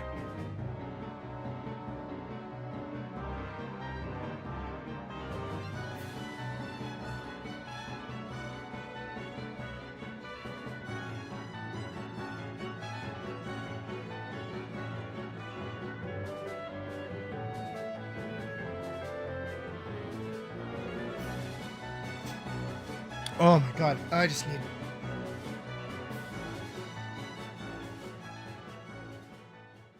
You spoiled yourself. Oh,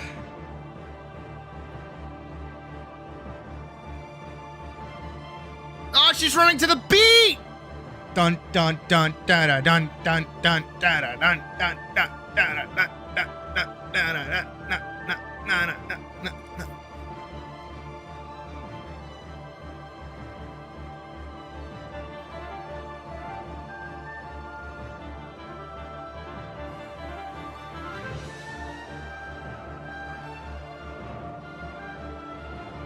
All right, really quickly.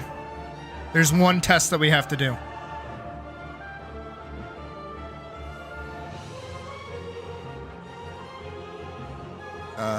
View?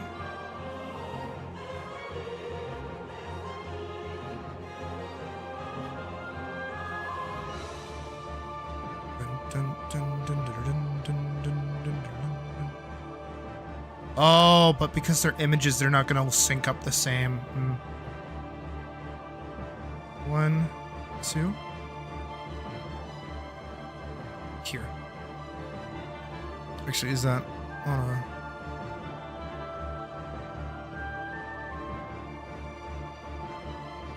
right there.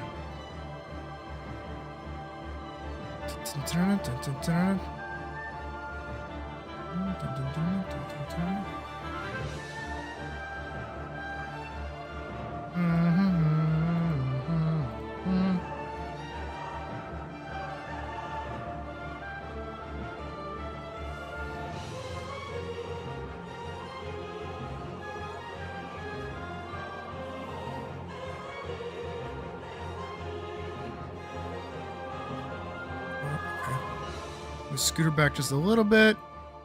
Try to keep her as straight as possible. Technically very difficult for Elise to do. How long is her idle on frames? 8, 16, 20. So she's on a 20 frame loop. That's 4, 8, 12, 16.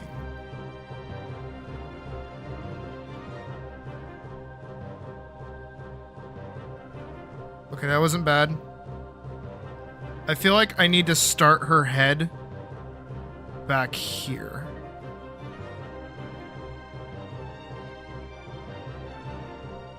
I know that might look weird, but... No, because you're not paying attention to where her feet start. You're looking at her head position. You're not paying attention to her feet. Oh, I'm so smart.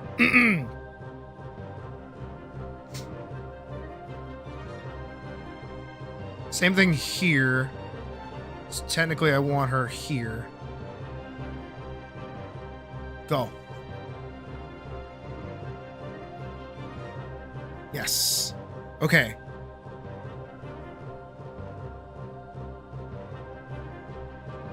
That's not bad.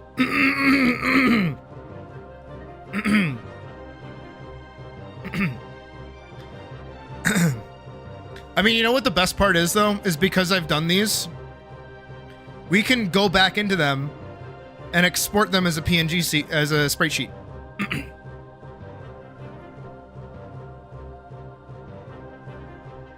So if we export it, and I go here, where'd it go? Oh wait, I have to like actually export it. Dun, dun, dun, dun, dun, dun, dun, dun. Oh, okay. Wait, I know where she is. Here.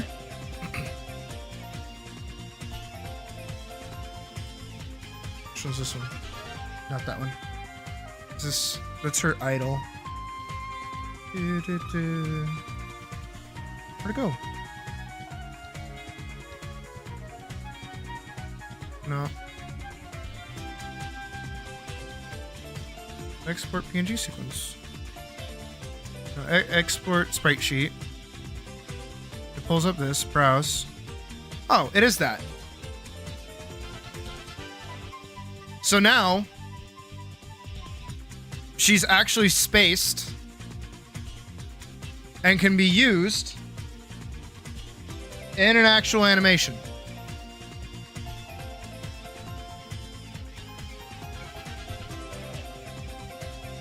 So,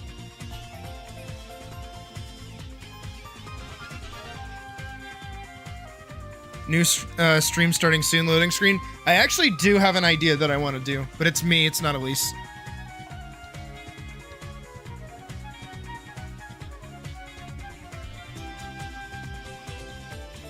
She goes from one side to the other.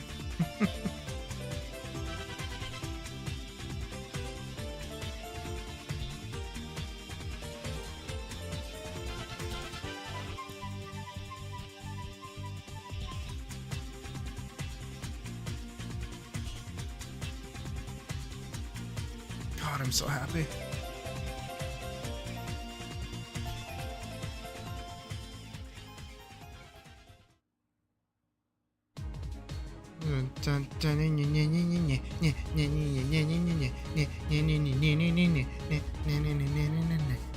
Okay. Oh, that makes me very happy that worked out. I am so glad. And then we get to save it just as it is. Boom. Okay, so before we move, I want to take a second to discuss plans. So all of her attack animations are going to be single frames. So it's literally just her doing a pose. And then all of the attack is just like an effect.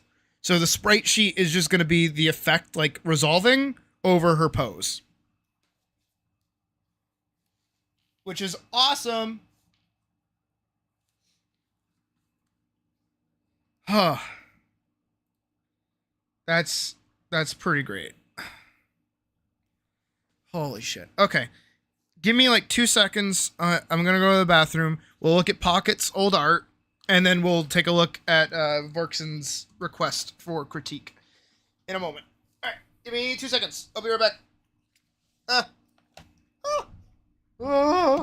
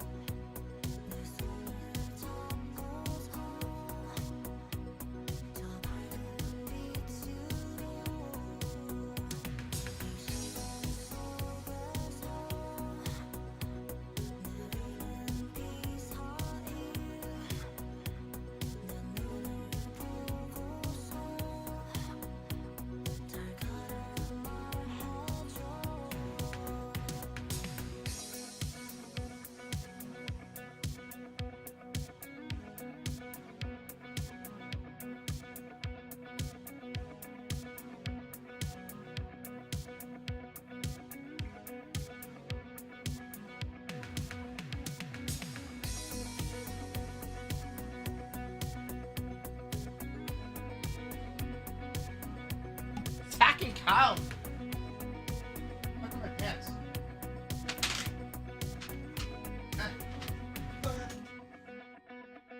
Alright. God has requested things of me. It's time to do the things that have been requested of me. Alright.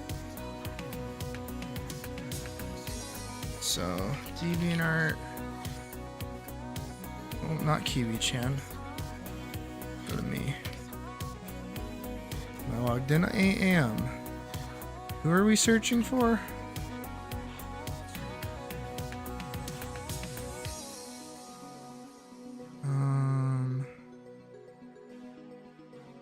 Yami Maru. Fucking weeaboo. I don't think this is what you intended. Deviants. Here we go. Oh.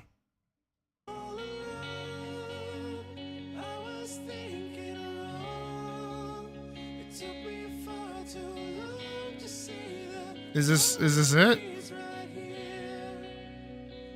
Adoptables and doodles.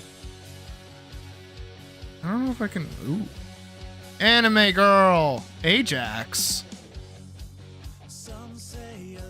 Oh. Here we go. Let's go old.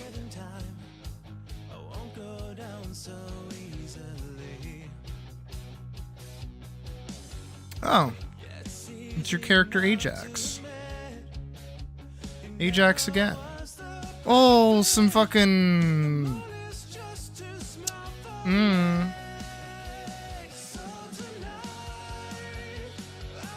Frederick von Helmorn?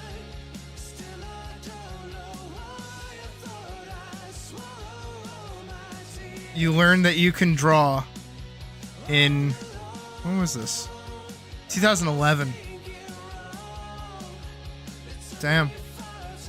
Oh, it's right there. I'm stupid. Oh, you drew wolves like I did.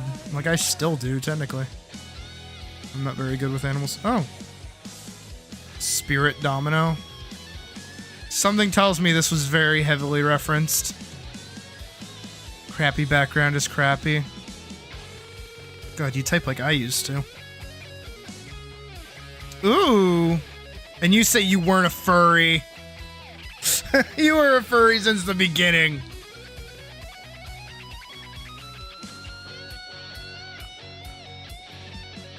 Ajax again. You colored her. I like this thing. Oh, but you gotta love our... Ooh. Vor? Vor.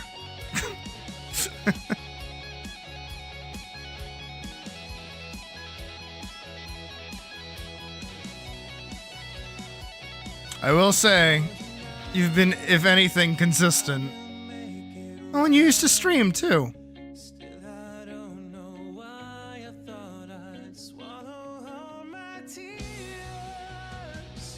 Oh, you changed it. Oh my god, you fucking furry. What is this? This looks edgy. Oh no. Oh, that's actually really sad. Well, at least you moved on. CCG logo with effects. Ooh, let me see. I don't see no effects. Oh, speak of the fucking devil. Make me music! Oh yeah, you're not here for it. We did a this, Logan. You're gonna have to make me some music soon, you piece of shit. Imagine. You little gremlin. You little musical gremlin, you.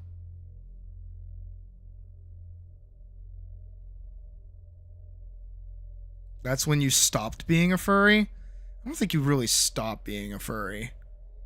I think you just kind of keep at it. I think you just, like, snuff it out for a minute. Yeah, no, you've been nothing if not consistent, at least. I like that the faces look different, even though they're probably not. I think it's just, like, this cheek tuft that makes it look a little different. Oh. Pocket, darling. Somehow you... Somehow I like a mix of both. Welcome back, cool dog. Spooky spaghetti horse. Yeah, someone got really into horses. It's okay to disassociate from furries as a fandom, though. Really weird new shoes. Yeah, it's fine.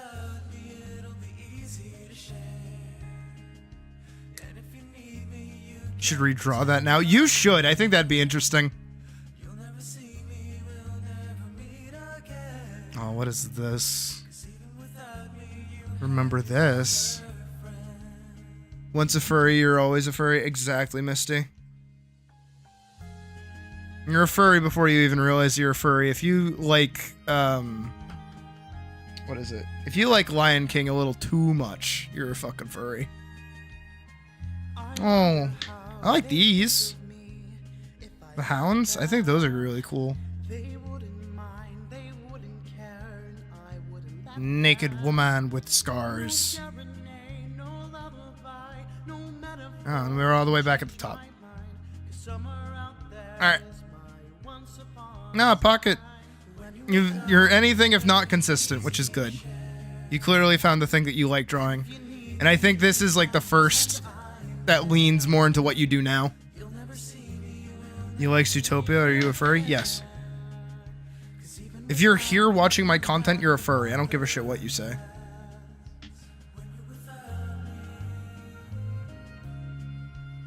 Not your sister falling for Scar? Me too.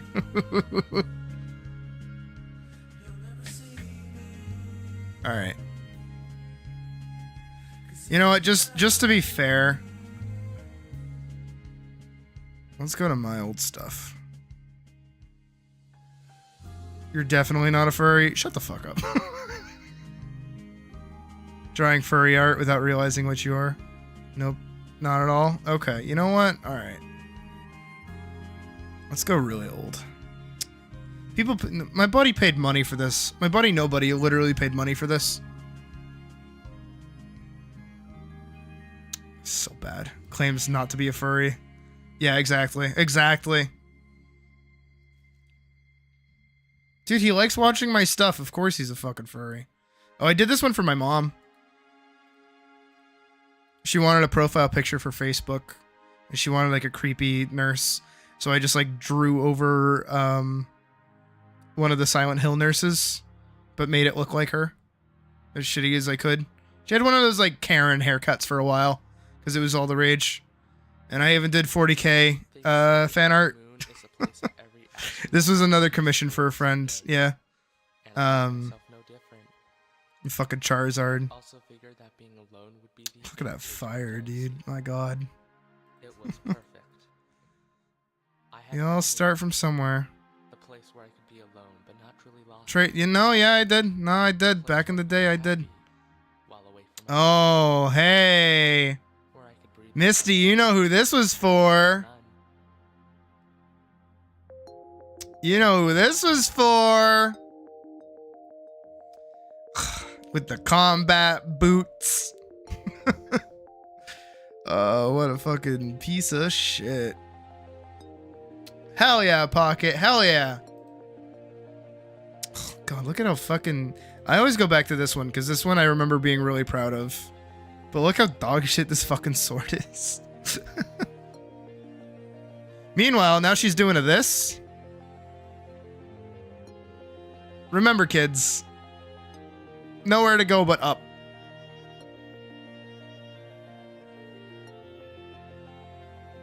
What's really funny, though, is even like looking at this, and then if you look at this side by side, like, she hasn't changed too much. The voices! She's still got the shorts. She's still got the shorts. And the bunny ears. And the 3 spikes. Like, she's kind of the same. Going up takes time and you want a shortcut. Nah, nowhere to go but up. Oh, but...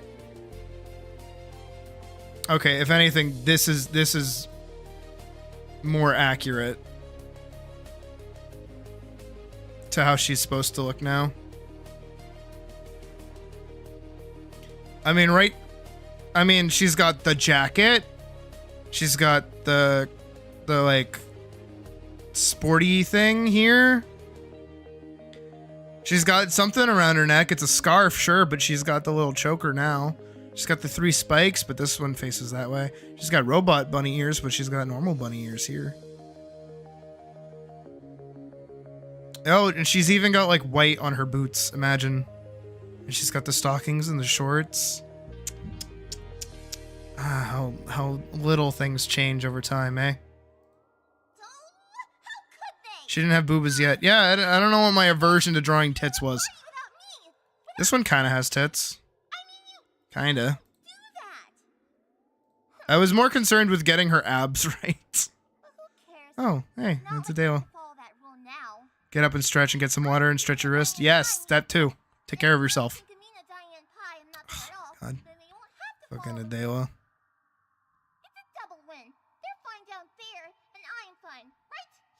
Man. This bit. This bit. See, I was edgy once. I was really edgy once. Bikini. Oh, I remember being really happy with these. Because I was doing like lineless. And I thought they were coming out really good.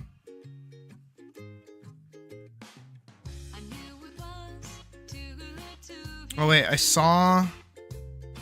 Oh hey. Wonder who that is. No comment. Where's the one? There it is. I did this when I was hanging out with Misty.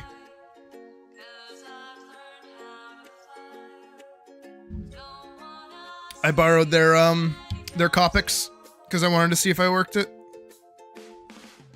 You think I'm forgetting someone? To the dual pink thing? Yeah. Pink is my favorite color.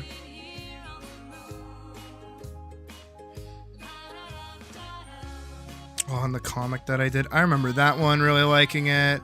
I remember doing this one and being really happy with this one. And she's got a fucking lollipop in her mouth, but it looks like she's just like... It reminds you of a Fortnite character fit. Oh, technically that was the right direction. Oh, and then we get more modern. Technically.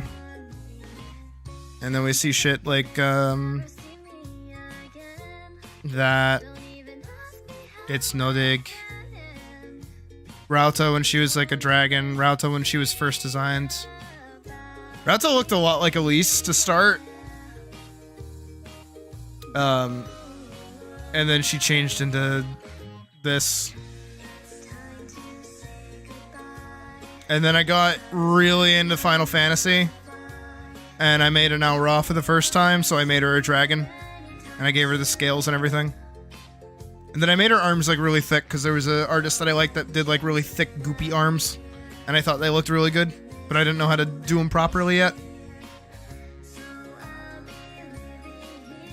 Oh, and then I put her in the level 70 monk armor. Fucking gorgeous.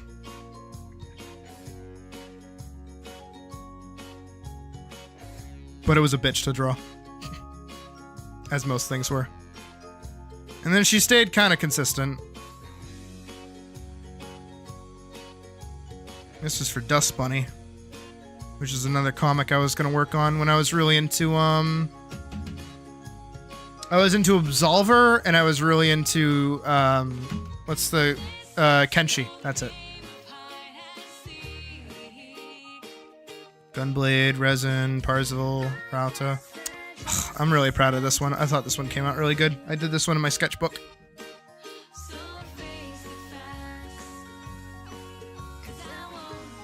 It was pretty good. Also, I know Vorkson wanted help. I'm gonna do it. I'm just showing you guys my old art. So you all once again remember. We all start somewhere. You just gotta scale up. Alright. We're gonna lower the music. Vorkson, I hope you're still here. We're gonna open a new file. There we go. And let's grab your art.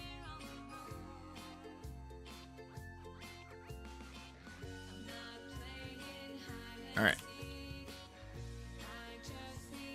Alright. Let's do... All right, so Vorkson, what do you want to know? What do you want help with?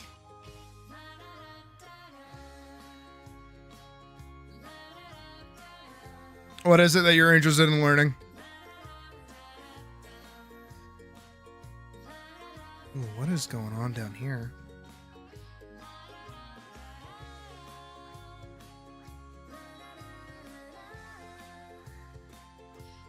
Is this your pen, or do you just not have anti-aliasing on? Anything? All right. I see that this is what you wanted help with the abs.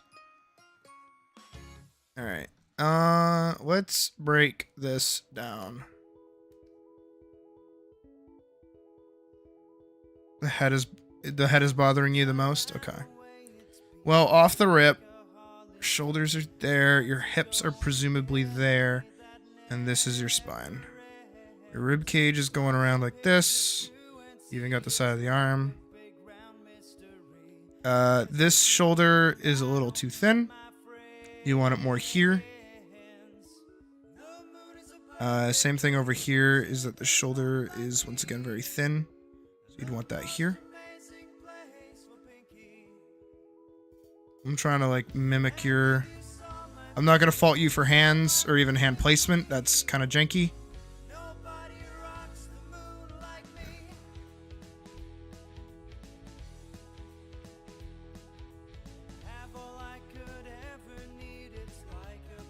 I move that the way it is because we're actually going to lift the head up a little bit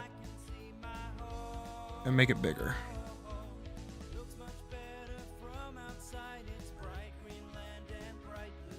Alright, you got your pelvis here. Presumably you want this on the angle here.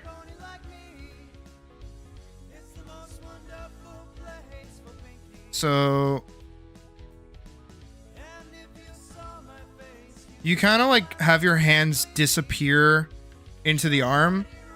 You kind of want it to be like the size of half your forearm is just the palm of your hand. And you also kind of do like this bulbousy thing with your forearms where the mass happens here rather than back here. Your muscles are all back here. So then they kind of taper off thinner. And then you want like a big hand like that. And then that's you're doing good with your fingers though, admittedly. Like that. That's more proportional versus what you're doing, which is...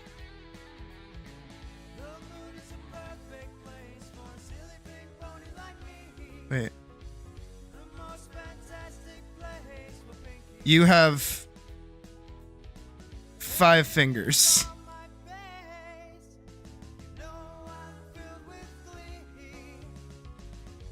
So you can see the difference between this hand and then this one.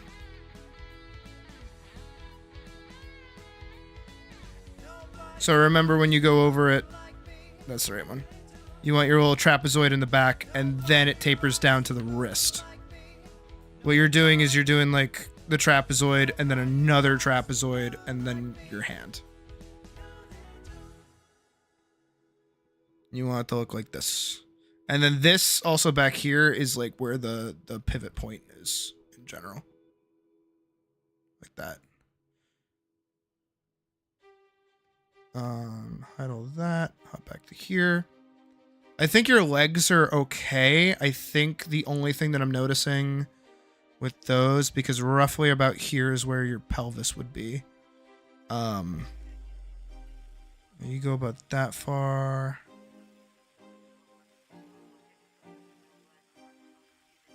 Your feet are well placed. Your calf is a little low.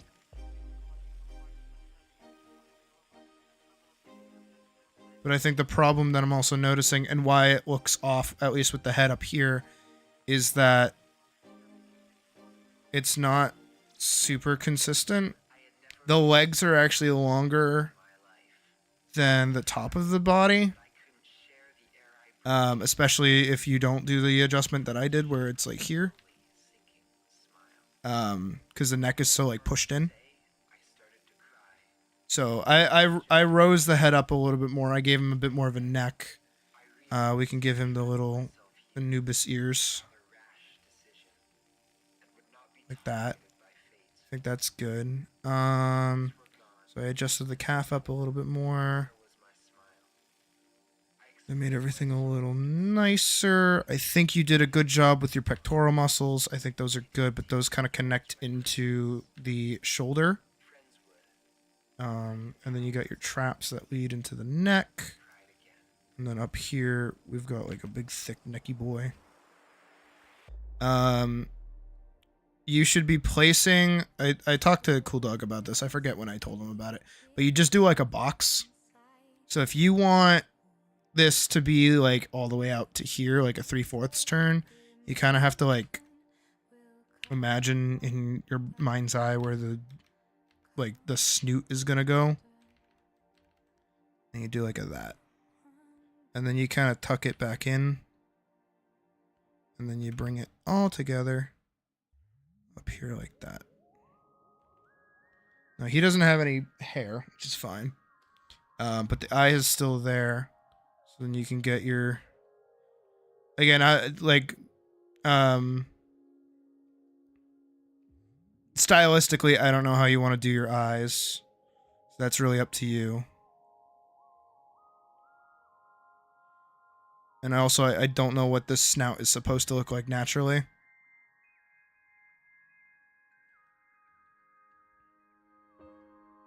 I'm gonna kind of calm him down. I don't really like the crazy eye look.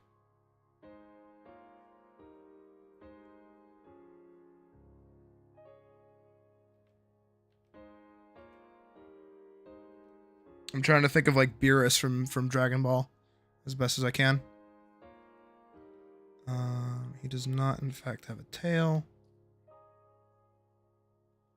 You get that kind of like goop pattern. Get this line here. And I just kind of build off of it like that.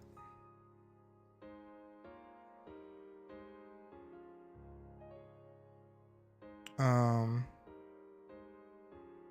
those kind of wrap around, and then you have your leg wrap, which, you know, is fine.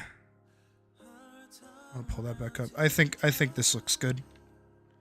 The only thing I would say is maybe a little bit more texture with this wrap here, where you could thicken up like a belt or something, and then like some kind of like connective bit to make it just like stand out a little bit more, and then have it drop below the skirt a smidgen. Make it a little more pronounced. That's like, you know, whatever you're actually trying to do. But overall, if we just like kind of scoot all this aside.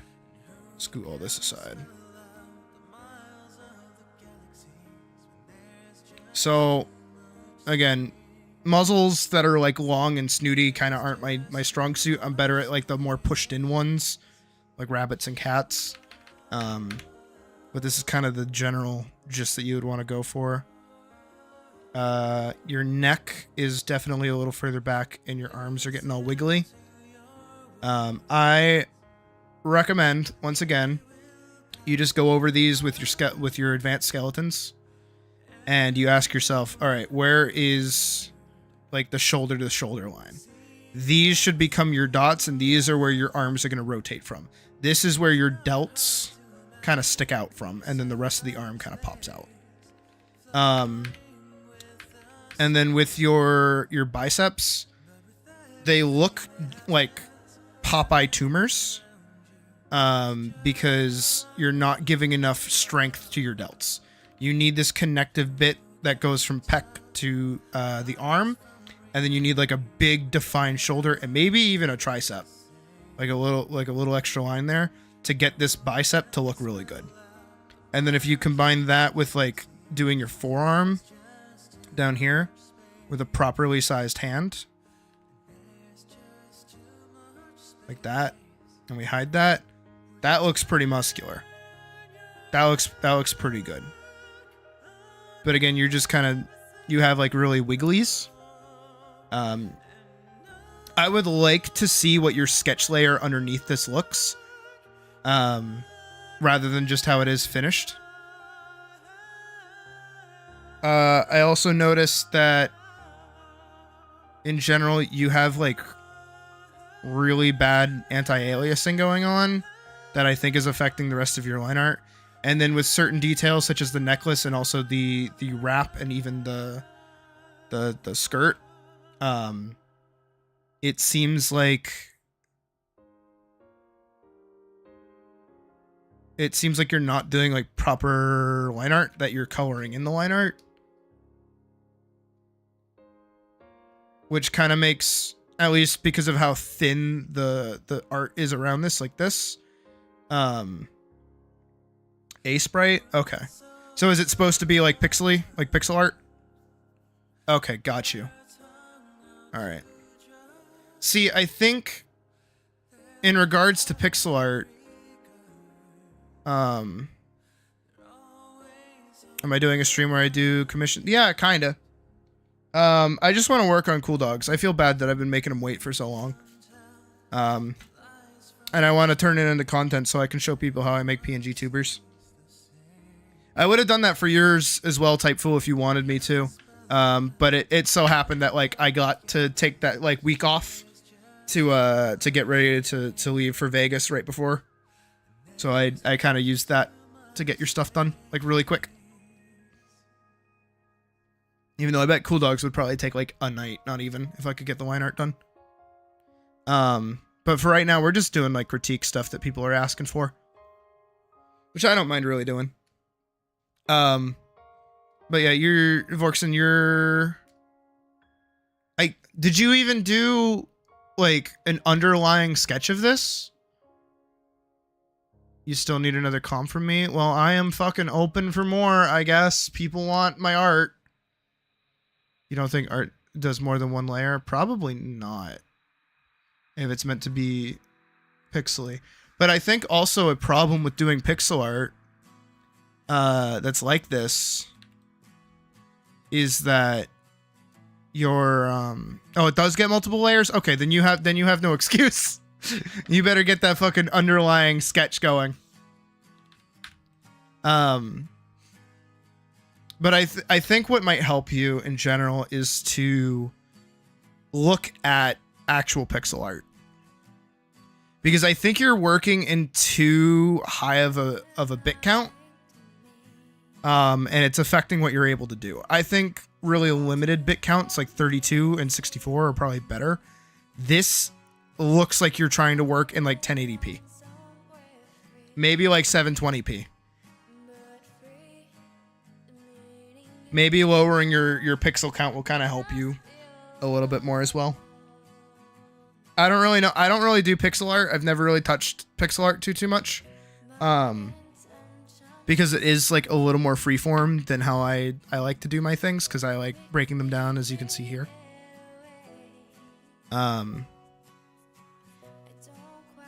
Yeah.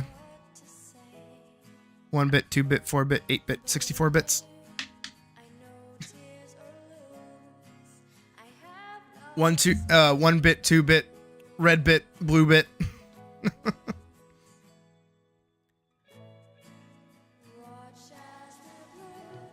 I mean, you can also...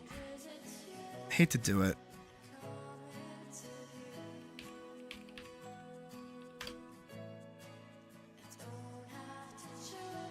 I think Beerus is like a really good example of like Anubis looking characters. Okay, hold on.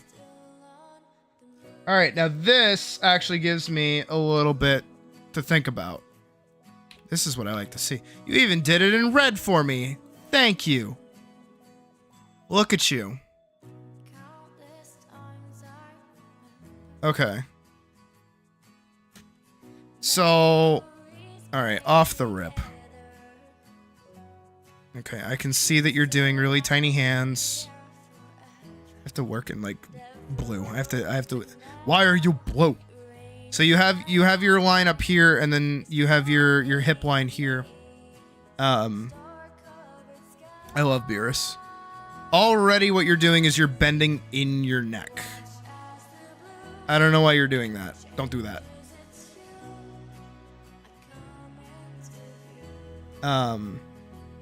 You've placed the hand here already. So you've got... Okay, so what you're doing here is that your lines are doing that parallel thing. You'd probably, pose-wise anyways, want to like vary that a little bit like this. So then this back leg gets all the weight. Also notice that because I'm drawing with just lines, I can see better like how these things are kind of lining up. And then because we're going off of the hip, I don't want to bring this too tight in. I want this to sit around the hip. And then again, we can get that, and then we get our head. And our head can kind of sit this way. Now off the rip, now that I've done that, you can kind of see how these two poses are very different. I'm not building in where the hands are going to go. I'm not building in, you know, even the knees or the feet. But I've built the skeleton, so then I can add in all the extra bits. Like this. And then we connect those two, so then they're like connected. And then you can connect that and connect that. Connect that down there to there. Whether or not this is the pose that you want is totally up to you. Being more confident and loose with your lines. Good. Then we can do that. I know that you want him to be holding a pipe. So we can do that, and then we can pop out his snout like so.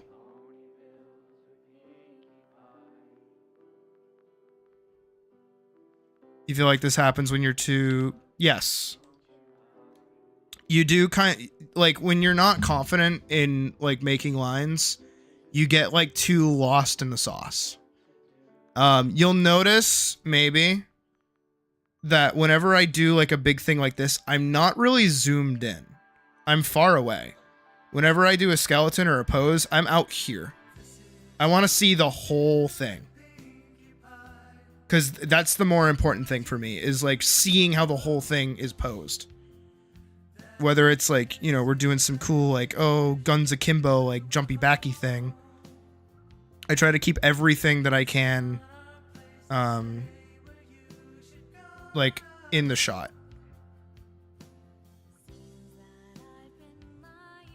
Right? Actually, that would be more like that. That'd be more straight. You'll also notice a lot of time I do these sorts of like V shapes in the direction, unless like something's supposed to be like that.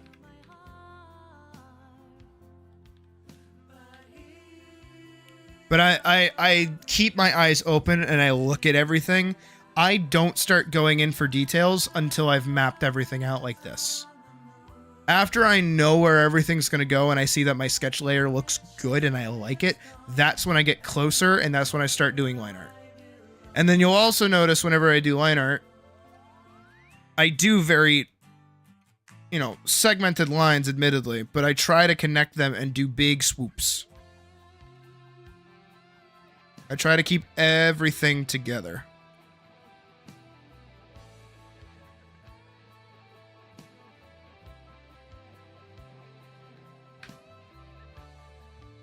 Okay for them to have like a little bit of pudge.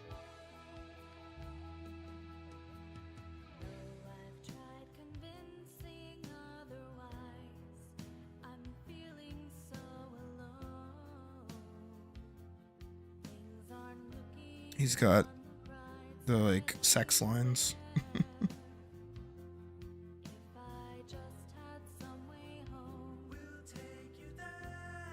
Like that. Just redefining what I've already done.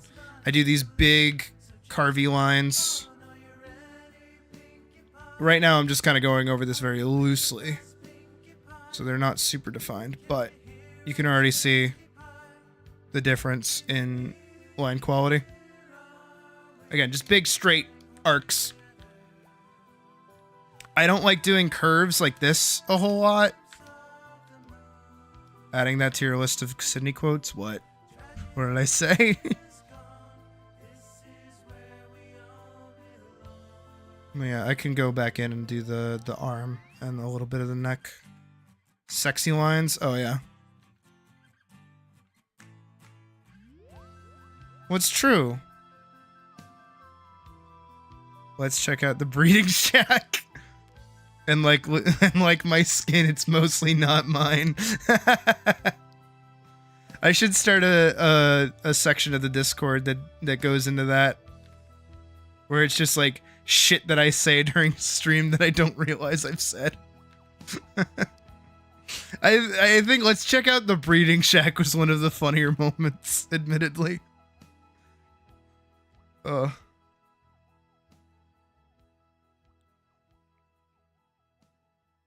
was the skin one from? It's my Minecraft skin. Because I stole it from like a Roxy skin. Like Glam Rock Roxy.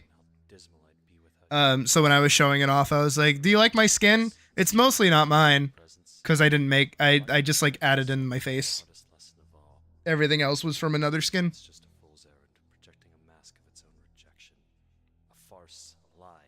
And then we can get the rest of the neck. I'm not going to do the face.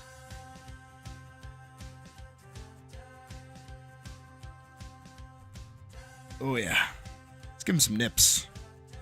Oh yeah. That's a man.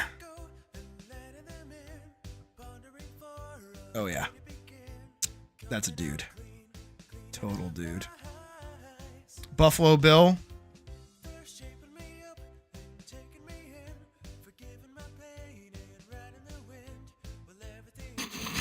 Hold on.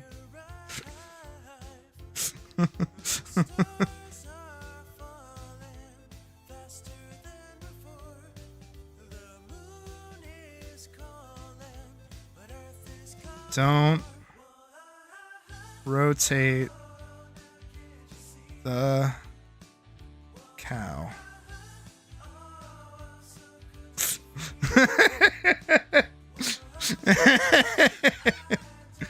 Don't rotate the cow.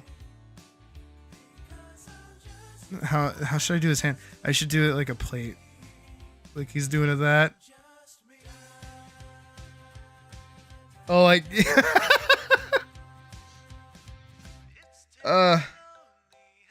I love streaming. I love doing this shit. Oh my god. Don't rotate the cow, kids. Otherwise, you'll get to see my skin in the breeding shack.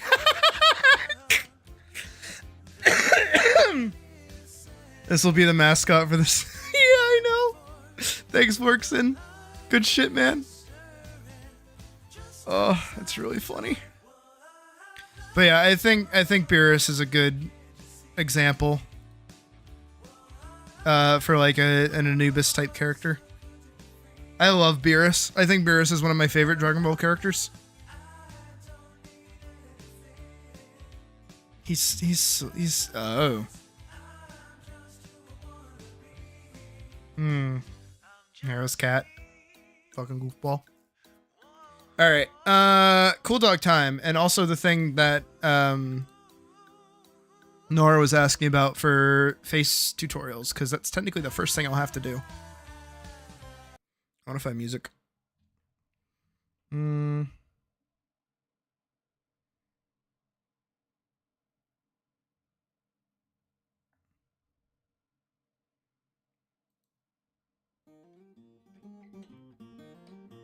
Okay.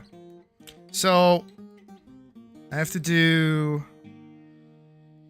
1920 by 1080. We gotta rotate it. It's like a hard thing to actually get into, admittedly. I know a lot of people struggle to like it. I feel like there's too many different ways for you to watch it.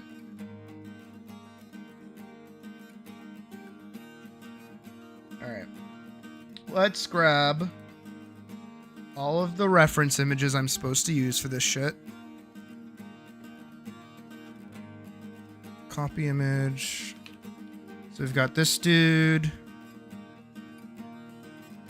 All right, you guys are gonna see me trace a chair.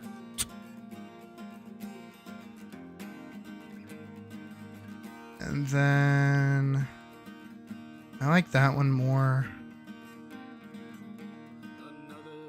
Tranquil morning before the others start their day. Thought I heard a warning. The moths upon the western wind. Specters on a time not past.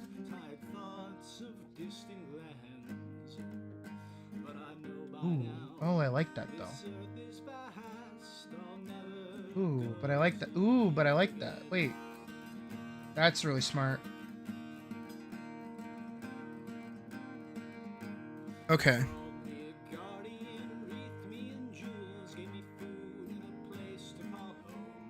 Okay. I think that's kind of all I need. I mean, I get that you have the little swooshy, but for right now, this is what we're operating with.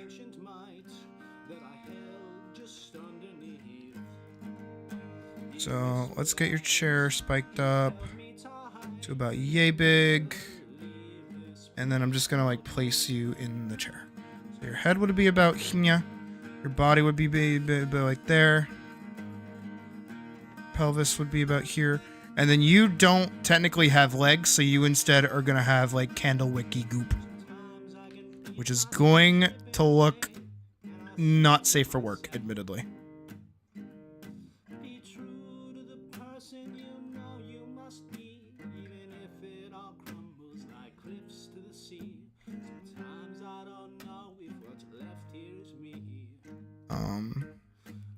There's that. And we got your body. We're gonna put your keyboard like right here.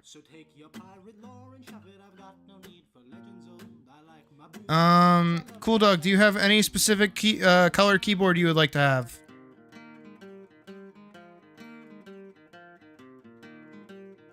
You should just ask for legs. Should you just ask for legs? I mean, you can, but also because I'm doing the texture in general, it's gonna look... Would you like doggy feet or not doggy feet? I can give you that, like, kind of dog look if you want. Would you like nubby feet also, or would you like actual feet, like little toesies?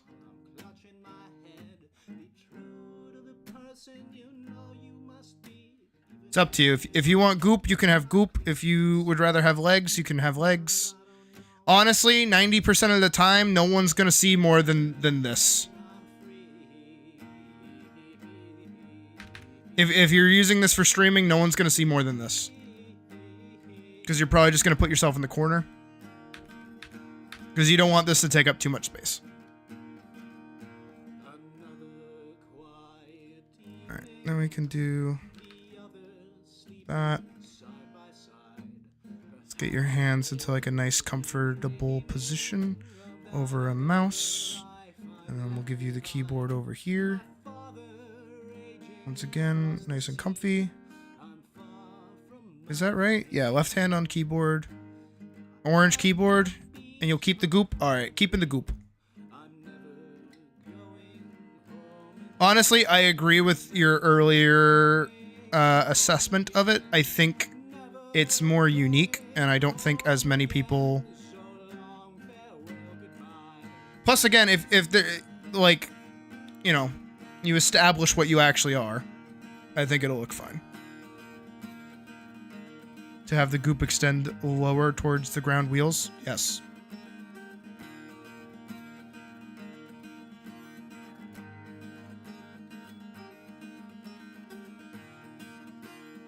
That kind of looks like a wiener.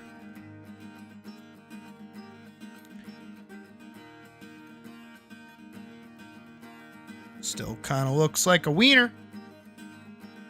It's gonna look like a wiener one way or the other.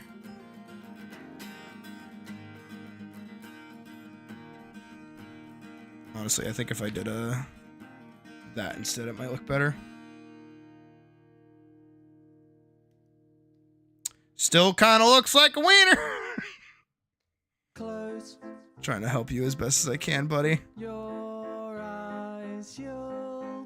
It's you who wanted the fucking candle wick melty look. Skirt made of melty wax. Okay. So then we can kind of even goop it down a little more. If anything, we can just like put it over the wheel. I'll draw the chair for you at the end of it. Again, I said I was gonna trace it to begin with. Yeah, so that can just go there. There. And then we can kind of get rid of the more apparent looking portions.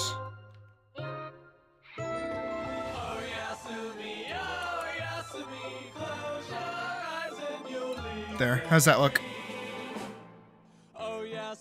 Better?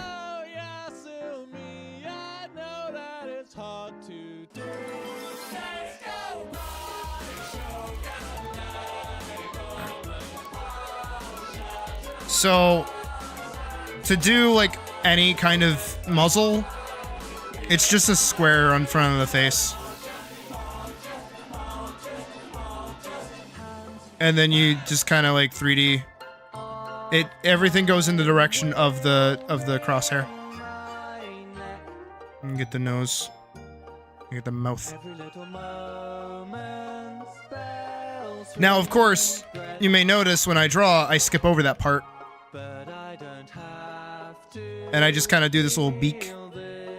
And then I use the nose and the mouth as a way to kind of like do everything else. For cats too? Yes. The only difference is the size of the box. And then also the width of the chin. Alright, and you wanted the boxy eyes.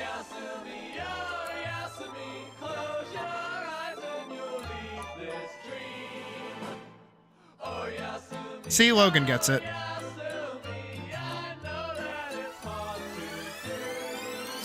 Cool Dog, I assume that you want the looking like away,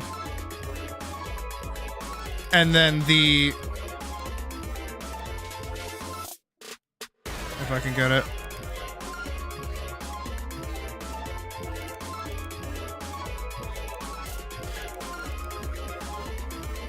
The looking at while talking. I assume this is what you want. Of course, you know, the eyes will be adjusted as needed. 'Cause, yeah, that's a little off.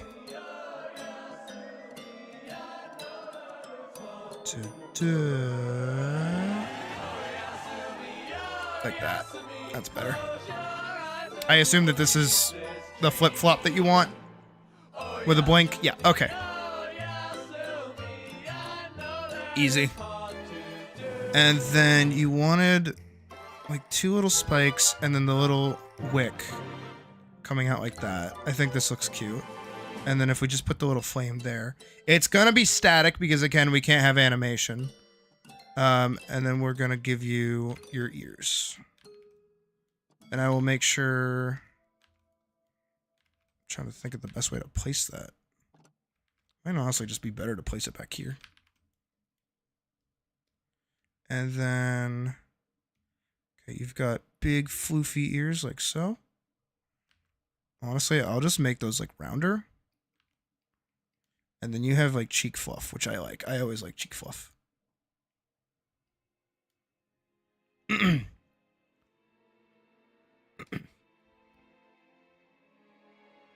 Alright, and then you have a full black nose. Just do that. You have eyebrows? Yeah. Do you want eyebrows?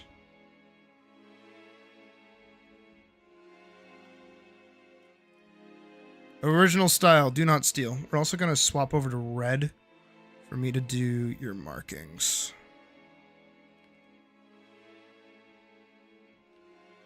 Like so.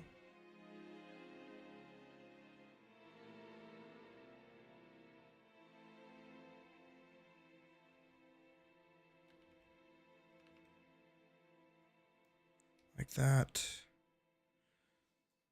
I assume they're the same on both sides as well.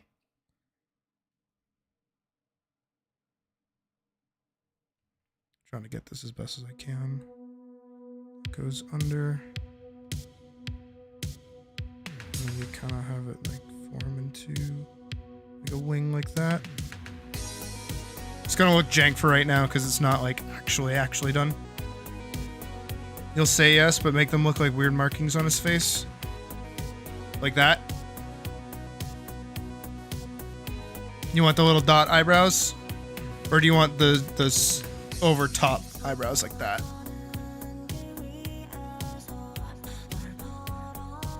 Alright, and then we can have those mimic underneath like that. Okay, now the chest is going to be a little weird. Perfect to what? The dots or the big lines? I did two things. I just need that as like in my eye shot. The short lines you'll go with in between. Okay. Hey baby, you heading out? I'm doing Cool Dog's commission, so I'm making him a PNG tuber like mine. Let me know when you want me to come pick you up.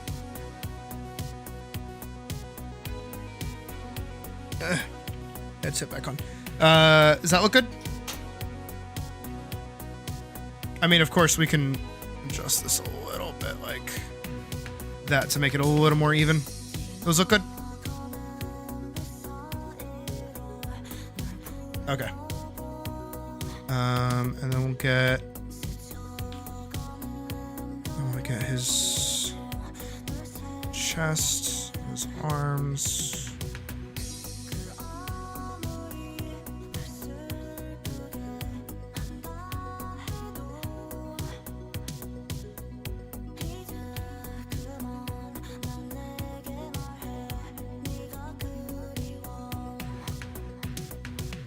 Oh, how many fingers do you want? Do you want 3 or 4?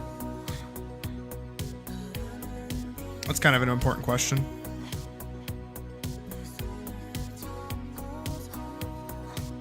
So this could be up here. And all of that. If anything, I can add like a little extra bit that kind of bounces on its own. That'd be kind of cool.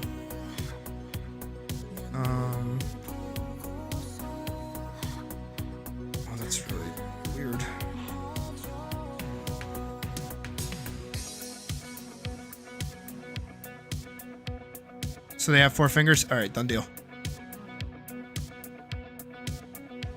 Okay, that goes like that. That, up and around, like that. That.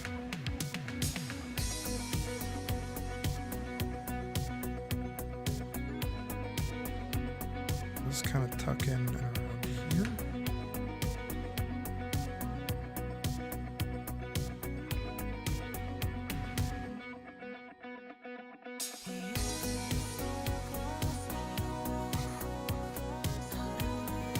Go.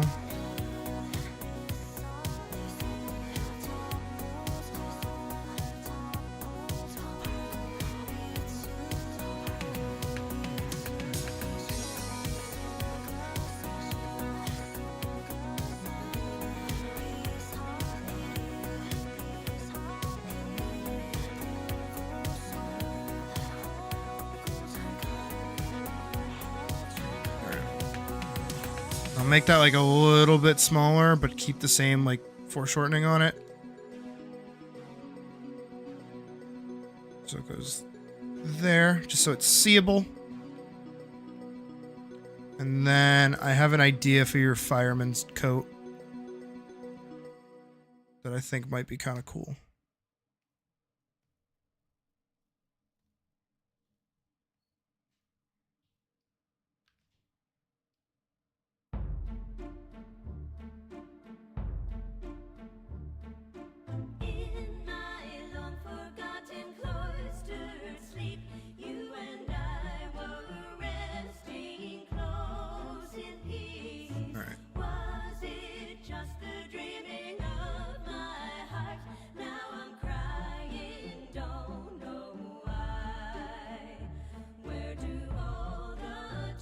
Alright, so this part here is reflective. And then it's got like a smaller ring at the end of it.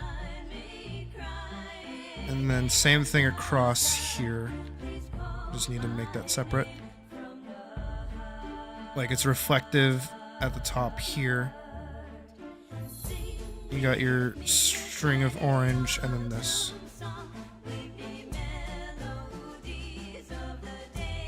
And then I will give you your big zipper. That. And I can kind of tuck it under here.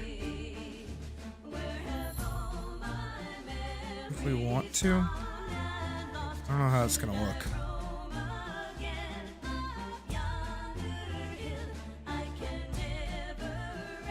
And then we'll grab the chair again. That makes you look kind of big. I think you'd be more that size with that kind of chair.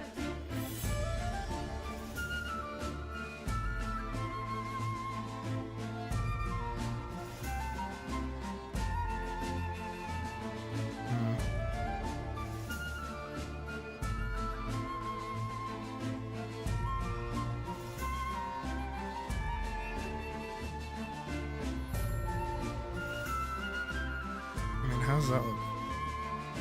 I mean, we can always adjust it ourselves, where it's like down here is very clearly the seat.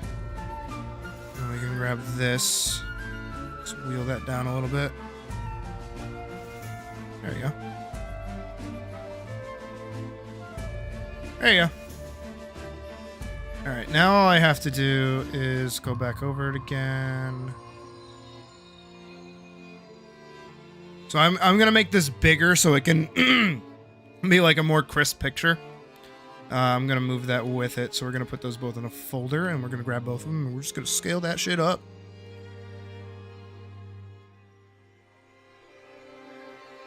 They wanna, and I am 100% absolutely encouraging it. So there you go. I think that looks pretty okay. It's pretty doable.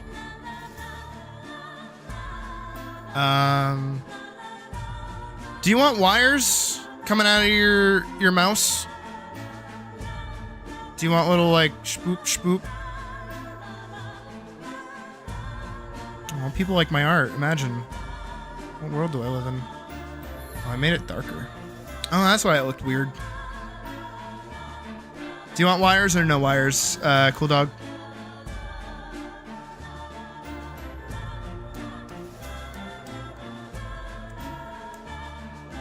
Na na na na na na na na na na.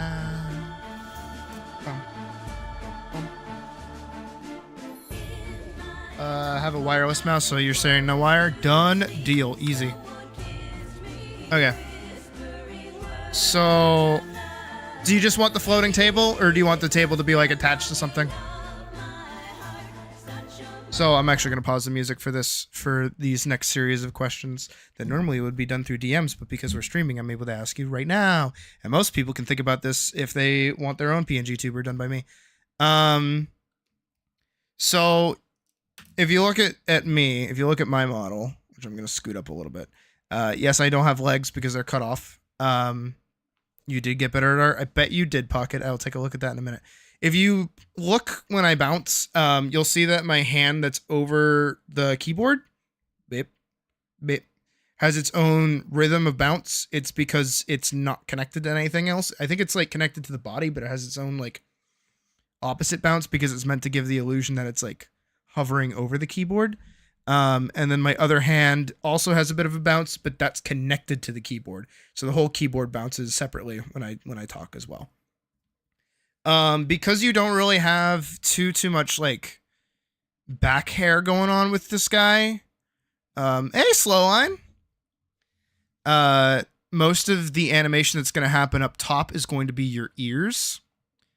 And that's really the best that we can probably get for that. I would say we could do your jacket, but there's not enough here to be like movable either.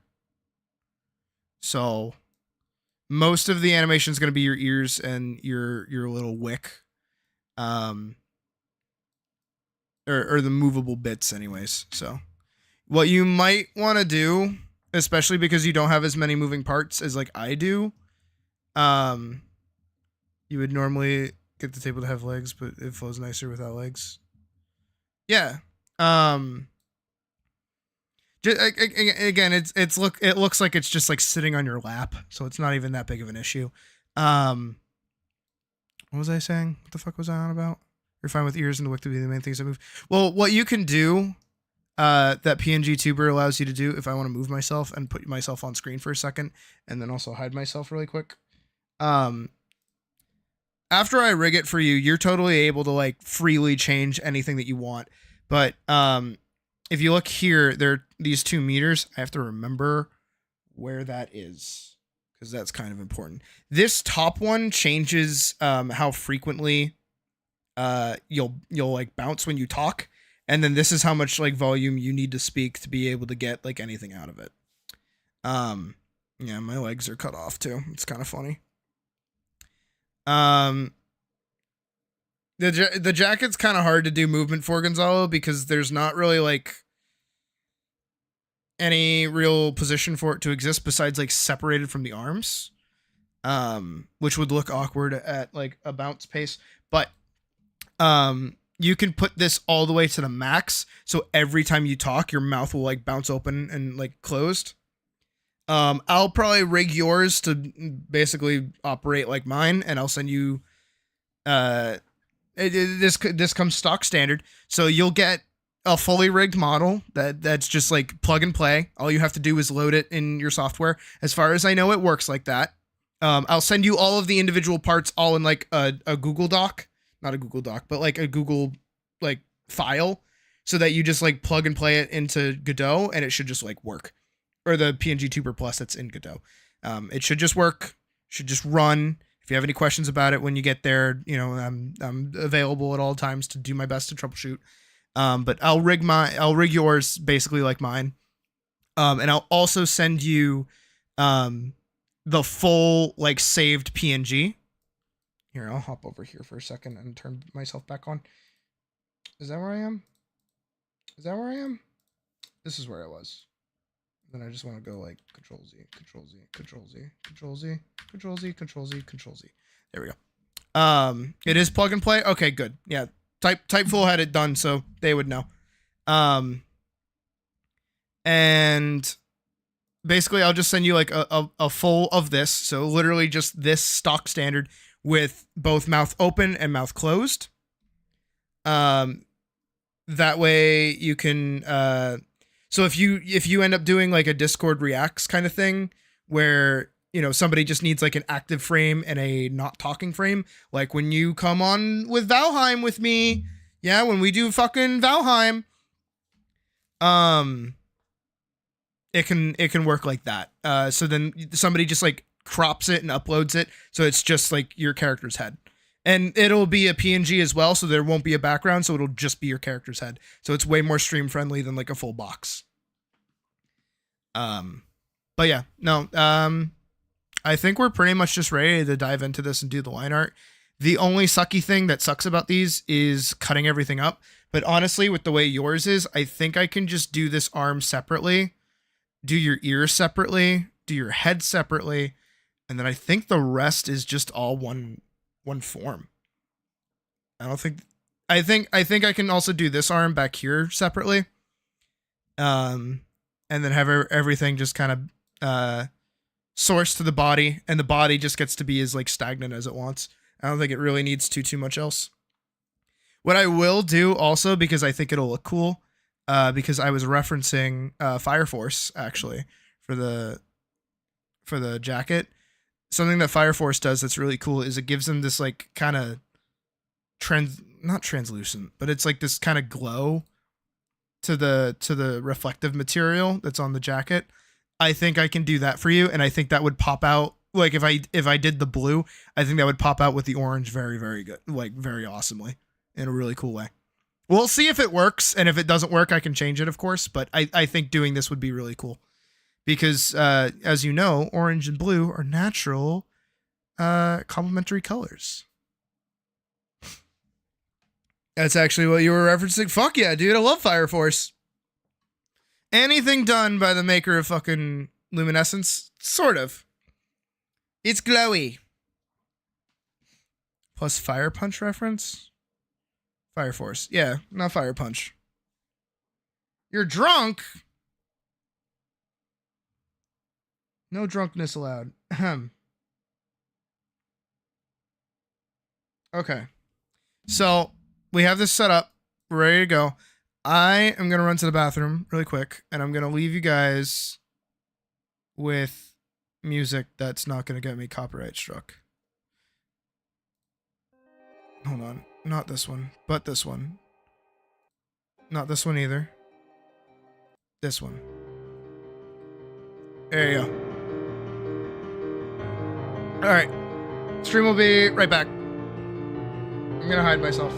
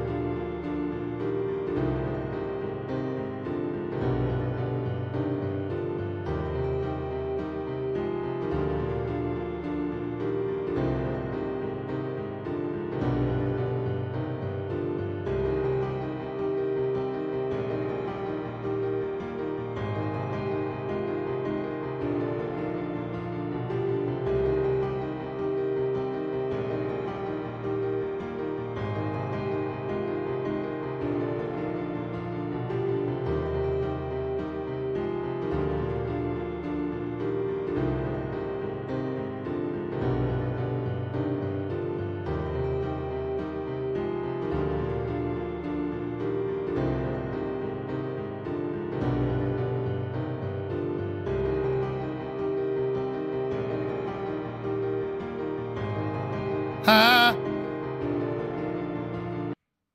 Are y'all abusing my fucking musician right now?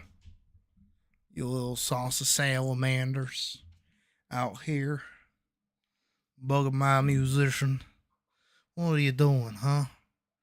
What do you think you're up to, huh? What do you think you're doing, huh? You even got a comment. Look at you. 23 likes, no dislikes, 389 views. Look at you. Boo. Boo. I'm still very happy with this thumbnail that we did, by the way. Do we have? We do. I wish we could have used this. I wish we could have used this, man. Nah, you killed it. Dude, you killed it. You're mid? What do you mean you're mid? I didn't say you're mid. Did I say you're mid? Oh, yeah, you did make dinner, didn't you?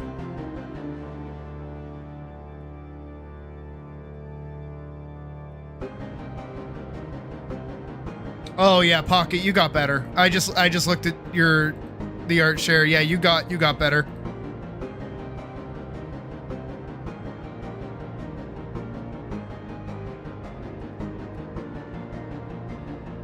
No, you did? No, you're not.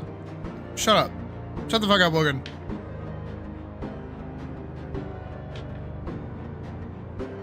Alright, that's animate. That's pictures. This is what we want. Okay. Okay, so we need base head. We need face 1. Well, okay, we need mouth open, mouth closed. Yeah, you should. Yeah, you should. I wish I had gas. I'd come see you this weekend because I have extra days. Or we have Monday off. Do you guys get Monday off where you are, Logan? I bet you maybe probably don't.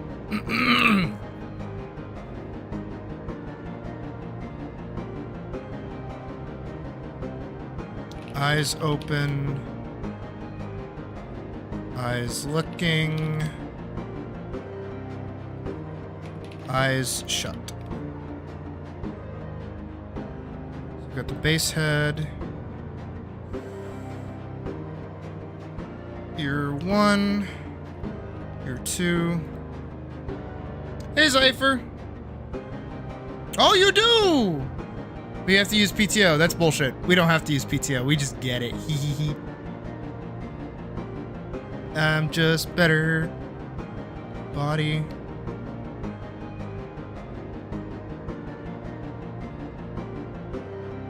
Red was orange in the refs. That's just to differentiate it. Yeah, I'll be pulling like the literal colors from your reference.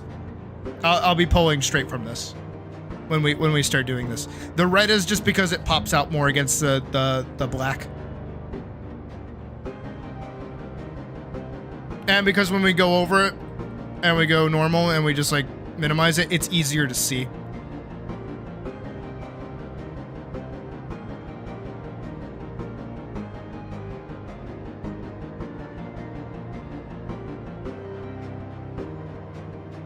Don't worry, I know what you want.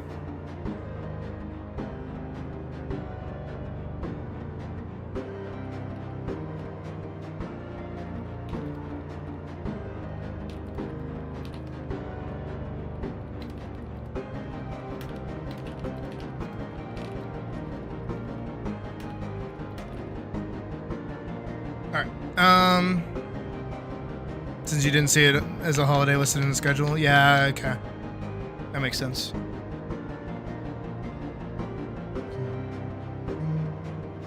So we have the body, arm floating, arm with desk.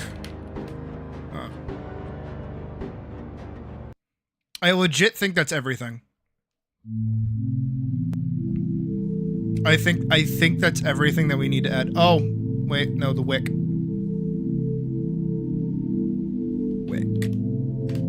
Wick, and then the flame. So you've got... Okay. Oh, cool dog. What color pupils do you want? Do you want white pupils? Do you want like a pure color pupil? Do you want black pupils? What do you want?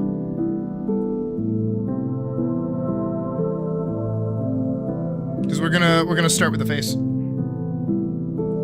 Because it's like the easiest part.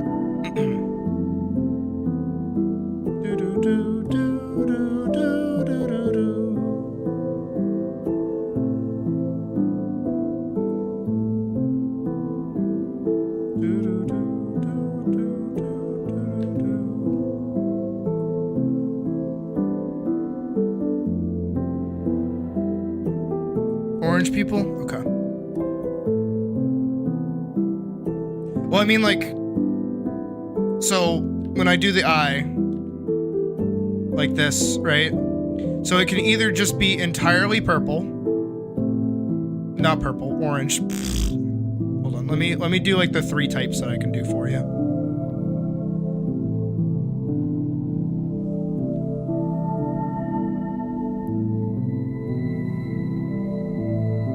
I'll let you pick.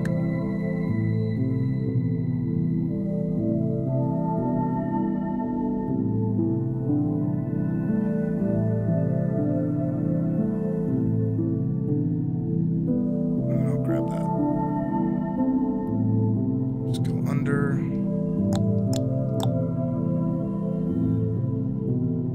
Well, presumably you want a highlight. Keep it as...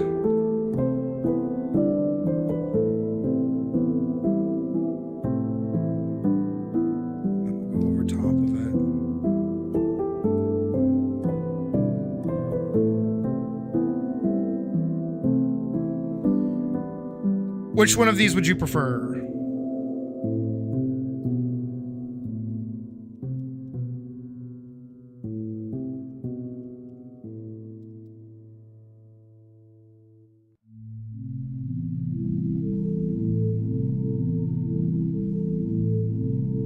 White background with orange inner eye.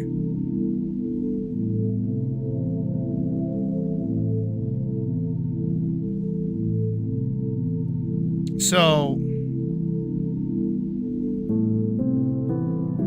you would rather have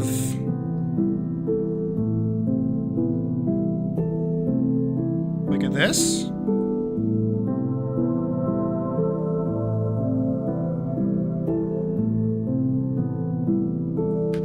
Or do you want this but with like a white scalia?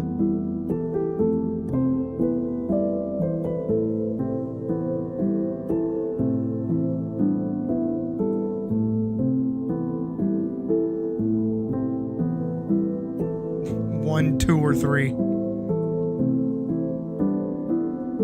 These are just your pupils. This is just the circle. If we go to like eyes open.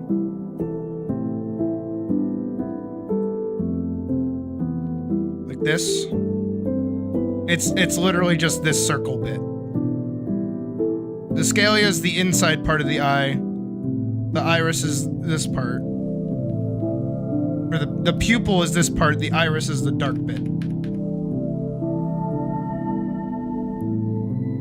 So which one of these would you like for the inner bit?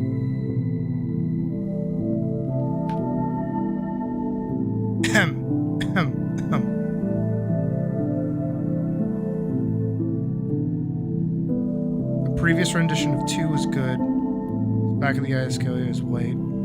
Number 2 is good. Okay, so you like this one. You like this one. Got it. Got it. I'm actually gonna save those colors. Eye colors. Hide those, this mouth closed, and then we can just get rid of these.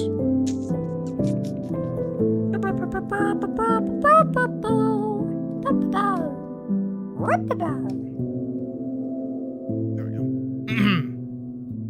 So, mouth closed. We're gonna duplicate, and then we're gonna move that down to mouth open. So that's the same. Yep. Oh, you know why? I shouldn't have done that yet. Okay, so this is still mouth closed, so we're gonna do...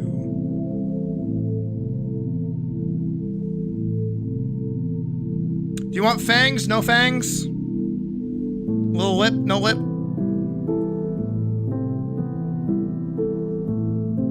Alright, so now I'm gonna duplicate this. This I'm gonna move down here. Hide that. Scoot that. Move that up here. Like so. Give him like a little blip.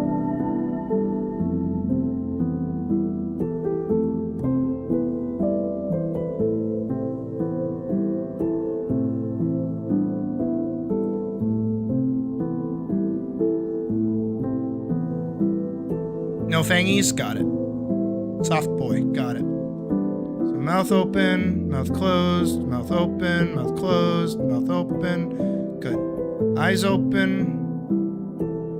These should be not looking, but instead... That's the general shape of them.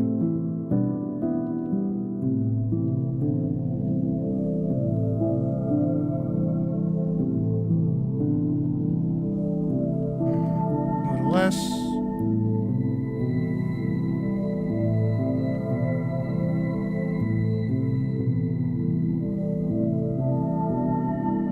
Alright. That's eyes open. This is him. So we're gonna duplicate that. I'm gonna have him look this way.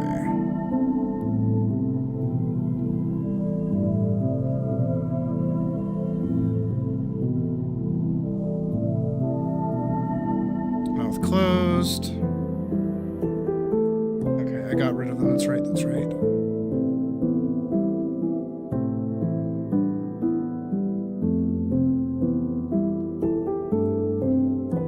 That's gotta kind of sit there. Protect the alpha.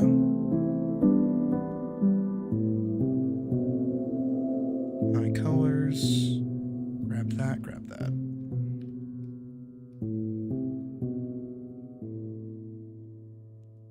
Over with the dark one first. Dark one first. Over the lighter one underneath. That. Then we go over top. I assume you want like little highlights in the eyes as well? Like that?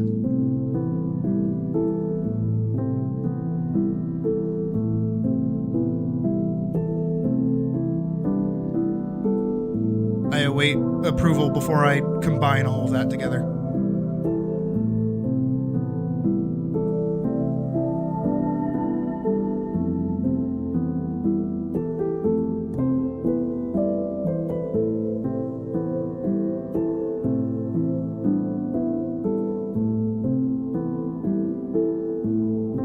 Highlights are cool, yeah? Alright, sweet.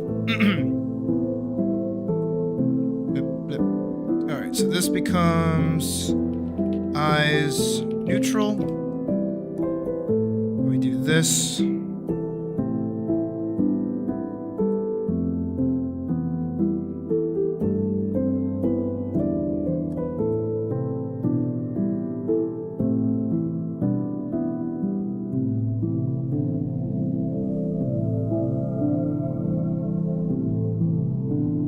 And then we go from mouth closed to mouth open.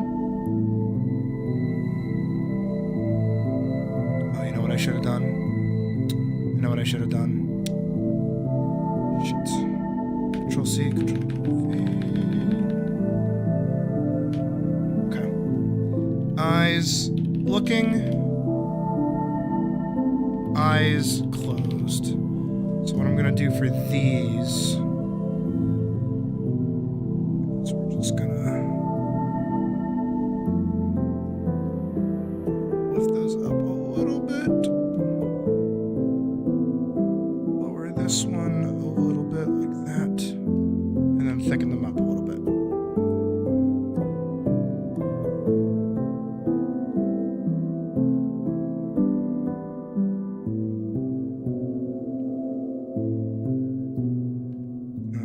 full.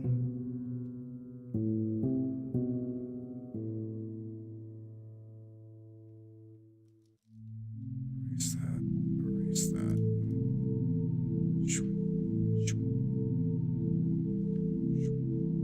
Like that. There. Okay, that looks good. These look good. Don't do that. Don't do that, me. Hey, Spirit, welcome back.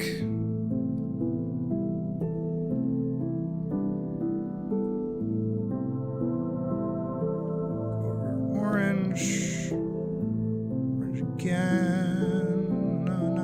No. Lighter orange. Lighter orange.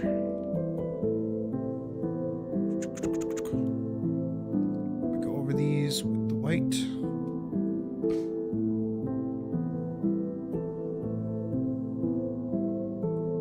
And then protect alpha.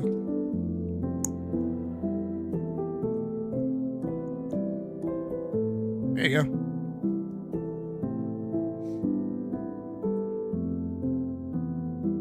He looks pretty cute. Alright, now I have to do eye active.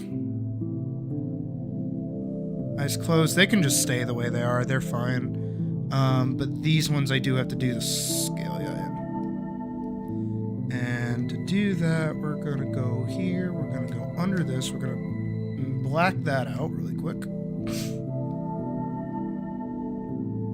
Just gonna kind of go over them with the white.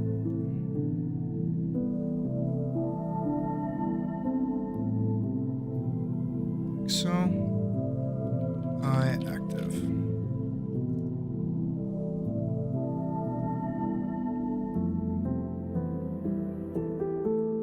Okay. And then white. Round. Round again. Honestly, if his whole skin is gonna be white, it's not gonna really change too much. That looks good. Doesn't look like too much changes.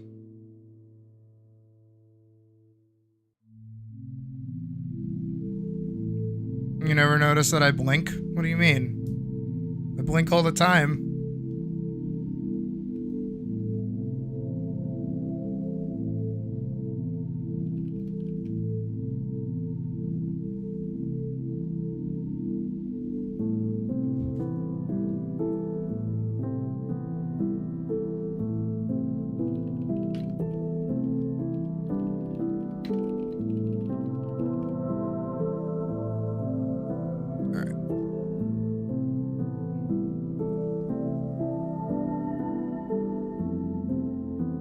Okay, so now... Hello, Gonchi. I feel like you're new, but I also feel like I've seen your name before. Shit. My Baja!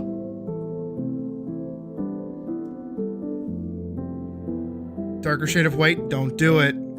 Don't do it. Don't do it. Keep it white. Trust me, keep it white. I know that sounds weird, but just... keep it white.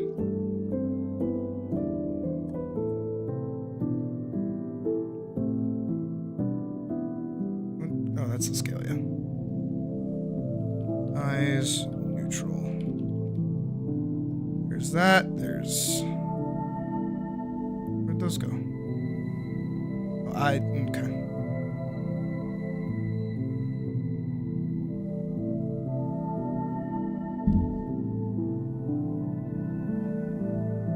Start dancing, hell yeah. You don't I mean fur, I don't mean skin, I mean fur. And we got the blink down, and we got the two mouths. Okay, I want mouth open. We're gonna do... None of these characters have their mouths open.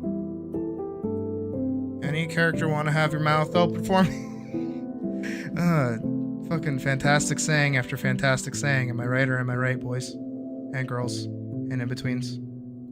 Here, this works. Oh, no, that doesn't work. I want the cute mouth colors that I have. Come on, don't fucking at me with that shit, man. Actually, wait, I have an idea. I have an idea.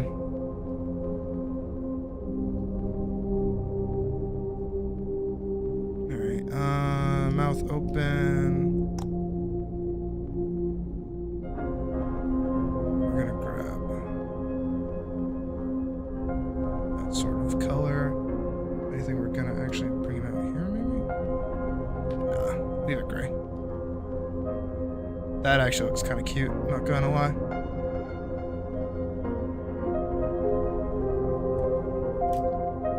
Aggressive dancing, fuck yeah!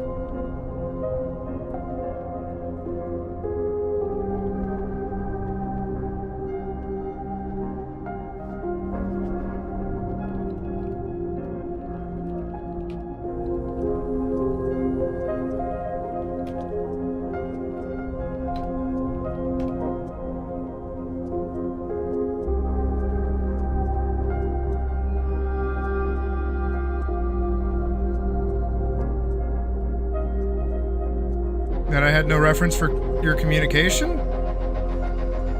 Nah, Typeful, I pinged you a shit ton.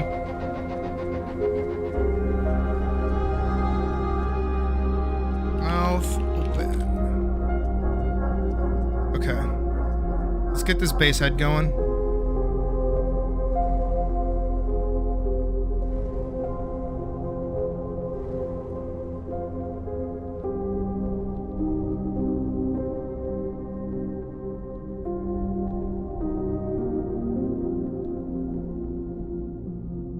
And I'm rounding out the little cheeky fluffs because I know that they're supposed to be like goop. So I could do like little goop collections. Autocorrect is ripping your ass.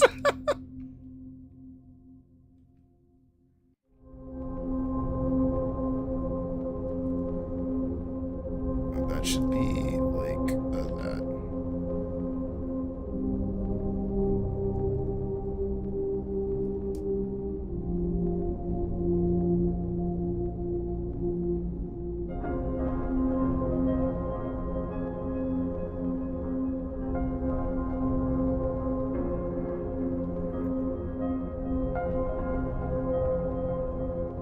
Up.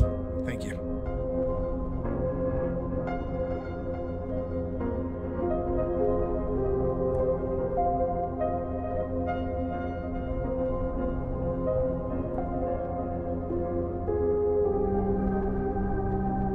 That's kind of fucked up, honestly.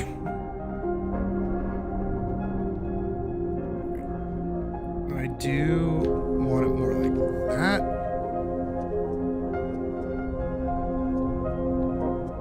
And now if if the way that I'm thinking about this works, this should be good. Alright. Where the fuck's the wick? I'm gonna make the wick kind of thick. It's a thick wick. That, and then let's grab your flame colors. So we're gonna start with an airbrush in the center, like so, and then we're gonna take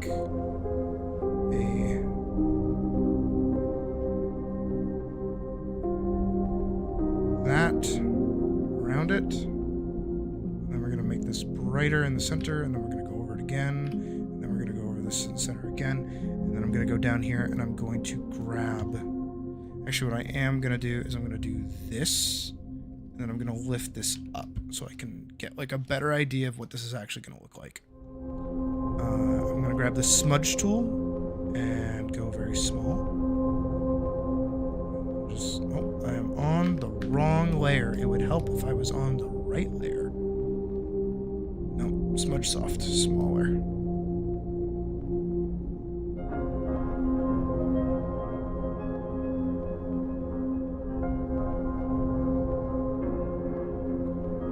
That would look jarring. It's a good idea, but it would look weird.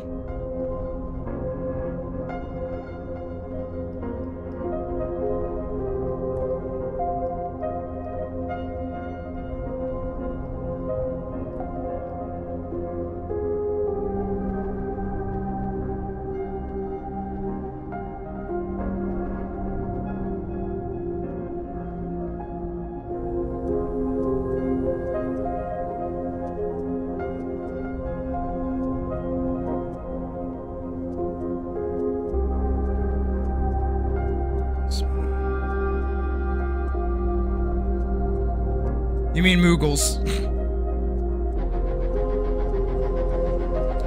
And then we have these. So then we go back in with our airbrush.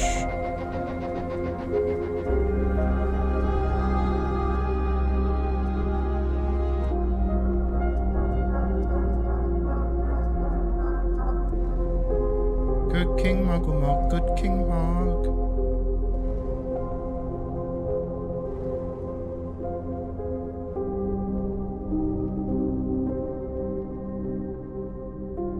Oh, have a good night, Spirit.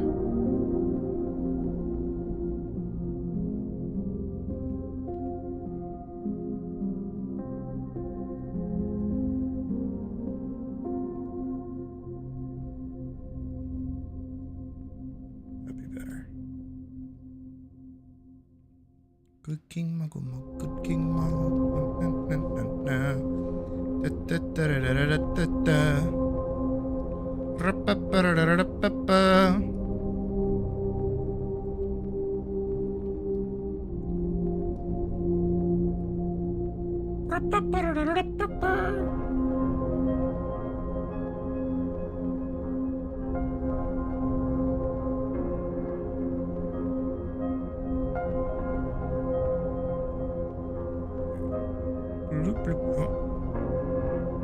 Oh, because the wick.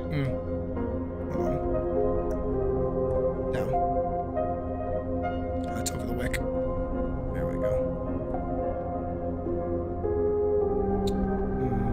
We gotta move over a little bit. Flame probably has to move over too, huh? Put it there.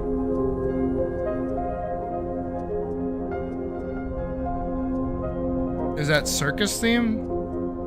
Oh.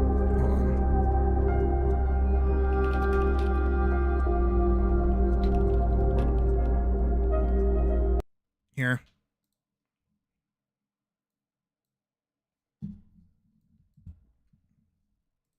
Give it a second.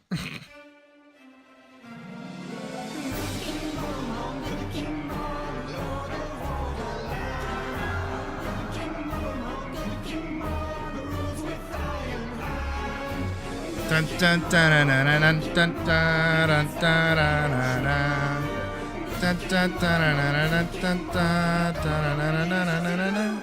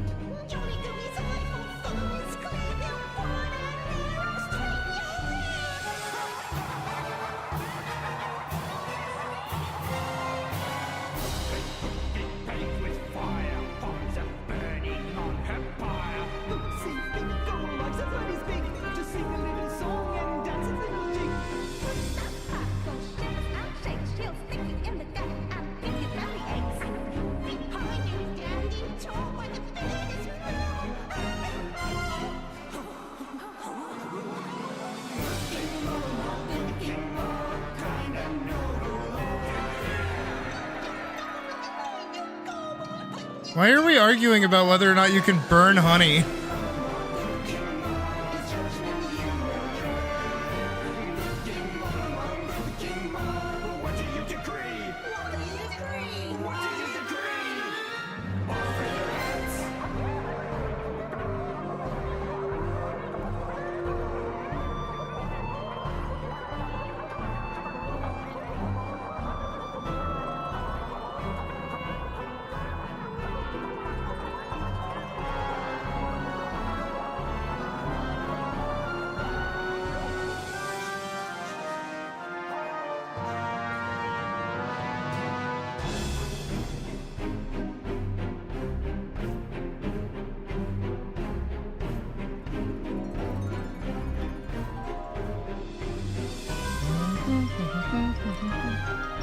Also hide deadlocks.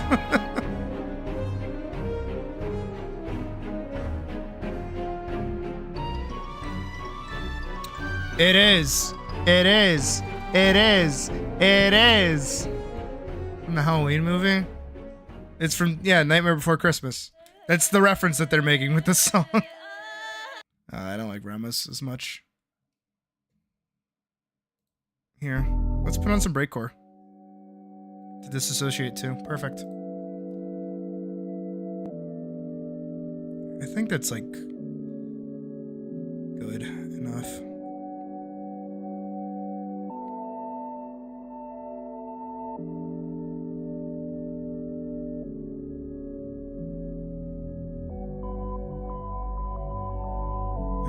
Mouth open.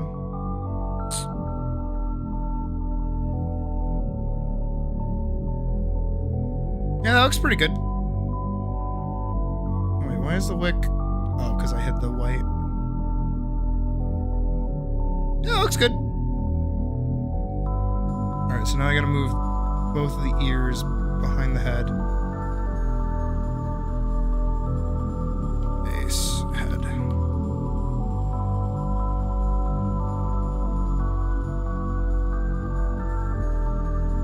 Folder.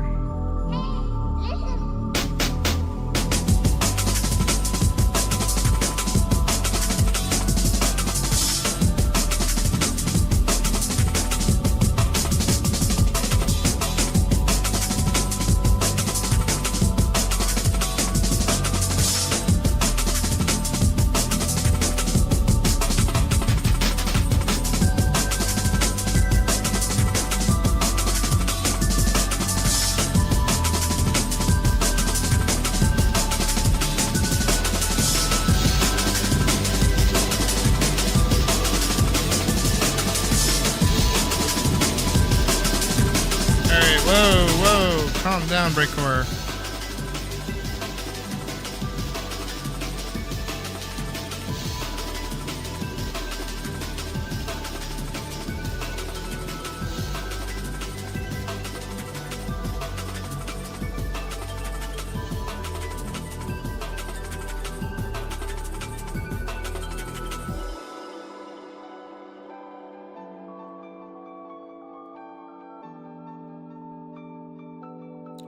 That's wrong app. This is right app.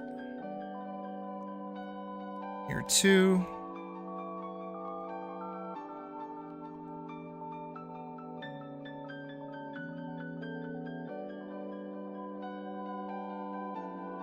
Alright. So now we get rid of base head. So then we can just do that. Have a good night, Logan.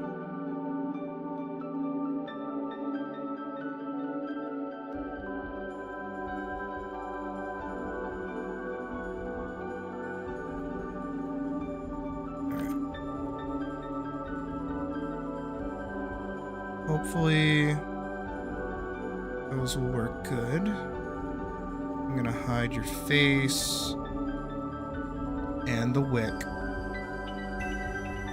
And we're gonna grab that. I should just put that above that, so I can grab it at any point in time.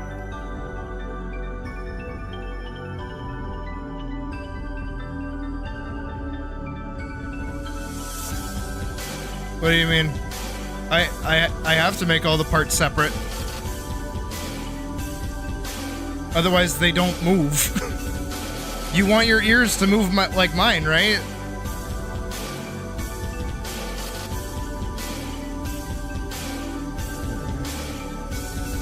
If you want something to rotate, it needs to be on its own layer.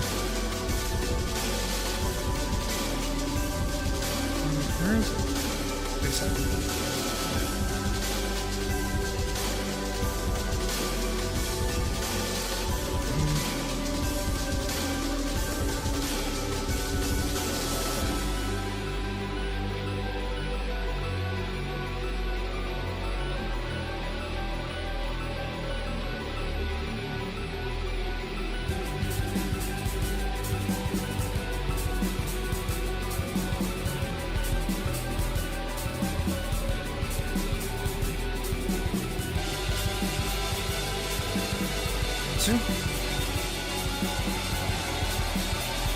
One. Oh, you're just pulling my tail, huh? Oh, there is also a piece of this I forgot to add that I will add momentarily. Okay, so there's your 2 ears done. Wait, huh? Wait, huh? Why does that happen? That's... okay. Well, that's an easy fix, but it's like annoying anyways. There we go. There's that. There's your base head. Mouth open. Delete eye colors. With eyes active.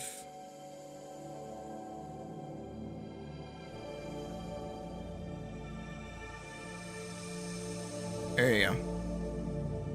And so those should rotate on that hook. I can adjust where they rotate from, thankfully. But they should be able to rotate around your head pretty easily when you talk.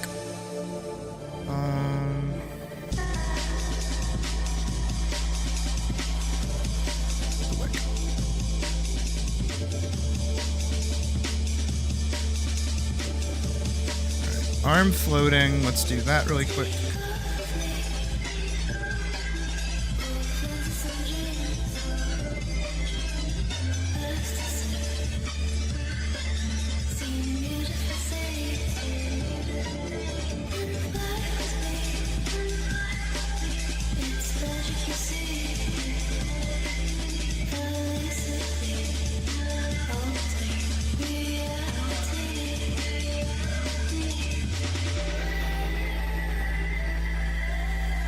Similarly to suck my paw. Nah, I get it. I get it. It was creative, don't get me wrong. Sometimes I in fact forget that I am a furry.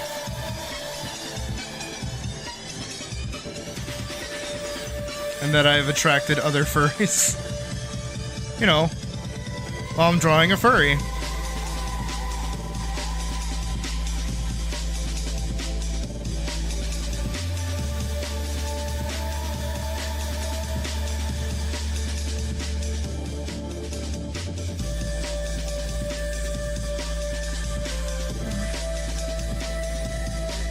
It's kind of out there. Kind of not a fan of that. That looks a little more accurate. Contextually speaking.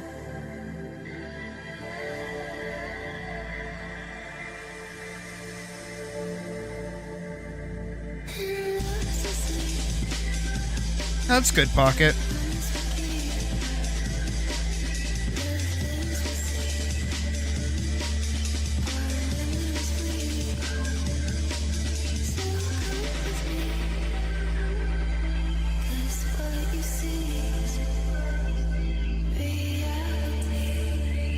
He's a fox. It's a furry.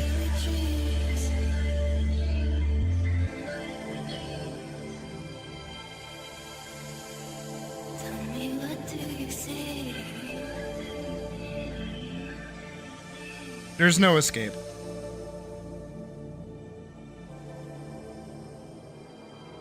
Waxona. It belongs at a museum. Technically, that's how that's supposed to go.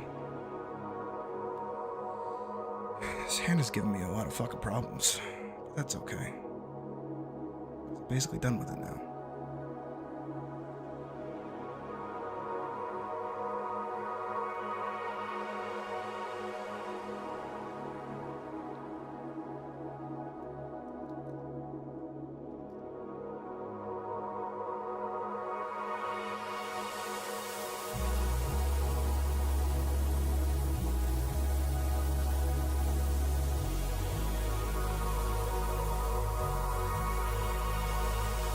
That's probably not good, Pocket.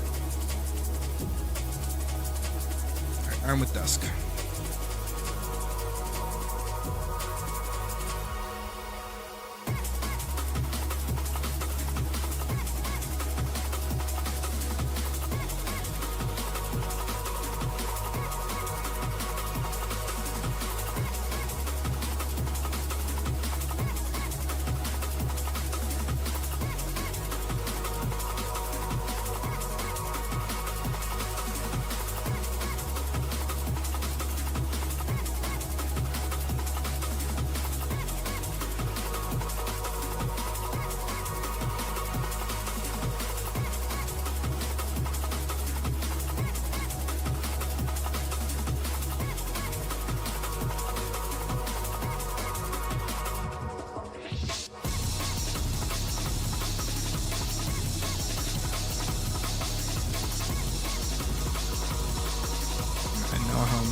That. I want to do that.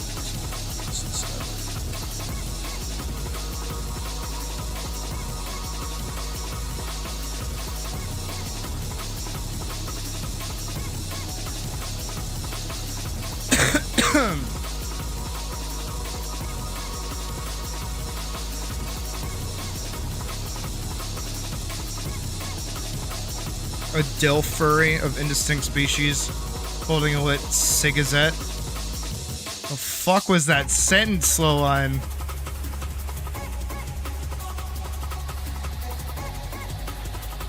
I feel like I was having a stroke.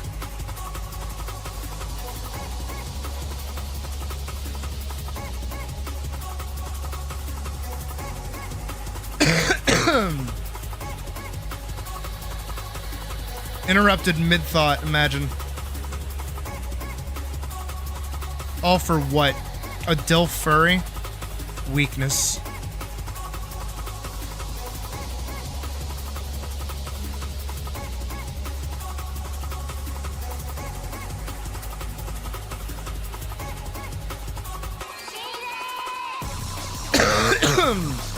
Cigazette was a typo. It doesn't look like a fucking typo.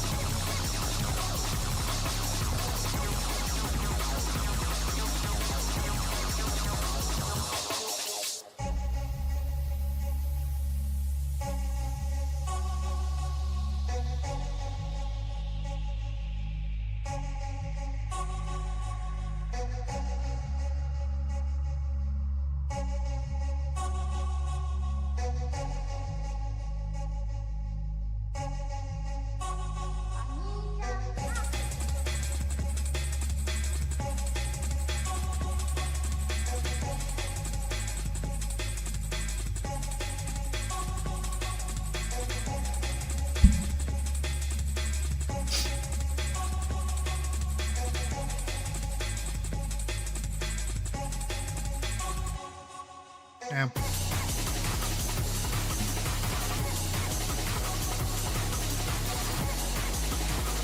Okay. How are keyboards set up again?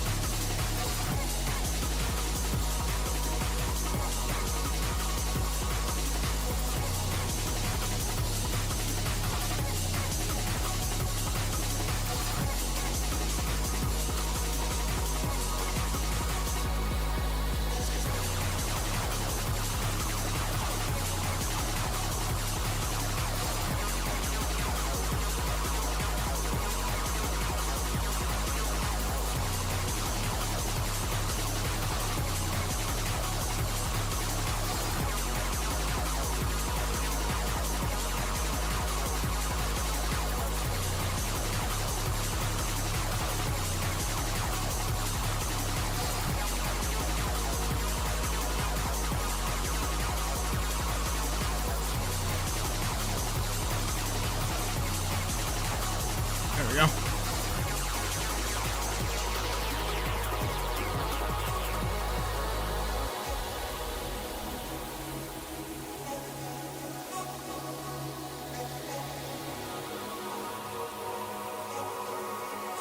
Cut off arm. Same thing technically over here. Shouldn't drop below this though.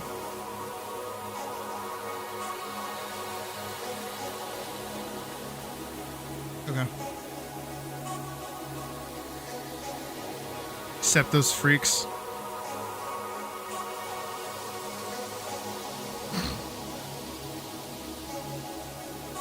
Alright, we can get rid of those two now.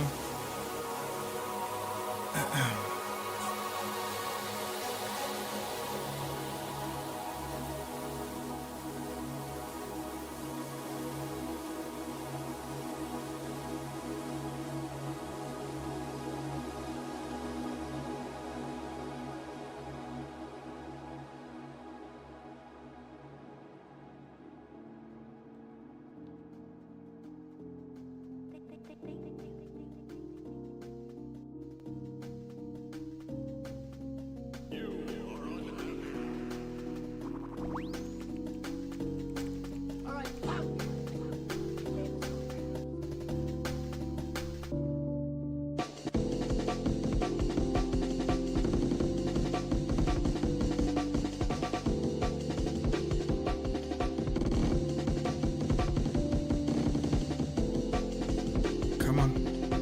Come on.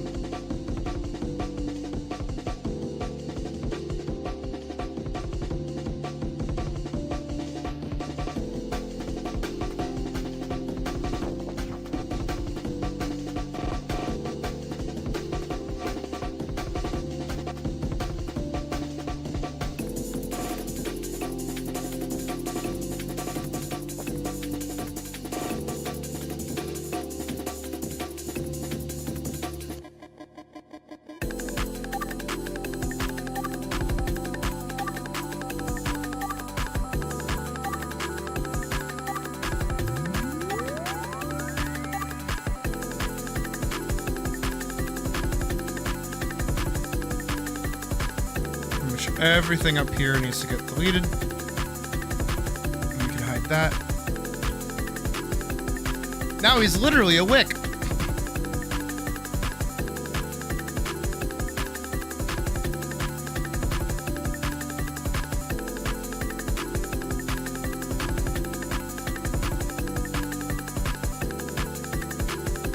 We could just leave that silver. I think adding teeth is gonna look weird.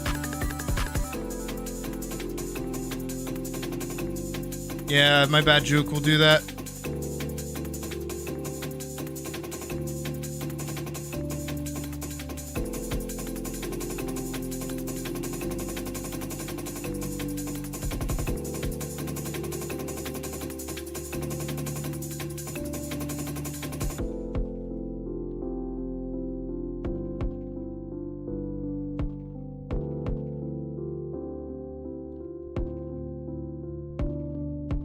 Agreed. Agreed, Slowline. I think Cool Dog had a really good idea.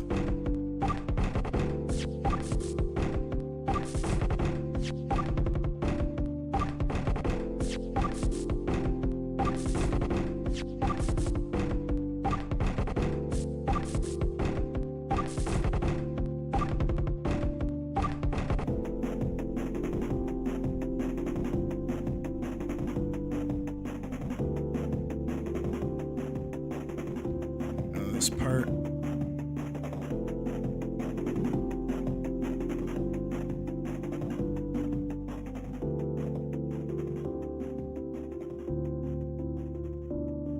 All right, fuck.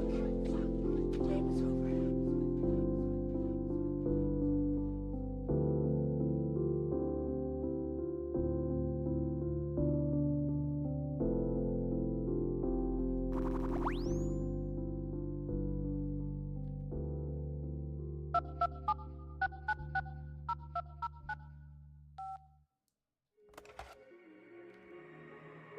Yeah, we're just big chillin', Badger.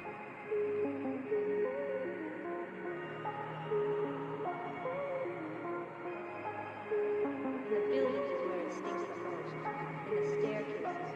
All you have to do is take a good look.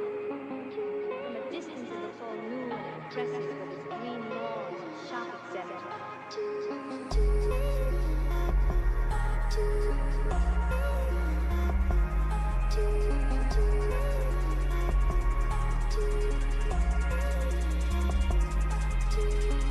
Yes. Do it. Do the thing. Whatever the thing is.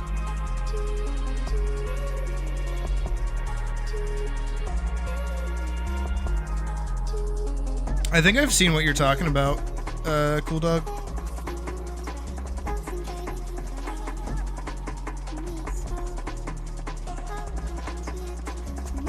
Thank you, Slowline, and I will gladly take your money.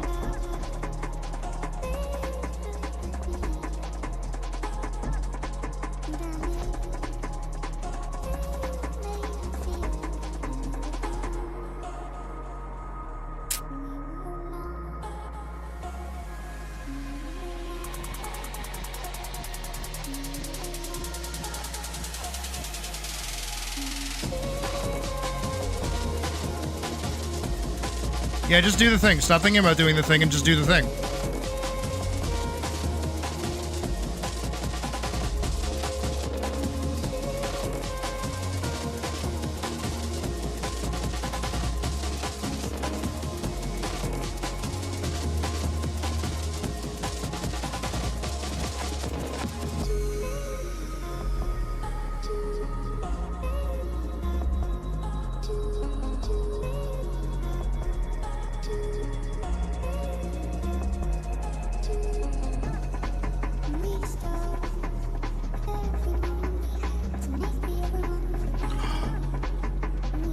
It's Mushishi! I knew I recognized it!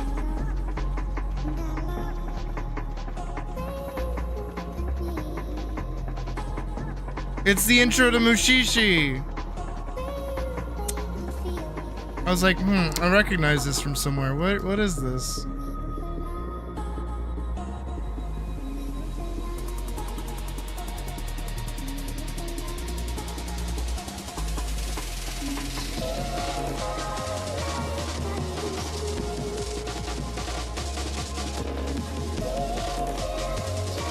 Mushishi is like a really chill anime.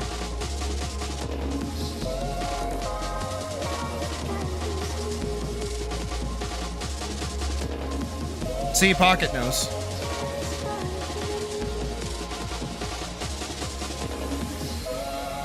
Roy Mustang goes around healing sick kids and like sick people. It's pretty great. It's honestly a really like chill series.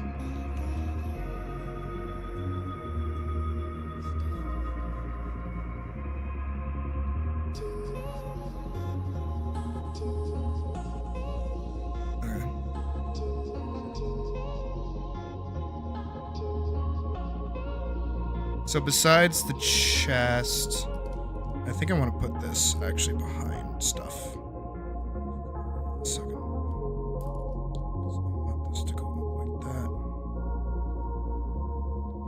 this.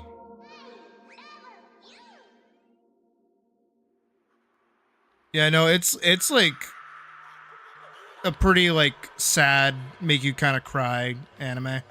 It's really good. I like it a lot.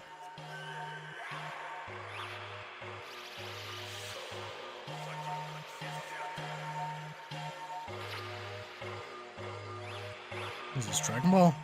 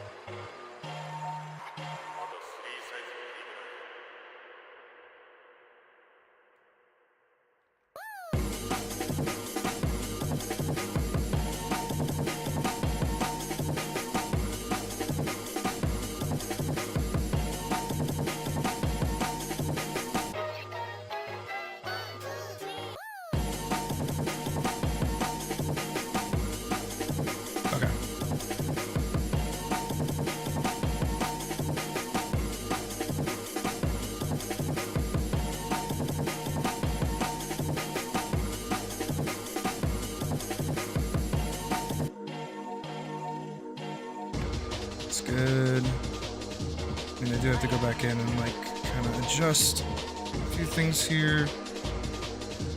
Everything's gonna be perfect. Maybe everything is gonna be perfect. I saw one thing that was. Okay. Darker gray, but not super black. Darker gray, but not super black.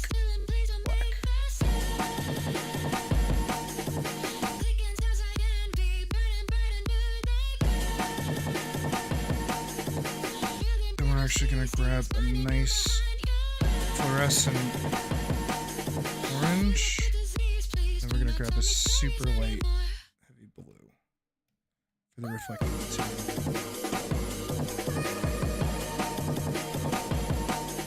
Darker. Looks good.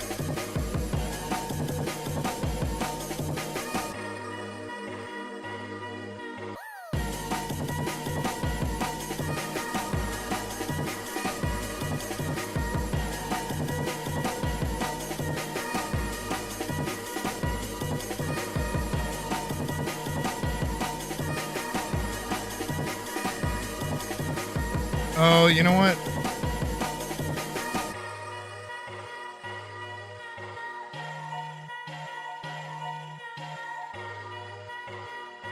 You did that.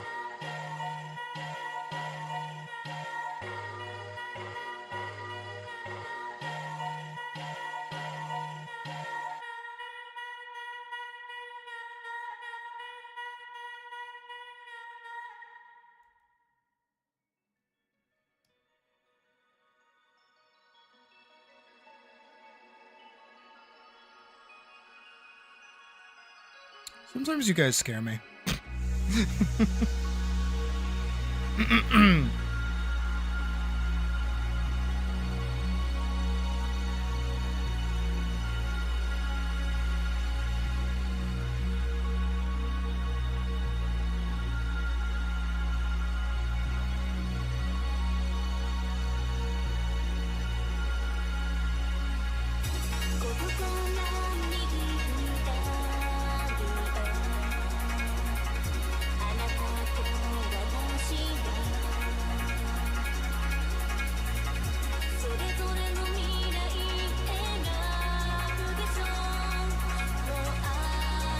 Just enough.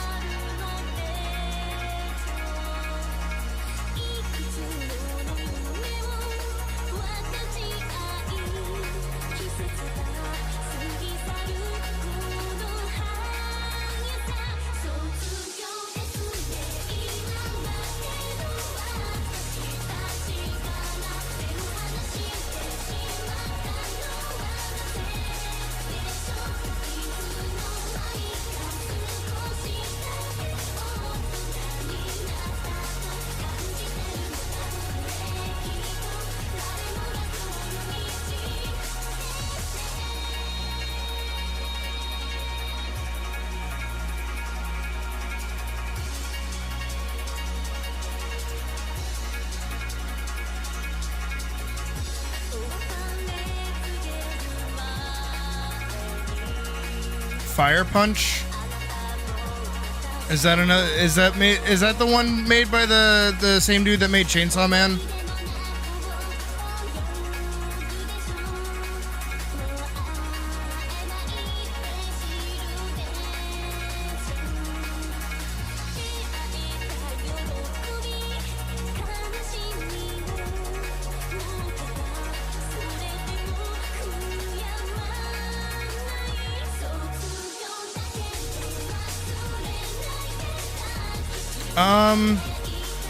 I think it's just like overblown violence, if I'm remembering right.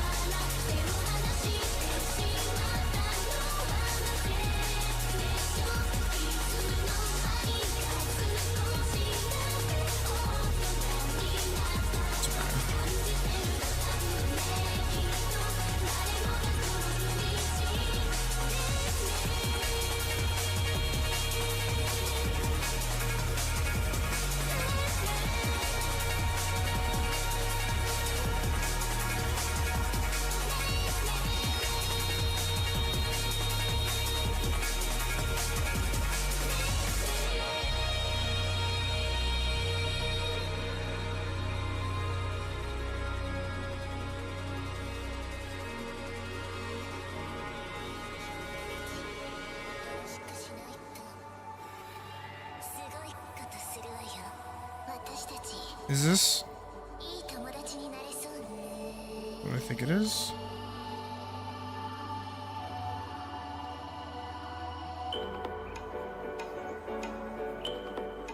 It is not what I thought it was.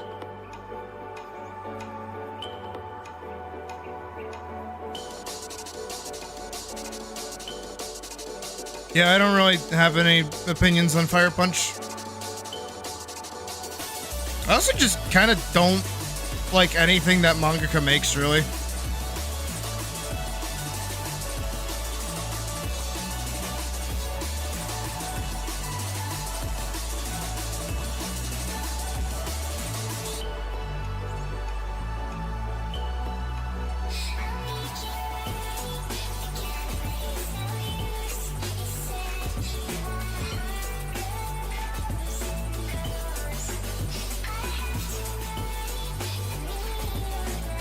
It's not that they make bad stuff, it's just like I don't fuck with it. I feel like it's the Black Mirror thing where sometimes it's just like a little too pessimistic.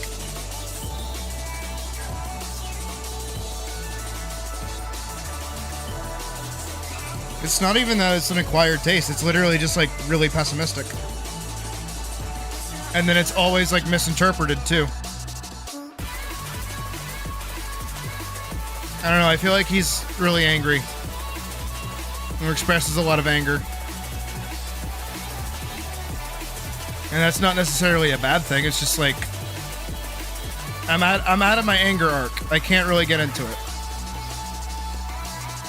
As we talked about earlier.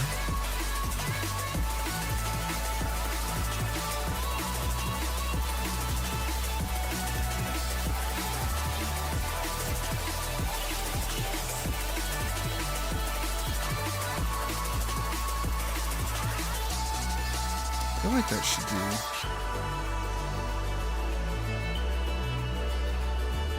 That's where it is. Well, let me do free transform.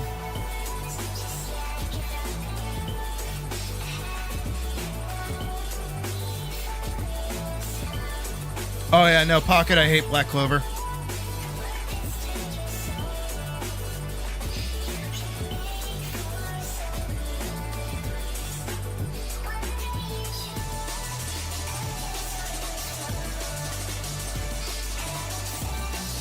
Oh. No, I hate it because it's literally just like it undermines its own world building. Where's Blur? There it is. Bigger.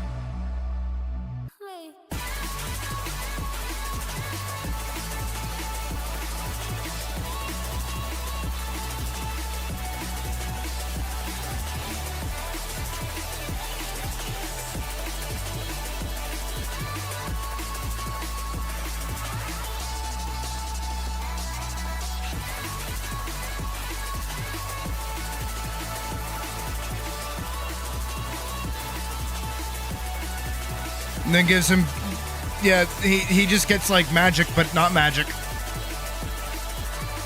Again, it's like really lazy world building.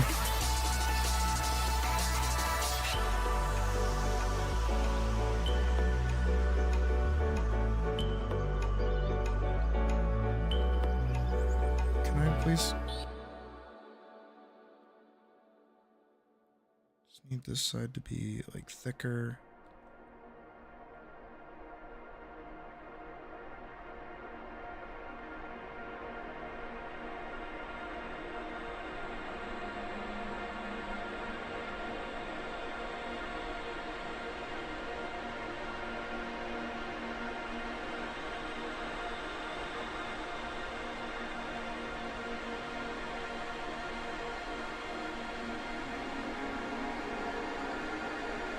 Alright. That's everything there. We hide that and we add... Oh, I still have to color those in. Shit. Right. Well, if I add everything that we have so far...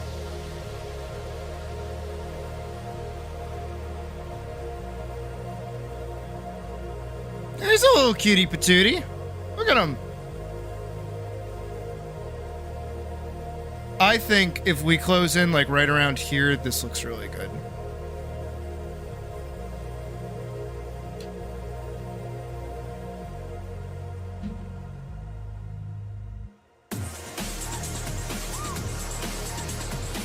Same thing with Made in Abyss. It's meant to give you the ick.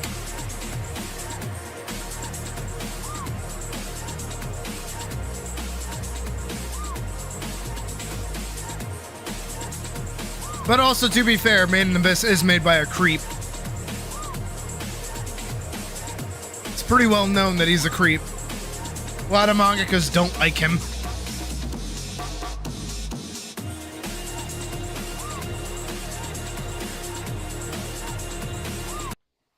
Do you, Slowline, do you want the actual answer to that?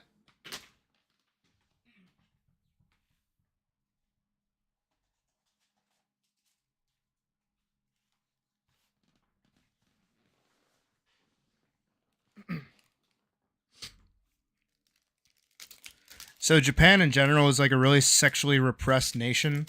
As much as we, you know, see a lot of their cartoons, a lot of their like approach to sex comes still to... Hi, Griffin. Great time for you to join us. We're talking about why Japan has a bunch of weird sex in its media. Or because the creator's giving the ick. Probably a mix of both. But Japan is a really sexually repressed nation because of its values and its core beliefs. And a lot of post-World War II art that came out of Japan was a lot of body horror stuff. Primarily because of the two, you know, the fat man and the little boy or whatever it was called that you know, the two nukes, Hiroshima and Nagasaki, were hit by. The horrors of war and the rapid industrialization of Japan was a massive connection for a lot of Japanese artists to kind of build off of. And because of that, that's why a lot of really early stuff, you see things like Akira, where it's like machine and body being mashed together. You're seeing a nation just like rapidly accept industrialization and technology and just making leaps and bounds. And that kind of body horror ends up being a inspiration for a lot of newer mangakas and creatives over in Japan to basically take that and stem it into sexuality, because they feel uncomfortable with a lot of different directions in sex. And so they both attribute, actual sex to a disgusting act, and as a form of extra body horror, where it's like, diving in deeper than the skin. But they also don't have the same like nuclear family base that we have, where it's like adult parents hiding sex from their kids. They have a different upbringing than us, so it works differently in how they engage with it across the board, which is why you find a lot more interest in younger girls and shit like that. And it's not okay. That doesn't mean it's good, but that's where it comes from. Is just in general that they're really sexually repressed, and they're kind of all over the place, and they think that, well, a lot of media likes to engage with body horror. And one of the scariest things about bodies is sexy time. So, I mean, that's the whole reason why, like their content is so sexualized, is because they're trying to get guys to go out and, like, bang women. But they don't know how to approach each other because there's not enough, like, social cues for that country to be able to do that.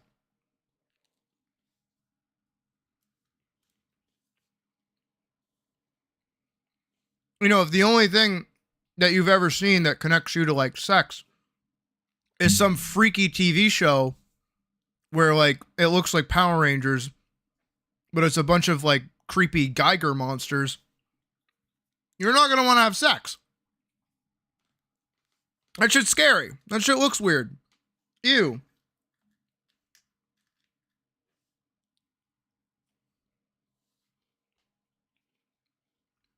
Which pocket is completely understandable. It's like that's normal. But then you look at a lot of, like, Western media and what we have to deal with and what we engage with, and we find, like, a lot of, like Dirty Dancing. Terrible movie. Hate Dirty Dancing. That movie has, like, a whole litany of problems. I have no idea why people like that shit. And then you also have things like Grease. A lot of stories in Western culture is very about, finding love, meeting that person. This is how you go about doing it. Win the girl, win the day, that kind of thing. Japan doesn't really have that a lot of the time. Oh, shit, fuck, damn it, no, my cookie! Fell on the fucking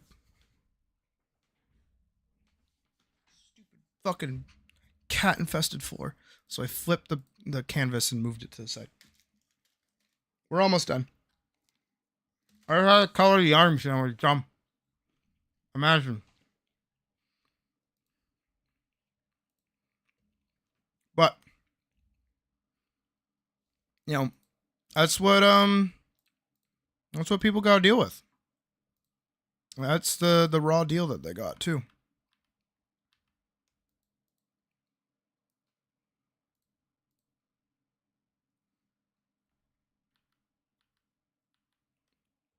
But, what can you do?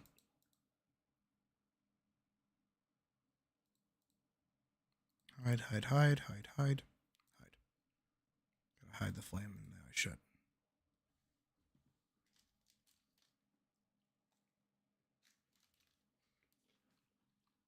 Because they're trying to make content for high school boys to get into.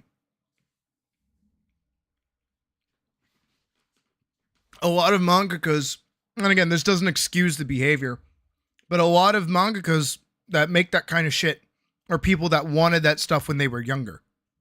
They wanted to engage with that. That's why they find that. That's why they have those fetishes to begin with. You don't just, like, wake up one day and go, I want to, diddle some people. I want to be with, like, a younger looking kid. You don't just kind of do that. It has to come from somewhere. There has to be a reason. And that reason's gross. Don't get me wrong. I forgot to get rid of this. Oopsies. But like, it's just down to their culture. It's literally that's all it is. And it's kind of gross.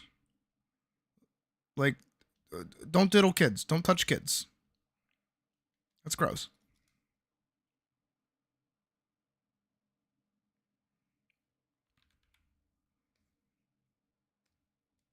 And it's, you know, especially when they're lonely. It's like, damn. It's just what they think is right, what they want to do. It's not all of them, but it's a high majority of them.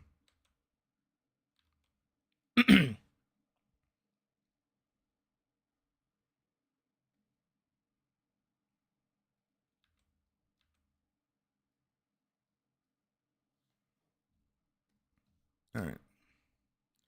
I need this black.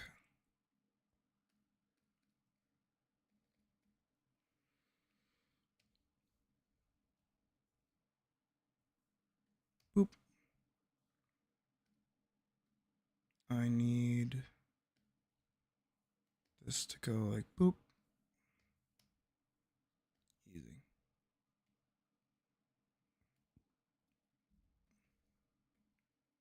But yeah, there's reasons for everything, like across the board. No matter how fucked up something is, there's always a reason behind it.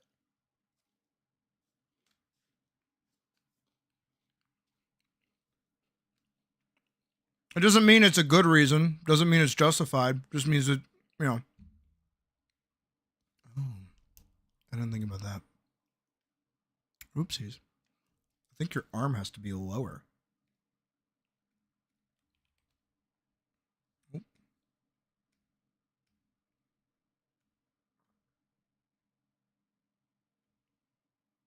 Where is it then? Oh, I did those on the same fucking layer. I'm an idiot.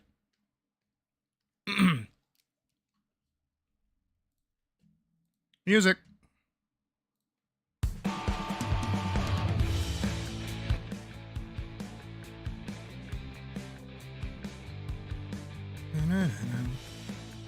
Hmm.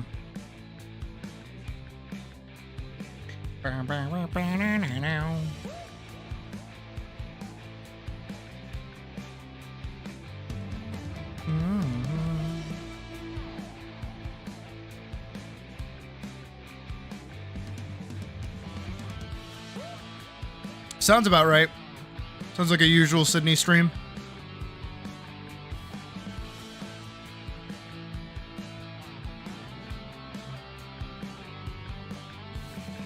Oh, have a good night, Pocket.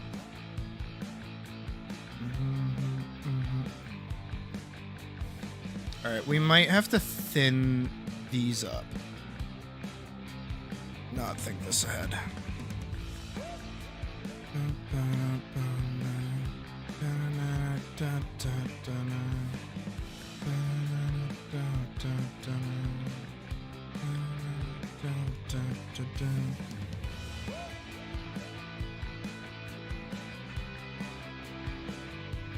Thank God I didn't combine all of this, otherwise that would have been more of a nightmare than it had any right to be.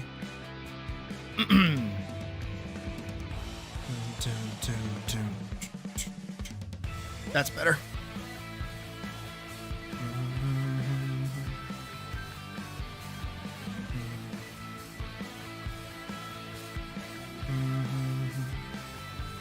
There ain't no problem now. We fixed it.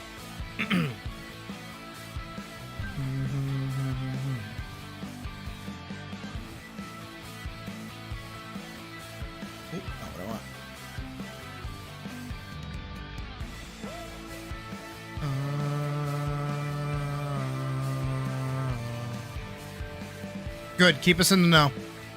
And keep me in the know.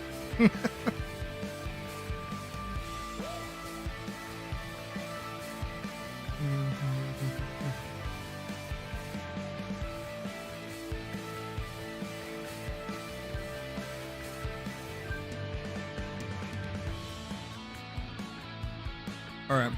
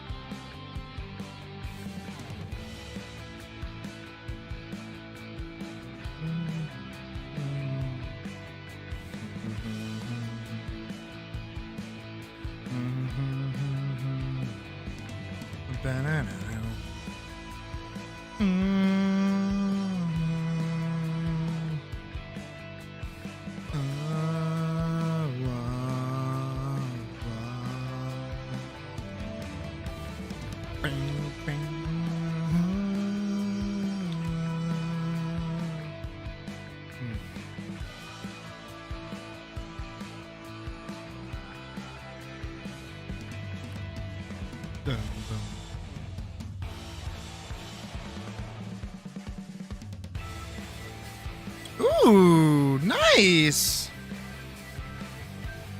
Love to hear it. Love to hear it.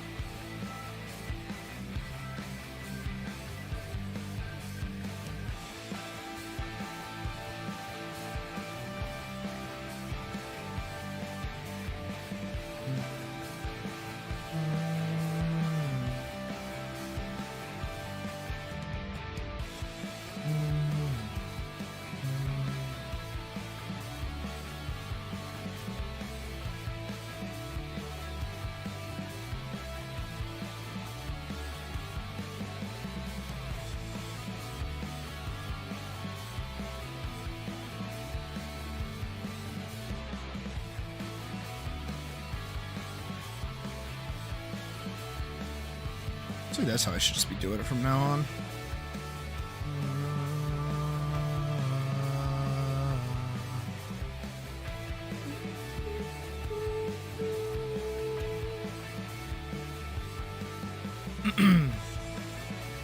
I'm glad you're happy, Slowline. I'm very glad you're happy. I think he was in stream the other day too. But good shit. You picked the good. You picked the real one. Proud of you.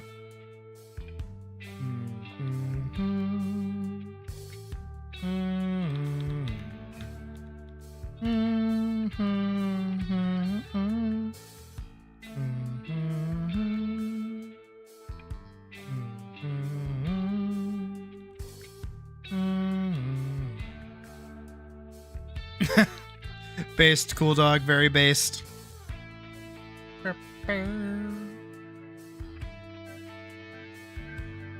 Don't worry, it comes in time.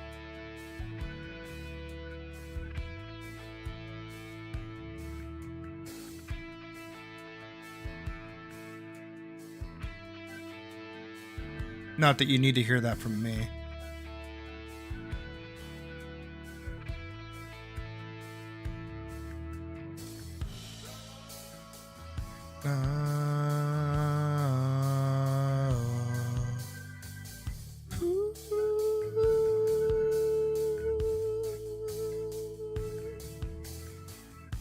Better.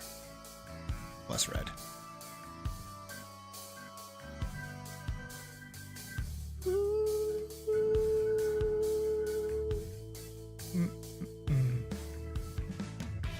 Hey, we respect women here. We call them ladies of the night.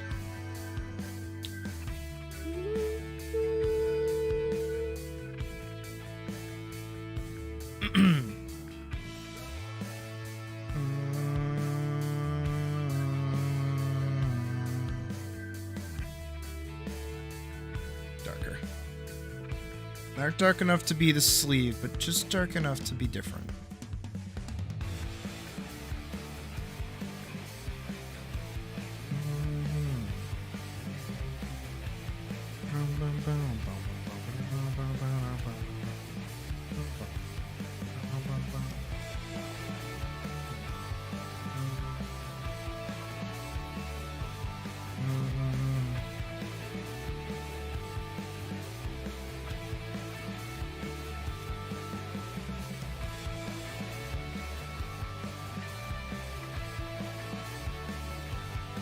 Good mentality. That's a good mentality to have.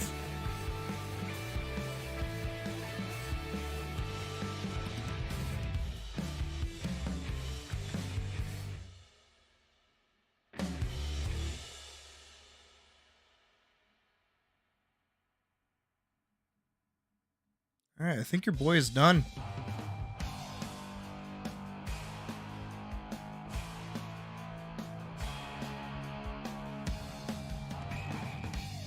There you go. Oh. Add free transform still on.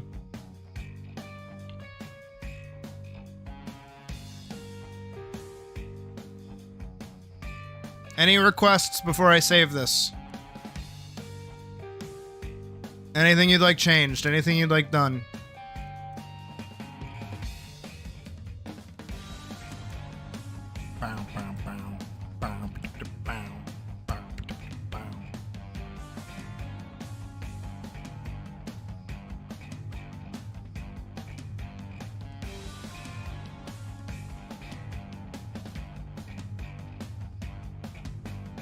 Oh, wait, hold on. Small change that I will make for the sake of intrigue. Oh, where am I? Oh.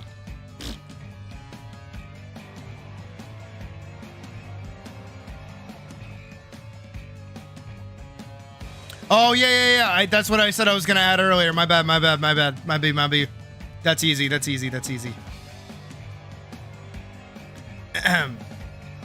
Allow me.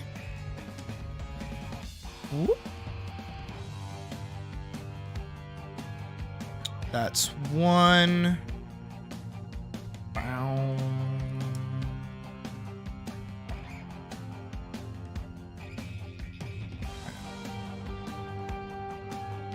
That's two.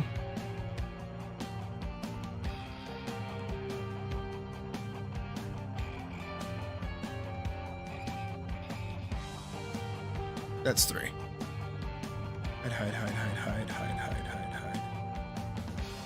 Hide.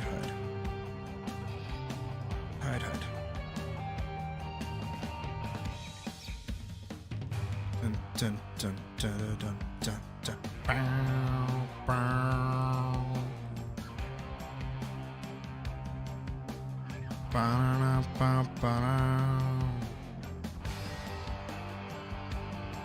One.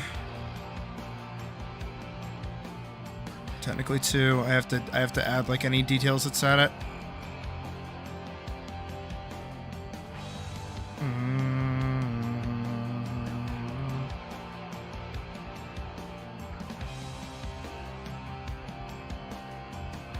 Small detail in DMs.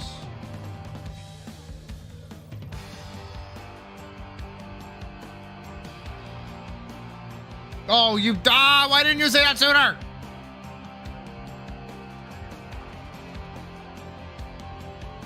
I have an idea how to save it. I'm very smart. I'm very handsome and talented.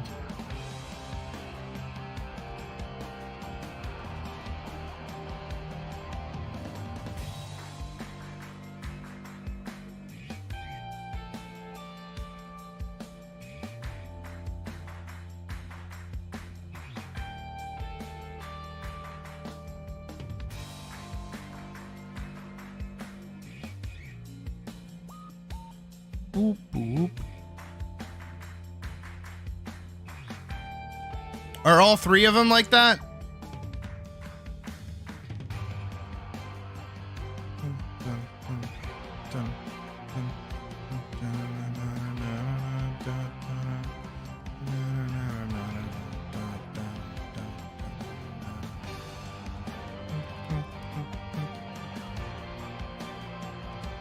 Yes, all three. Fuck!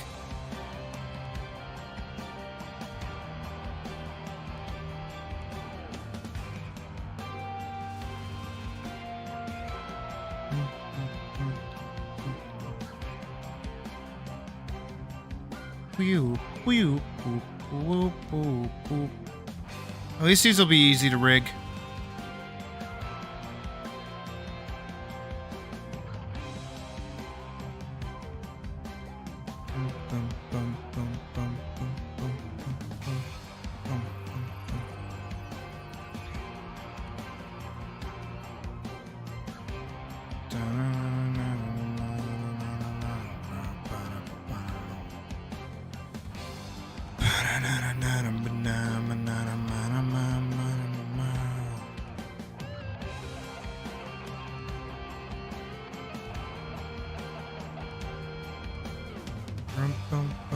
Okay, hi, get the fuck out of here.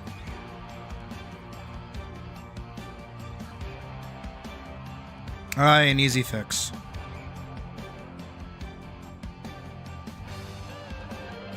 I'm just smart and lazy. A winning combination. Oh.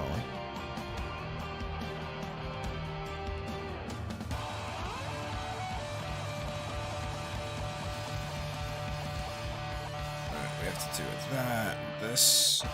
Cut. Paste. Dump. That's on that one now. Good. I could have used that time to just get rid of this part, but it's whatever.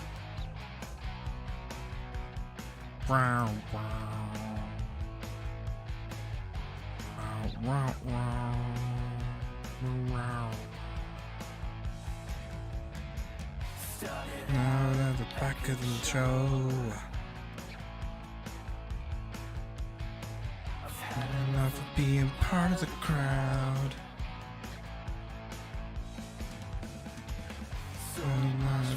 Making a plan. Alright, idea. Do it loud.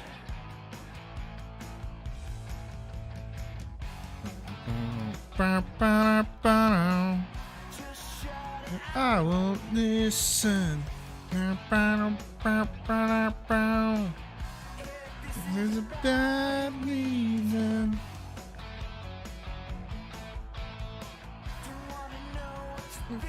About it.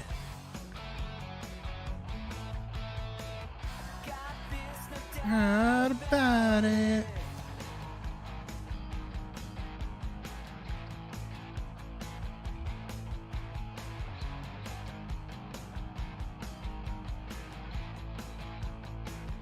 Alright, 7.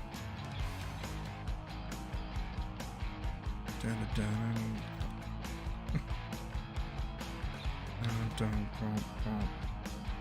And here, I'll put all of these on like separate layers as well. Well, they already are, but I just mean in the sense of like for rotation, so that they all move independently from one another, so they actually feel like different tails.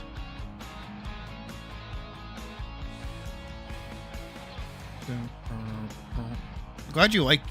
glad you guys like the stuff that I make for you.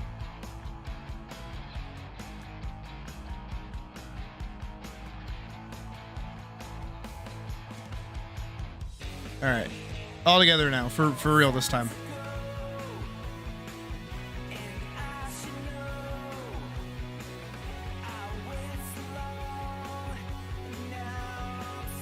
There you go.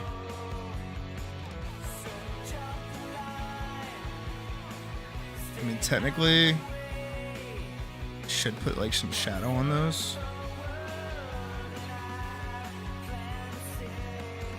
Just start with this one. I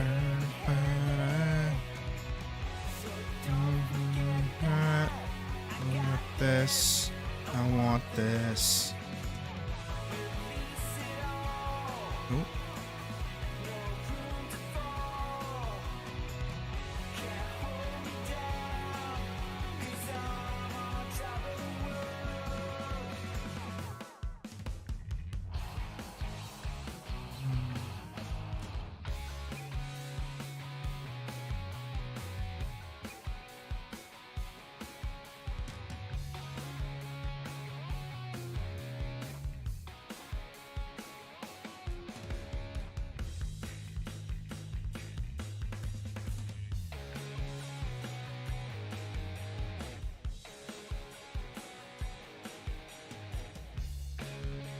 There we go. A little bit of shadow.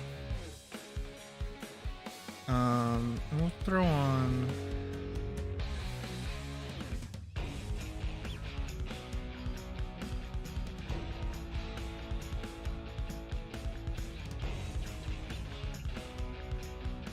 Color.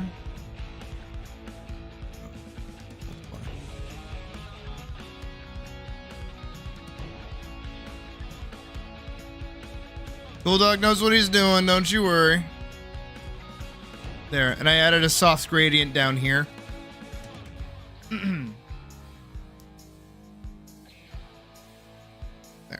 So all of these should be able to rotate from this rear point from behind. That way they'll all have their own. I'll put this one on like a counter rotation, so it'll kind of all like float into each other a little bit. I'll have them linked to the body in general, but I'll have them like rotate on their own. And whenever you speak, they should bounce around a little bit.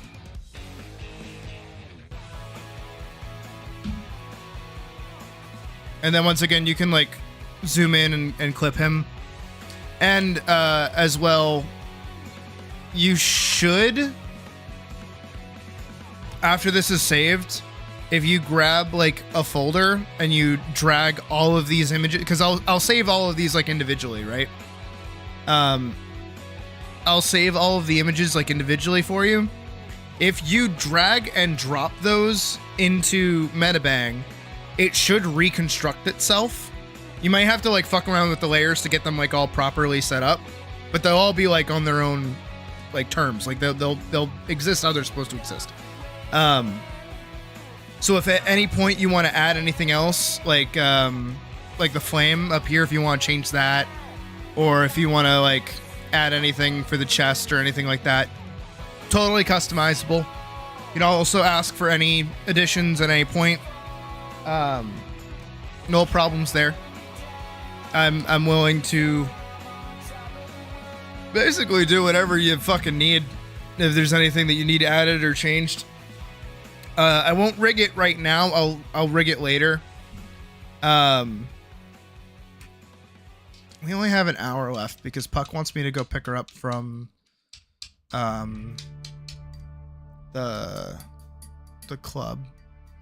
I might have to end stream around then, honestly. I don't know. I told her that I wanted to keep streaming once she came back home, but I don't know what she's doing, so I don't know what we're doing. So we basically have an hour to kill. Again, I'm gonna save this as is, as an MDP. We're gonna put that in my commissions folder. Cool dog. Quick. Alright, so they're saved as an MDP, all that work. I'll save all the PNGs individually later. I'll rig it all up for you also later. And then I'll send you the Google information and everything that you basically need to get this set up for you to be able to use. I'll also do a test video for you to make sure everything like moves around before I send it over to you, because then it's kind of a bitch for me to explain like how to move different things. So I'll do a video of me like talking as your character. I did the same thing for Typefool. Just to give you a general sense of how they move. Again, I'll rig them similar, like pretty much the same way I'm rigged, where like I have like a soft bounce every time I talk. My ears kind of bounce up and down. I'll pretty much do everything that I can to get everything plugged together. And then again, I'll send you the open mouth PNG like this. Actually, I could just do that right now.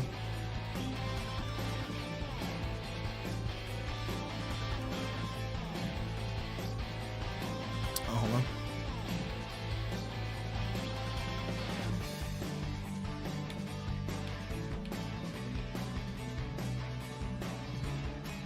Open there, so it's easier for you to know what you're doing.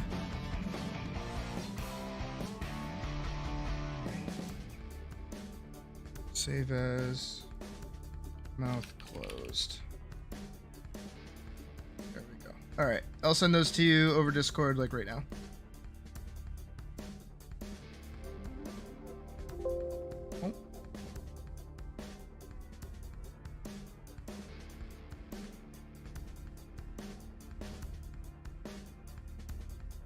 Oh. That's why. There we go. There you go. Easy. Big easy. Took me fucking long enough, I know. It's been like a month. But we got them done.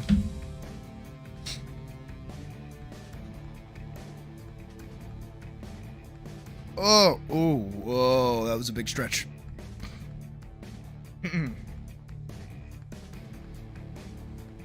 Honestly, you pulled from some good references and some good inspirations for this. I think it came out pretty good.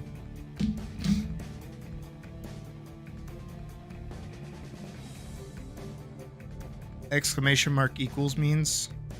I don't think so. Oh.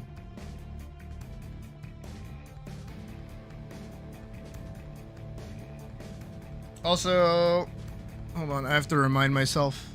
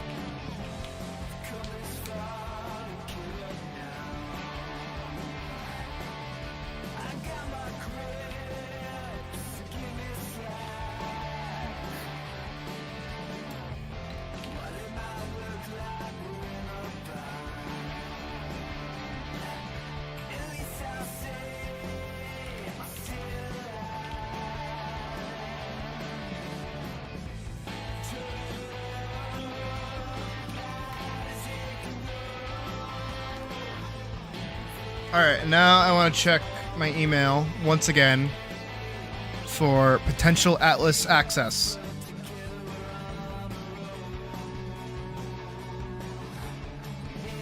Nope, just fucking bullshit.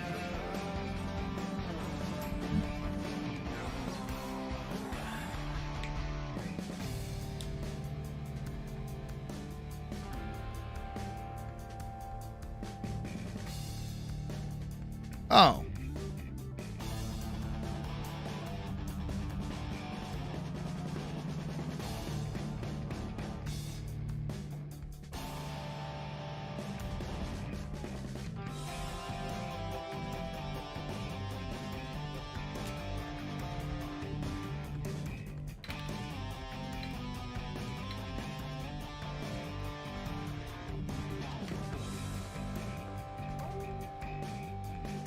Bear with me a minute.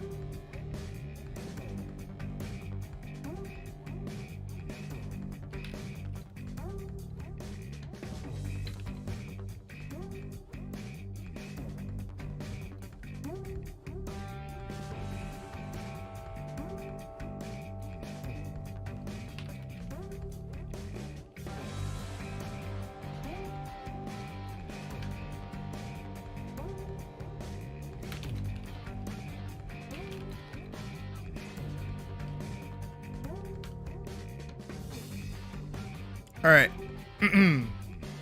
Once again, we roughly have an hour before Puck texts me, I assume. Why don't I talk about stuff? Because talking about stuff takes more than an hour.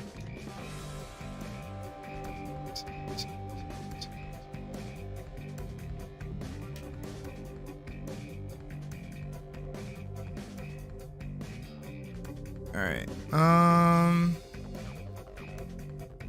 I think we went up to 601. Yeah, we did. We did go up to 601. Look at us. Scaling higher. Alright, so this is good. I'm going to save it one more time as an MDP. Just make doubly sure everything is hunky fucking dory. Alright. Awesome. So we can close the cancel. What is it? Cancel. What is all of this? Cancel. What is all of that? Okay, abs don't need. Reference don't need. Don't need. Right. Okay, yeah, we don't need any of that.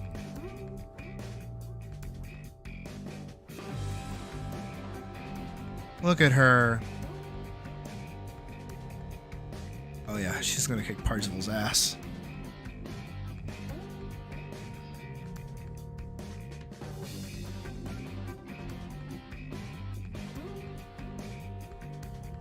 I feel like she moves at like a reasonable pace.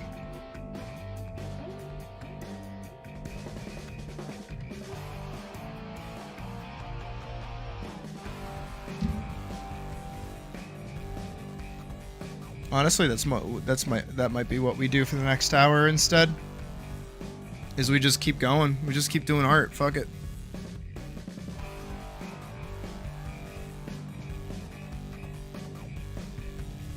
Ah, okay. Then I guess we will end stream in about like 30 minutes. I think I know what I want to do though.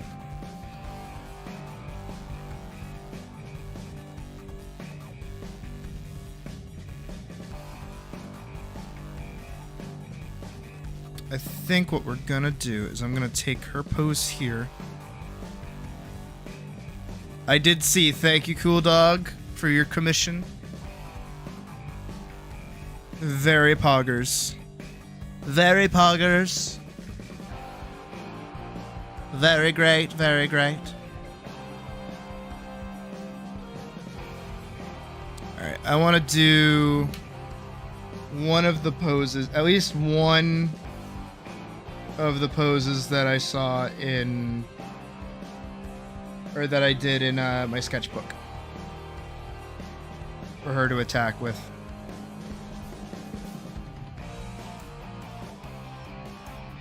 Which I actually see right here. So we're gonna have her drop a little bit. What is that?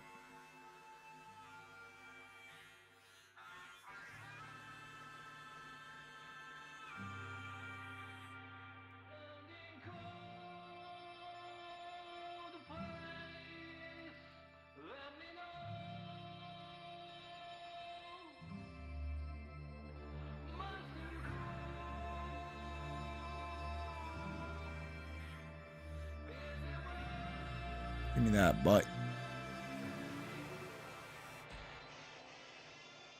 Gotta give her that fine butt.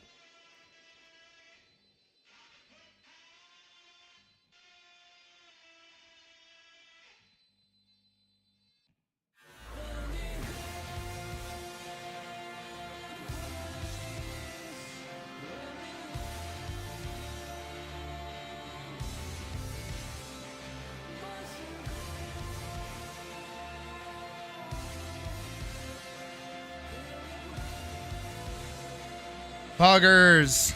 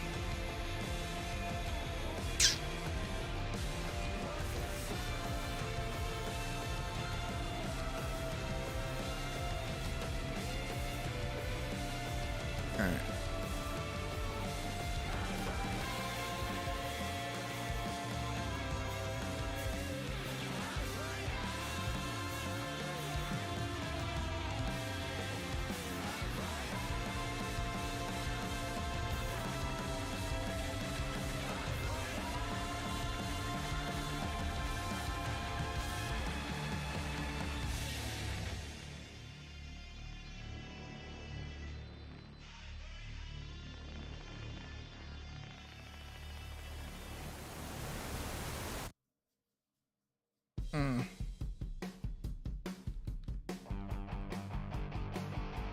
What if I do...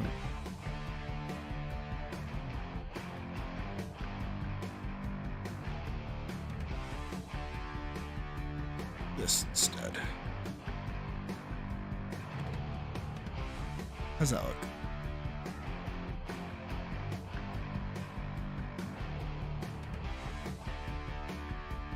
What if I get rid of this part?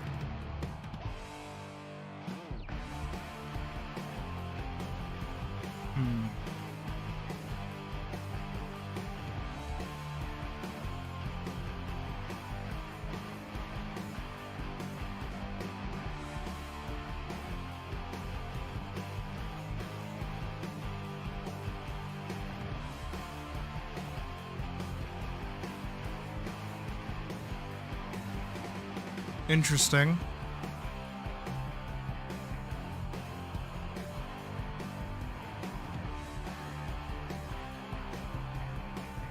What's the follow-up pose again? Oh wait, I see my problem.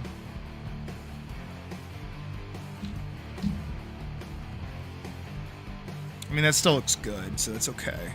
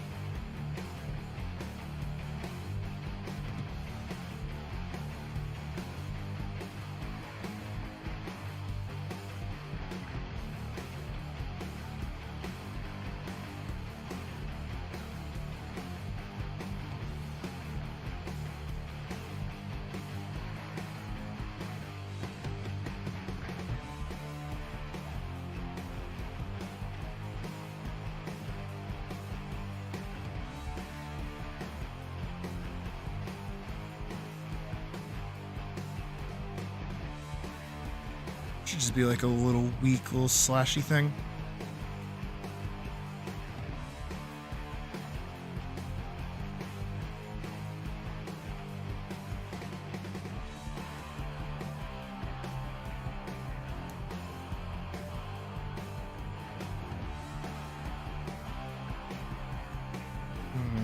Even smaller.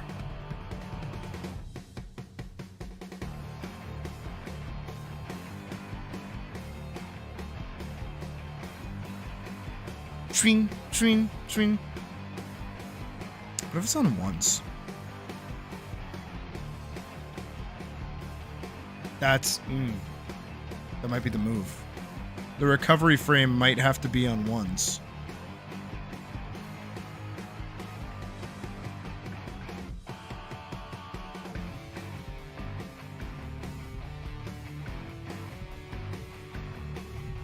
True, Colleen. And you know what sucks? Is in about like 30 minutes we have to end stream. I'm really sorry.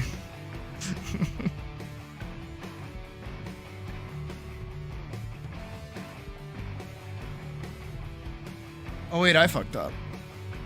EYE, I fucked up.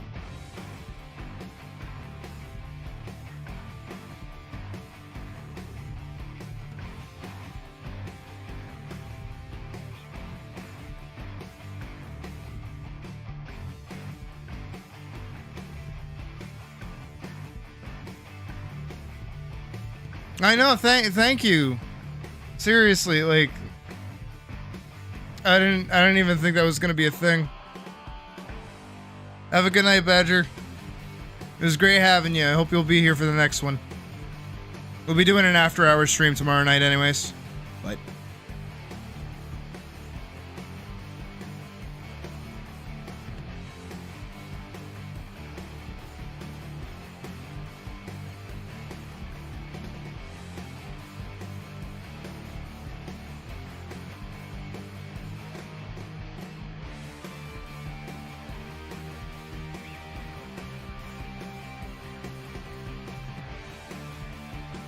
See how that looks. Oh, that didn't look good. I know why.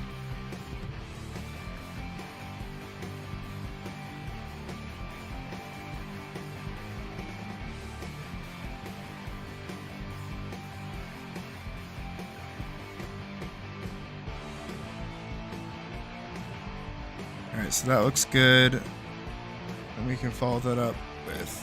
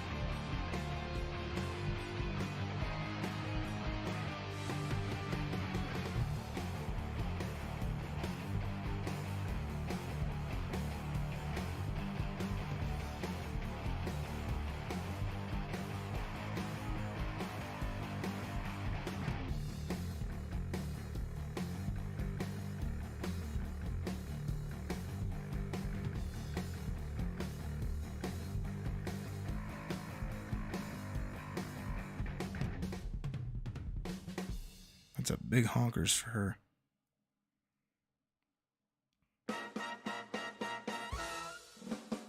Ba-da-da-da-dum. Oh. I saw you spin across the room, a song began to play. You spread your wings, you caught my eye and took my breath away. The records spun, the needle jumping, my heart skipped a beat. I held you close, you had your doubts, and then you flew away.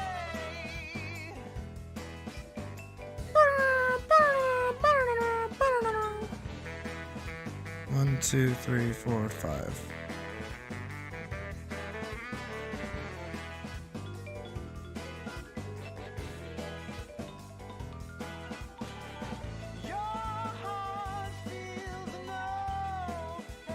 I need to stop doing these on the wrong layers.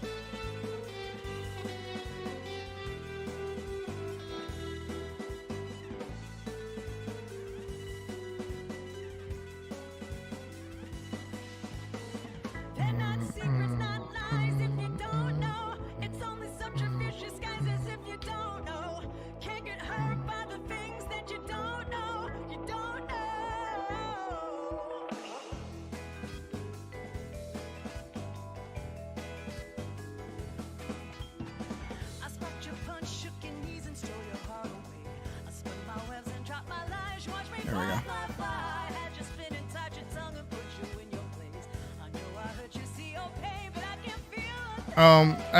Who did actually take Colleen's job? Wait.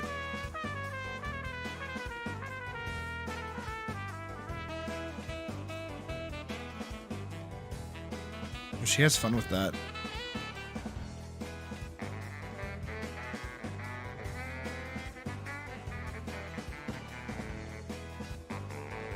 Oh, you know what? I have to, like, do full lead throughs.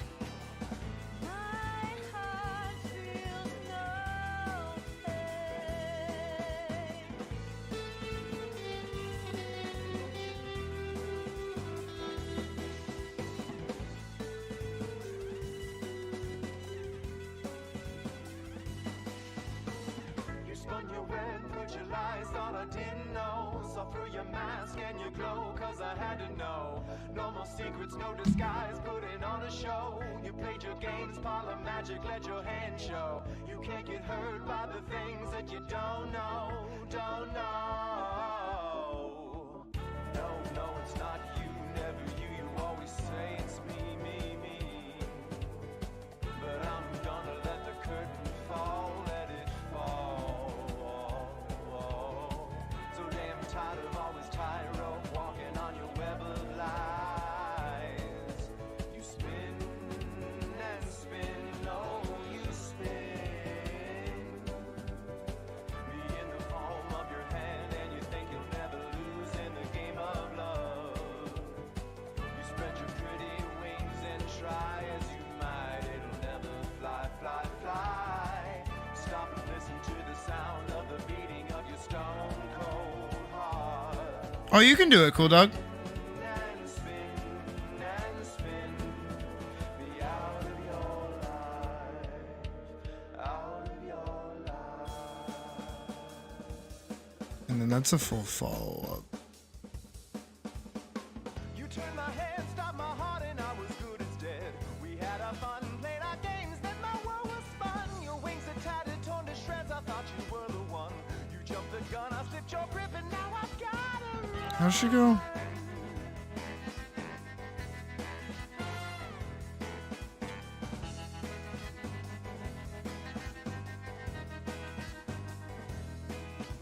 I mean, I can.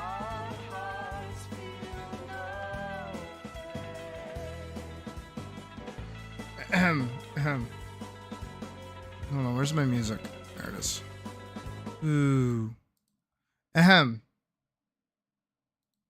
If you're enjoying the stream so far, you should consider liking the video and subscribing if you haven't subscribed already. Make sure to hit the bell icon to get updates whenever I'm streaming and new uploads that I do. I also do art tutorials from time to time that are generally more. If you really want to, if you like this, what you're seeing, and you want to contribute and like donate a little bit and throw some money my way, you can totally do that by going into the description and clicking on one of the links. We have a Plinko machine that you can play that you can totally donate to by going to the Streamlabs link. And if you want to send me a more anonymous link, donation, you can go to my Ko-fi and send me a little message. Up to you, whichever one you want to do. Okay, bye. Oop, wrong one. Anyways, back to music. You played your games, parlor magic, let your hand show. You turned your head, stopped my heart, cause I didn't know. Didn't think you know, didn't think you know, didn't think you know.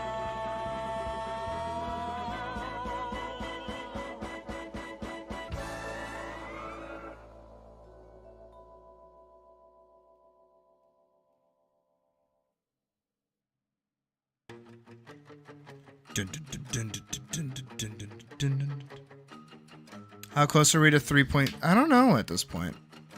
I feel like with the past couple of streams we've done, we have to be really close. We've streamed for like almost 8 hours tops, and we've had like upwards of 10 people pretty consistently. Let's find out. We are 1,000 watch hours away. So what, that's another like 10-hour streams with 10 people watching?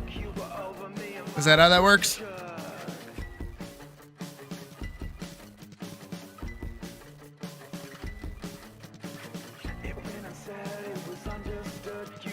We're getting there, though.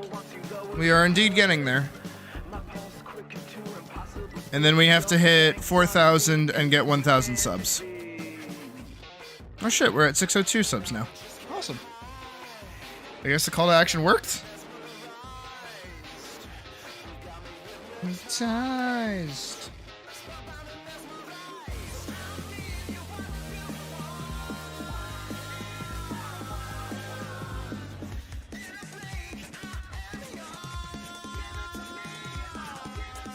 True.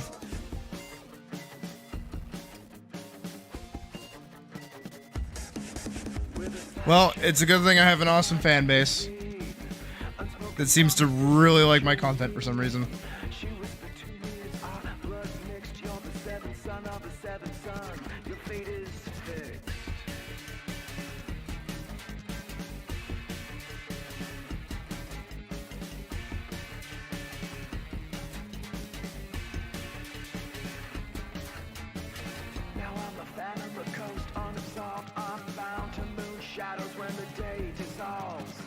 Surely no bullet, no wooden stake could ever end this bond that refuses to break.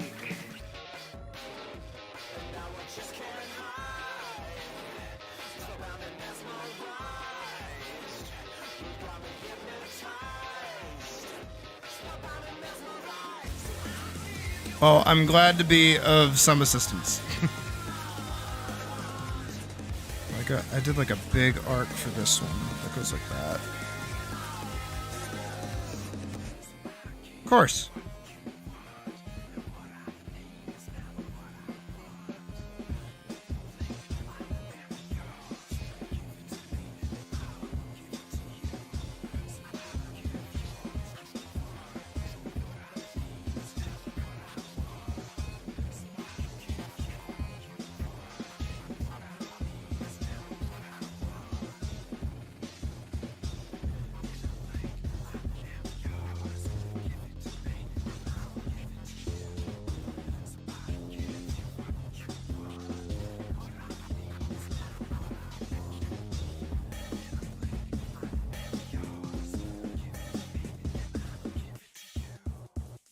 Yeah, I know. It's next week on the 12th. So we'll be going back to 14 for a little bit. I'm like tentatively excited. I'm excited for more MSQ, but realistically, there's nothing else I really want to be doing.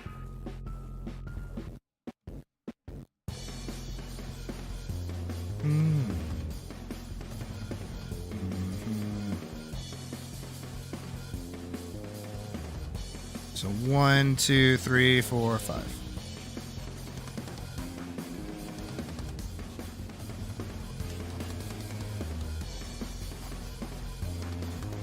See how that plays.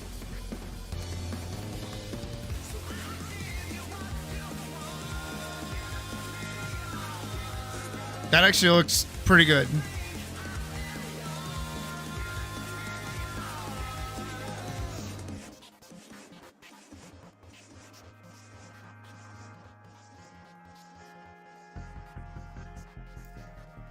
Da, da, da, da.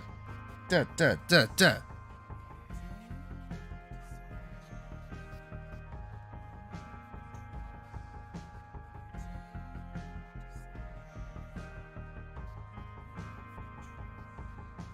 Oh, yeah, all you have to do is you do a game capture for PNG Tuber Plus.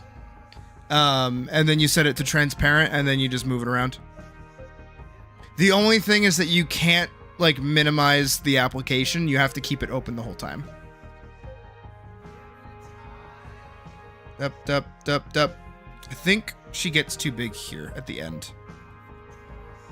I think here she gets a little too big, so we gotta make her a little smaller. I keep her head like roughly the same size. Keep her lined up with everything. Yeah, I think that looks good. Swing, swing, swing, swing, swing, swing, swing, swing, swing, swing, swing, swing, swing, swing, swing, swing. And you know what? It's applicable that it's just like pose, pose, pose, pose. Because she's like meant to be like speedy. Swing, swing, swing, swing, swing, swing, swing, swing, swing, swing, swing, swing, swing, swing. Swing, swing, swing, swing. Okay, that's like admittedly really fun to look at.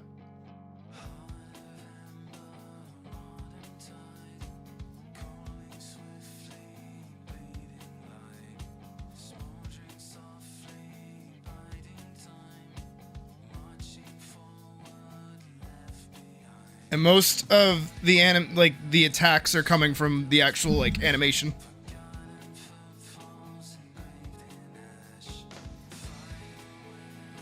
Swing, swing, swing, swing, swing, swing. I think that's really fun. I think that's very fun.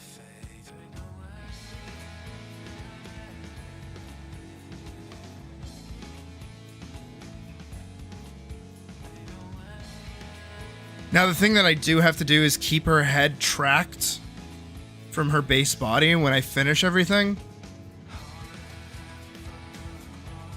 Alright. Can you rant about how shit Logitech projects are nowadays? If you want.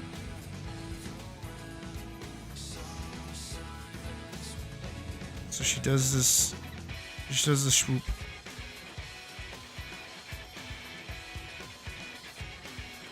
Into.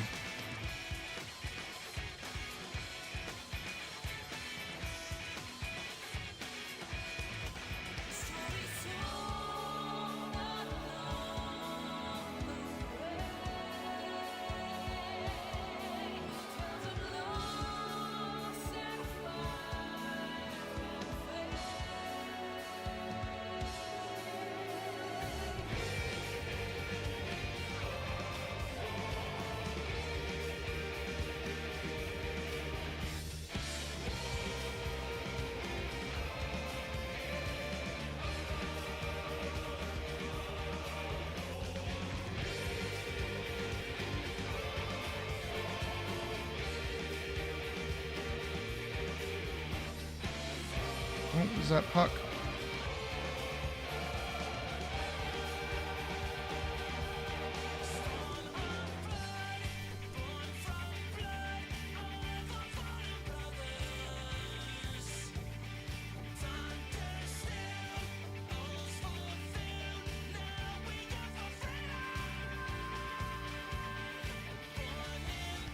Oh. That's not very user friendly.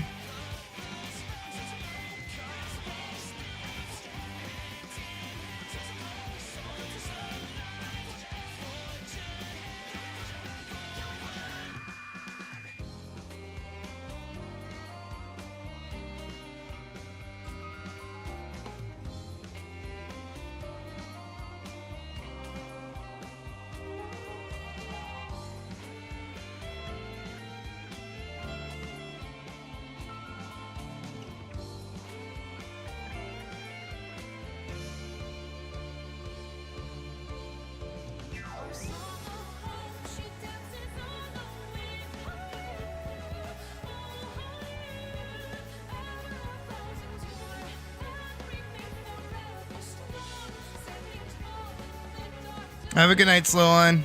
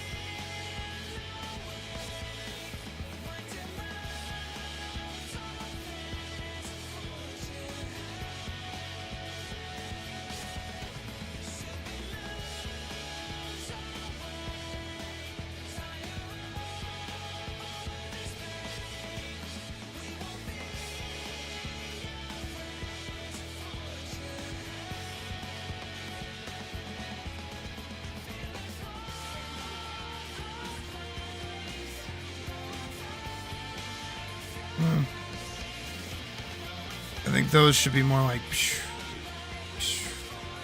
Yeah, more like that.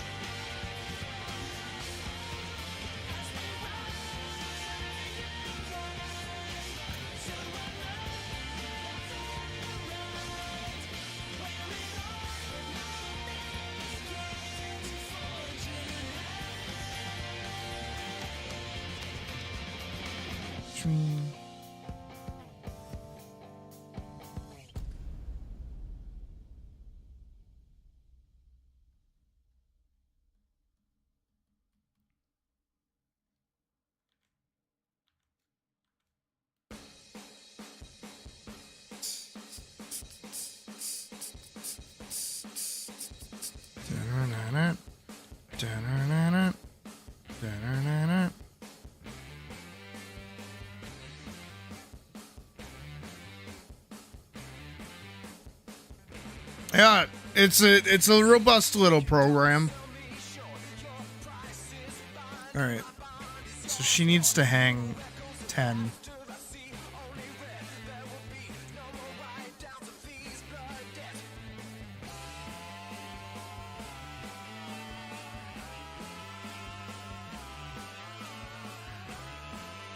Wonder if how that looks.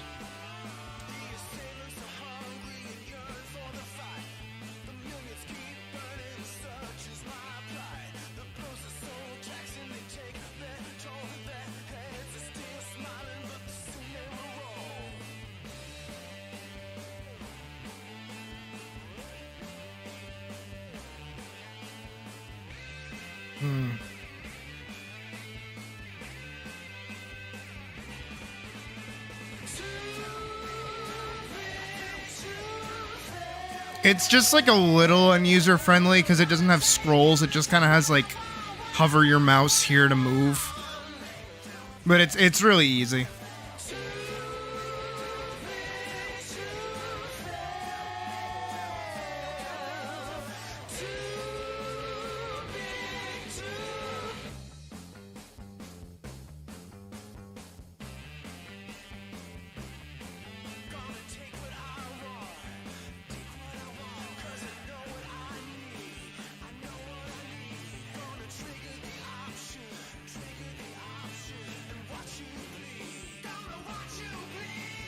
See how that looks.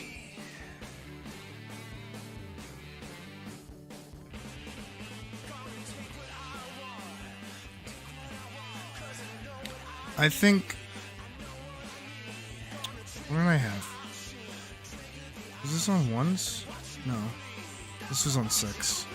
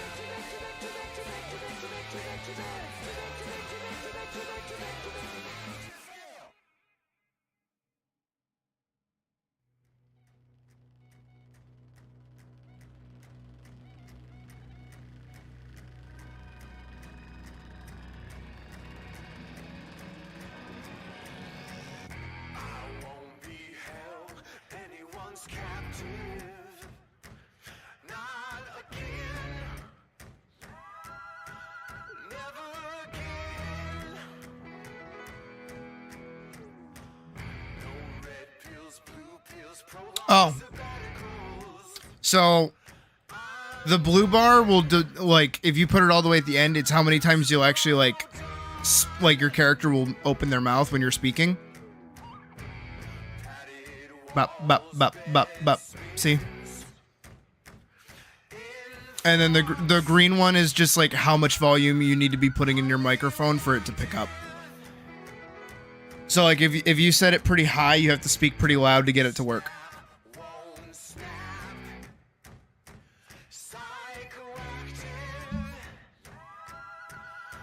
So that's how that works.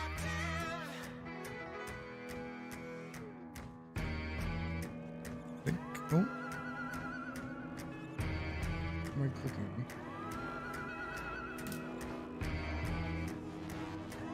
Alright. There we go. I want to click on this.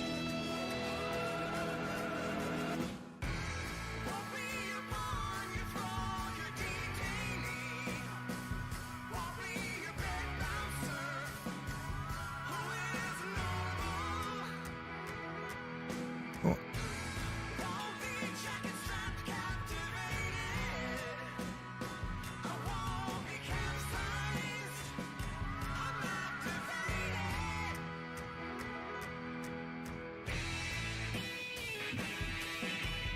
That's actually way better.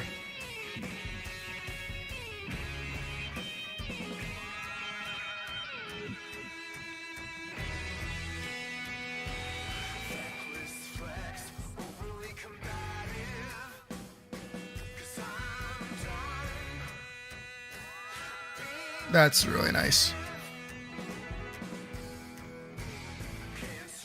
All right, and with that, I do believe it is time for us to call it a stream. Puck wants me to come get them at 1, so I have to leave in like 5 minutes basically to go grab them. So we'll be calling it a stream here. We did stream for 8 hours though, so like good shit. And we pretty much stayed like above 10 viewers up until the end here, so that's pretty good. Honestly, we did a pretty good job. And hell yeah, when I get back home, I think Puck's gonna be a little busy for a little bit, so I'll get to work rigging Wick for you, and then I'll send everything over to you in a Google Drive folder, so we're good. Yeah, just because it's like late and I want to get Cool Dog stuff done, and then Puck wants to hang out once they get home, so pretty easy. Today was pretty good. Looking forward to tomorrow. Tomorrow's just going to be an after-hours stream because me and Puck are going to hang out for most of the morning. So it's going to be a really late night stream, and we'll probably go super late. Other than that, I don't think there's much else to really go over. So I think we are good for tonight. So thank you everybody for stopping by tonight. I appreciate it. I will see you guys back here tomorrow or in the Discord, one of the two. I hope you have a fantastic rest of your night. And yeah.